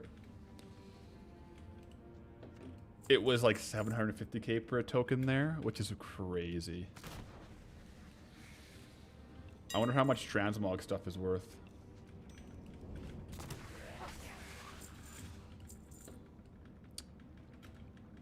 All these murlocs are hilarious.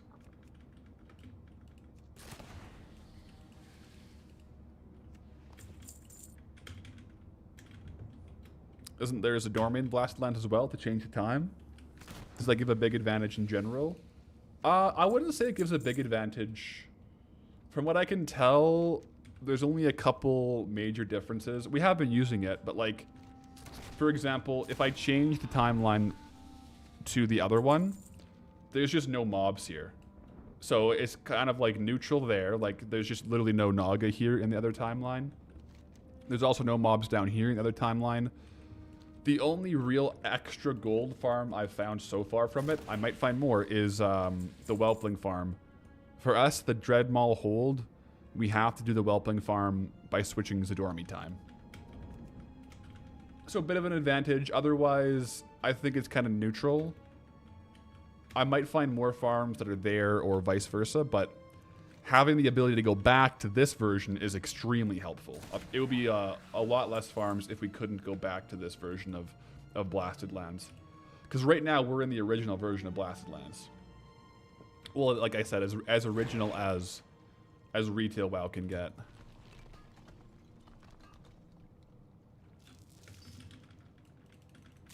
But yeah, like in the other one, there's just no Naga here, so. For this farm in particular, if we couldn't switch back, we couldn't do this farm. Interesting? Yeah, it's kind of interesting.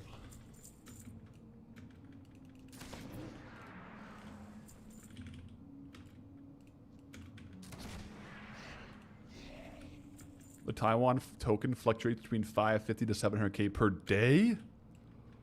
Whoa, 150k swings per day is actually crazy. That's almost a full NA WoW token. People must be like flipping the token.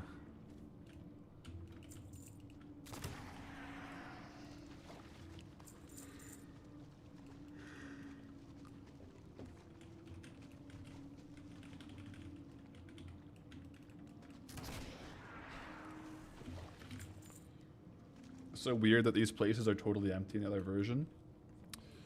Yeah, I mean, there might be changes I don't know about as well, that things that are there in the other version that aren't here, but same with the rares. Like all the rare spawns, you have to be in this version. You can't be in the other version.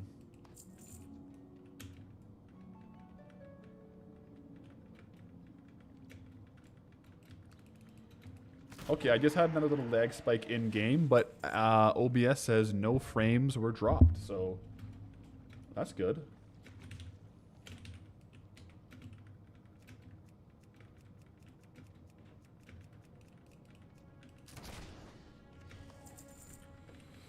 I mean, yeah, with that big of a swing in prices, you should be able to flip tokens.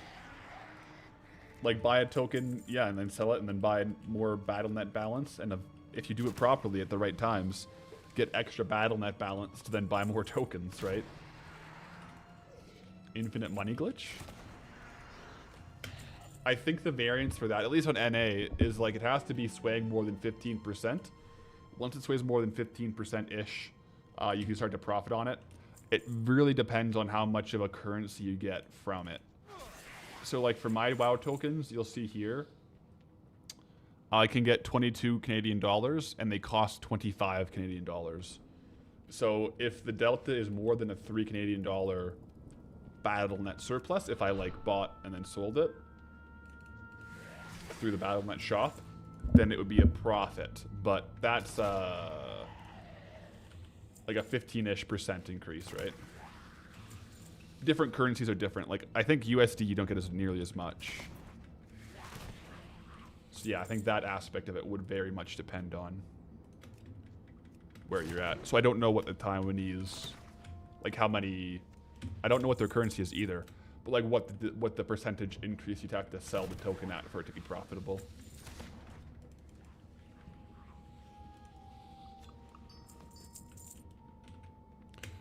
Can't see no dropped frames, no sir. Let's go. That's good. Love to hear it.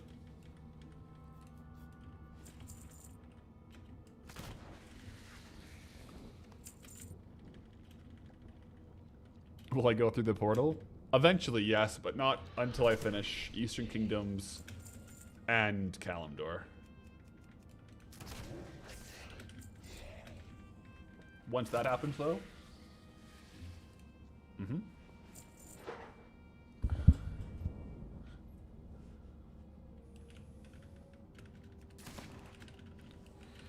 Unlimited rage bricks. You gotta go to bed. Good luck, everyone. Stay chill and good vibes to all. Catch you later, Unlimited. Got a little drop here as well. A little droppy drop. Where'd it go? What was it? Dusk woven robe. There it is.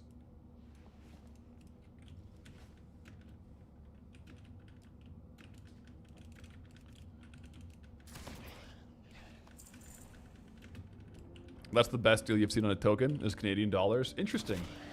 Yeah, when I was talking to other people, the EU like ratio of what is it? 13 euro to 20 euro on the spread for WoW tokens. That's pretty rough for flipping. Like I don't think you could really flip the EU token very easily.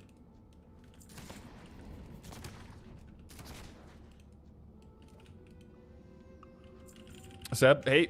Couldn't finish the stream yesterday. Any luck with a pet drop? Not yesterday, but this morning, yes. We got 2 versions of it. We got 2 copies of the pet. So, confirmed, it does still drop. Now we just gotta try to sell it. If we can sell a couple of them, maybe I'll farm more. But yeah, no, we got it.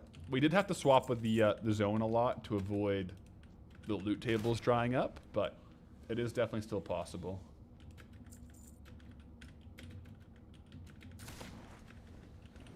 Couple other farms here. Right now we're doing the Clam farm. Kind of weird loot tables right now. There we go.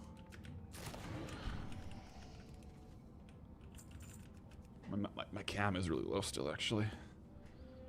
There we go. Might be down a bit.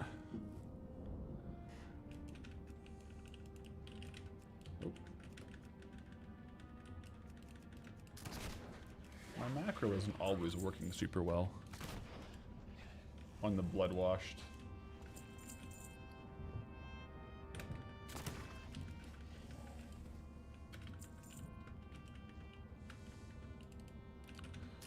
Sorry if this is listed somewhere, but what is the total number of zones Goldie has unlocked so far?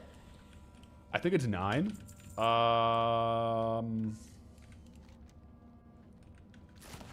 Depending on if you include Darkmoon Fair or not, right? Because there's Elwyn, Redridge, Burning Steppes, Swamp of Sorrows,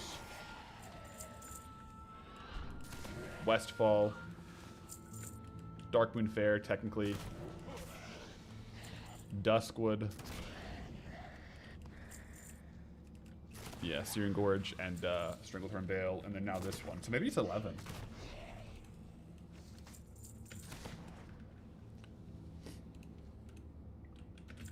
There's a lot of zones.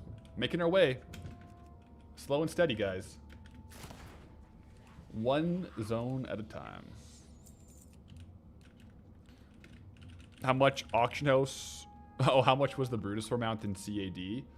What, I think it worked out to like 130 Canadian dollars, right? It was like 128 or 134.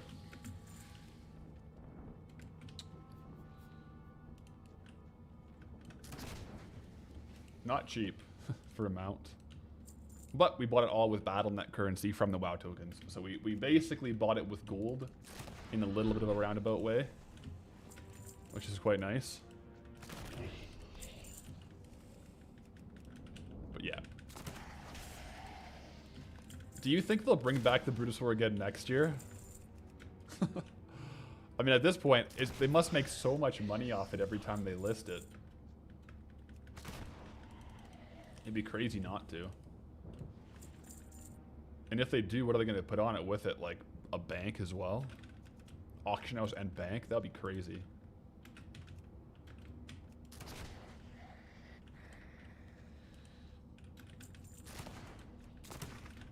You had enough tokens to buy it, but then they wanted like 30 in tax. Yeah, that's true. You got to count for the tax to pay if you're buying with the BattleNet currency.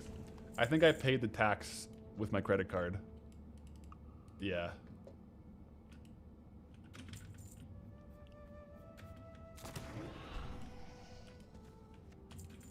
Timo, how am I doing today? I'm doing good. Oh, here testing some farms, seeing what we can get. So far, so good. We're on to farm, what, 3 of testing that we're doing?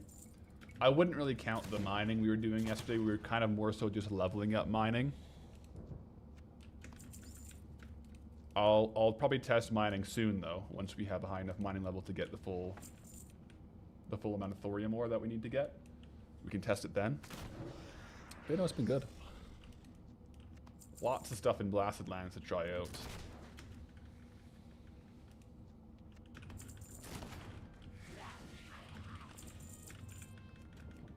Price of rune cloth, I think it's like 40 to 60 silver, but it's region wide, so it's the NA rune cloth price.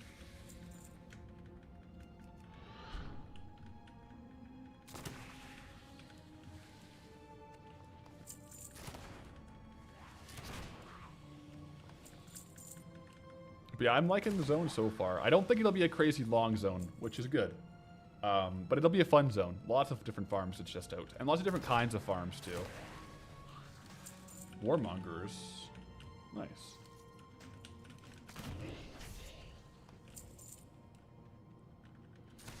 We might end up, like, running out of bag space before we finish off the hour of clam farming. Now that would be something.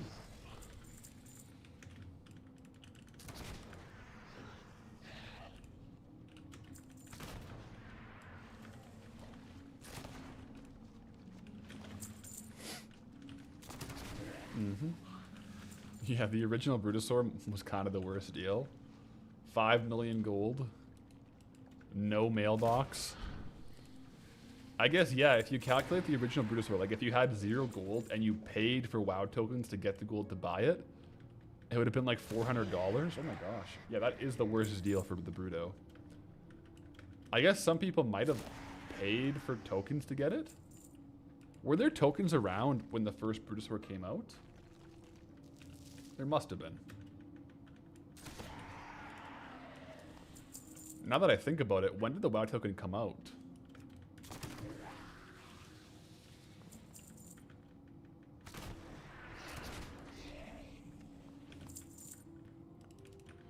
It was, yeah, okay, so Roll as a Draenor is when the WoW token was added? Okay. So it would depend on what the WoW token prices were back then for how much it would cost in USD to get, or CAD.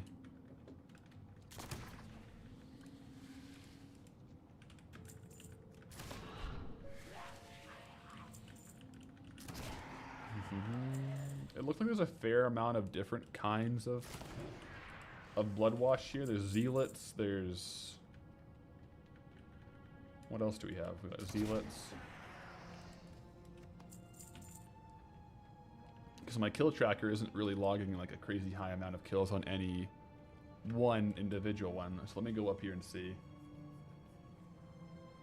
Maybe there's like a more unique one out here that we have a higher kill count on. Acolytes, 166 kills. Zealots, Acolytes. That's like the most of it, isn't it?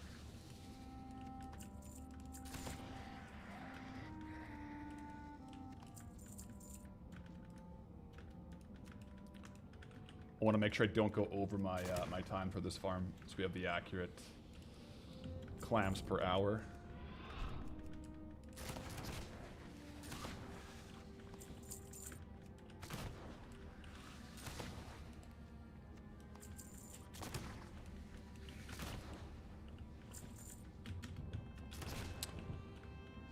Do I have the spider mount from Wrath? No, I don't. I don't think so. I'm gonna quickly do a quick vendor trash to save some space here. Sell all junk? Yes, please.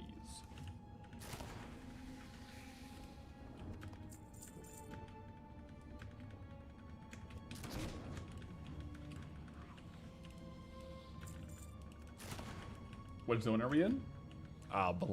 Blasted Lands, yeah. Down in like kind of the south aspect of it.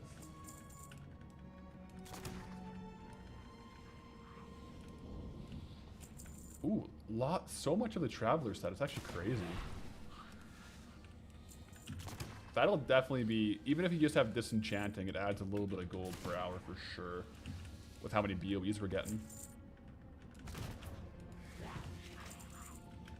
Another one even.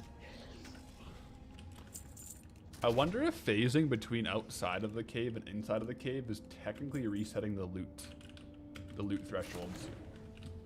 So if we would otherwise hit like an open world mechanic, hyperspawn mechanic, maybe it's like triggering it to not do it, because we're getting a lot of BOEs, which is kind of surprising for this farm. I would have thought the BOEs and the rune cloth in particular would have stopped coming.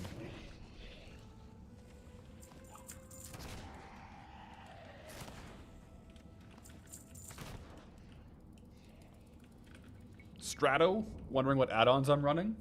Well, the ones that you asked about there, so the up here is the farming bar. That's what it's called. And then when it pops up, it's Loot Appraiser. But if you want a little more detail on like getting them and setting them up, on this channel, the Paths Archive, I do have a video going over all my add-ons, my favorite gold farming add-ons, and how I have them set up. So that would be the best spot to get a deeper dive on it. But it's farming bar and Loot Appraiser is what you're seeing pop up here. The Imperial Robe as well, which is quite nice. All right, one more minute of clams, and we got to add it all up.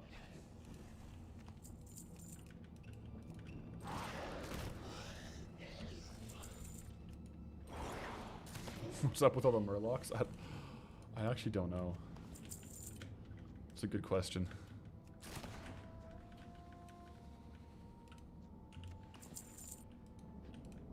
So many clams. This may be the most clams we've ever had. Quite possibly.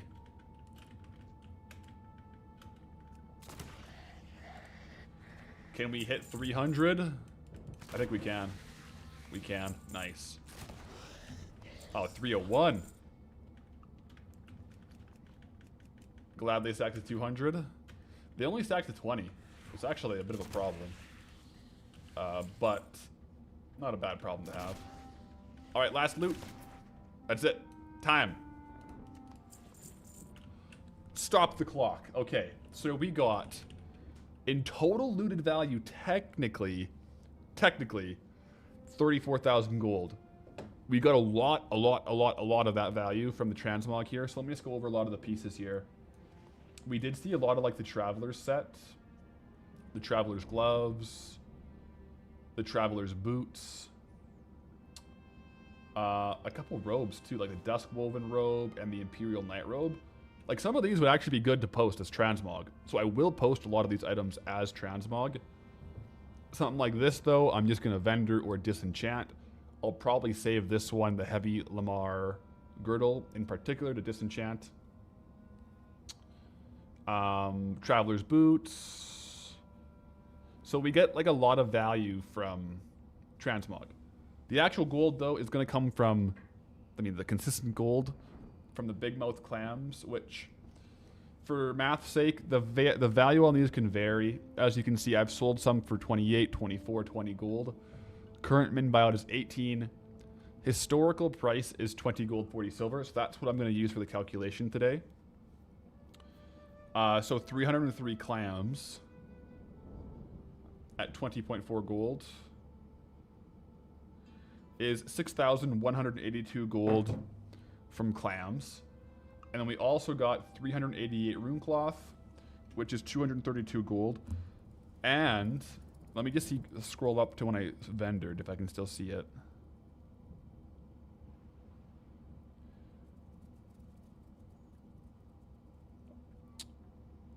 We got 73 gold of like raw looted value, so plus 73. And we got 94 gold from the vendor.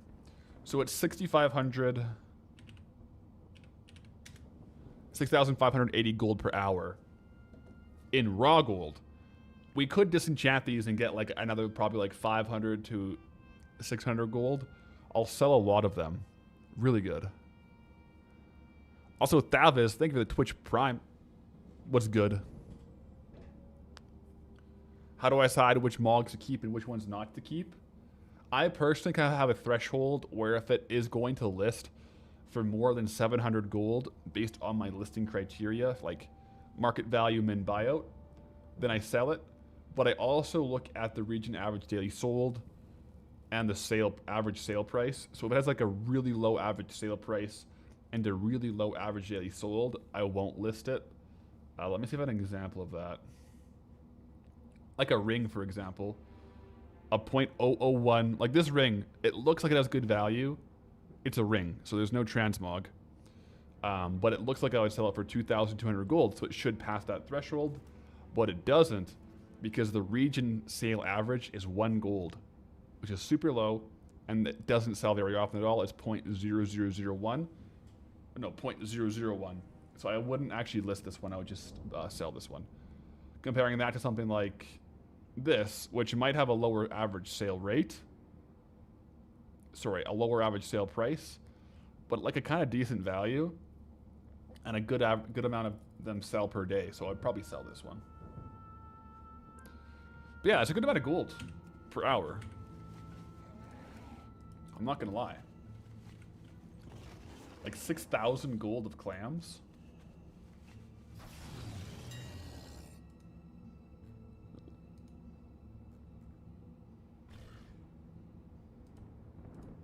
Not bad at all. And rune cloth, also good.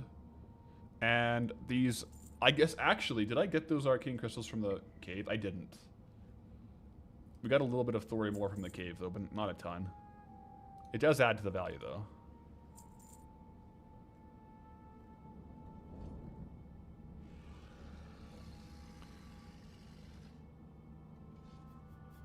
Big W, Blizz fixed the Orling spawns in Zalaman, so they work like herb ones. Oh, nice. I didn't know that was an issue. That sounds like a W to be fixed.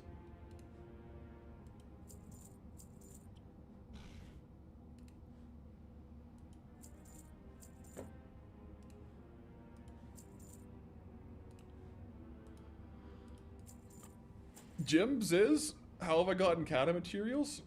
That's from Zul'Gurub, from our Stranglethorn Heroic. The Elementium was from the chests. Yeah, so we do have access to some of those from Zul'Gurub. Let me fly over to see if I can get some of these rares.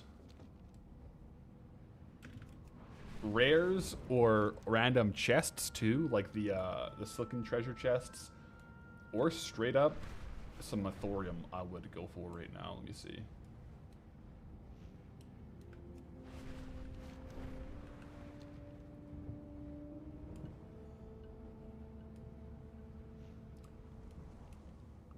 Doesn't seem like any of these ones are up. There's a couple of rares I haven't actually seen yet. Those ones probably have a lower spawn rate. Yeah, no one's in there.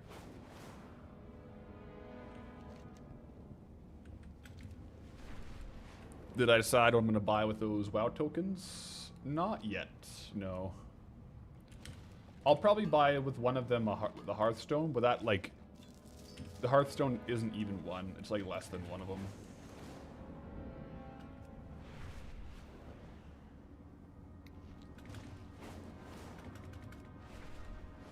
Where's this ore at? Also, let me just see if I can go quickly get one of these pets from, like, the first kill real quick. What the? Oh! I'm in the wrong phase, guys. I just attacked the guard. Oh my gosh. What am I doing? I was like, why did that not one-shot? It's because I just attacked the guard. Oh my goodness. Okay. Yeah, that one's on me, I'm not gonna lie. PvP villain arc? Apparently. Let me see if these rares are up. I didn't die though, that's good. I definitely could have.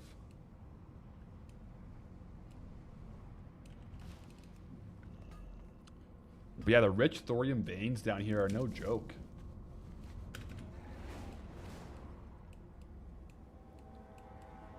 It also seems like we're no longer getting mining levels from the thorium, so it might be on level now where we can actually... Oh no, we're still increasing. We're on 195 classic mining. I wonder, I think it's like 220 for thorium, where you start getting like the full amounts of thorium. Oh nice, arcane crystal. How much mining's good for thorium? It's 245 for small thorium veins and 275 for rich thorium veins. So we still have a little bit to go on Goldie before we're getting the full amounts for each of the veins. In the meantime, though, like look how fast that adds up for arcane crystals. That's crazy.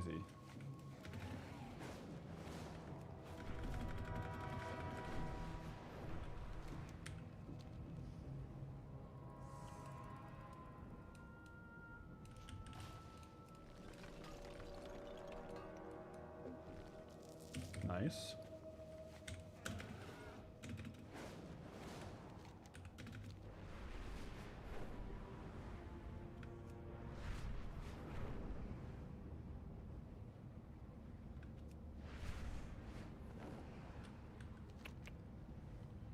Okay, looks like none of the rare spawns are up and about.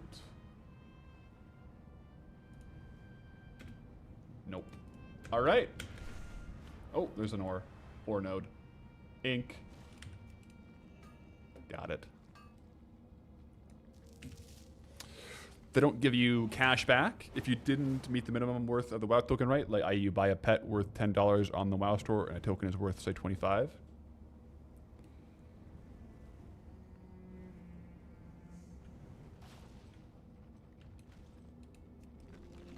What the heck?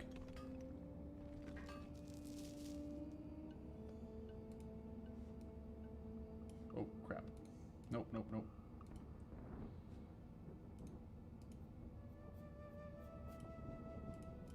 Let me switch account here.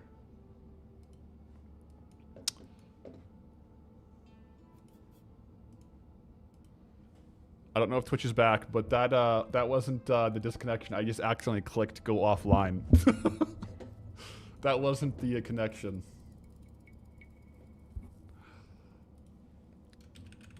And then I accidentally pressed go live on my main YouTube channel, so give me a second here, guys. 1 sec. I gotta log into my YouTube channel because there's gonna be a live stream on the main Pathlyrics channel that's like 2 seconds long. It's just gonna say live. Let me see. Yeah, I gotta disable that. It hasn't gone live yet. Oh, no, go back. Go back, go back. Why is it doing this to me?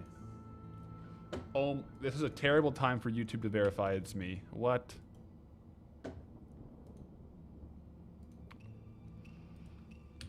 It's like, oh, we need to verify it's you to take this video to private.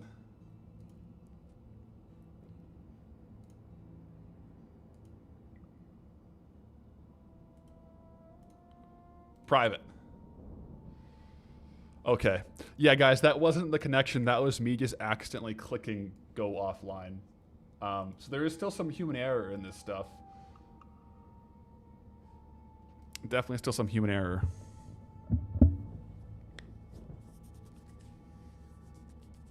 But to be fair, I wasn't about to, you know, sign off.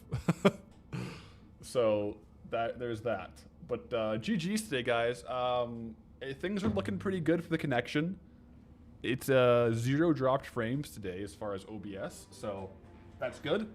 Good farms, and I'll be back live tomorrow, guys. Hopefully, knock on wood, the good connections continues. So thank you for hanging out, and I'll catch you guys tomorrow. Until next time, go with honor, friend.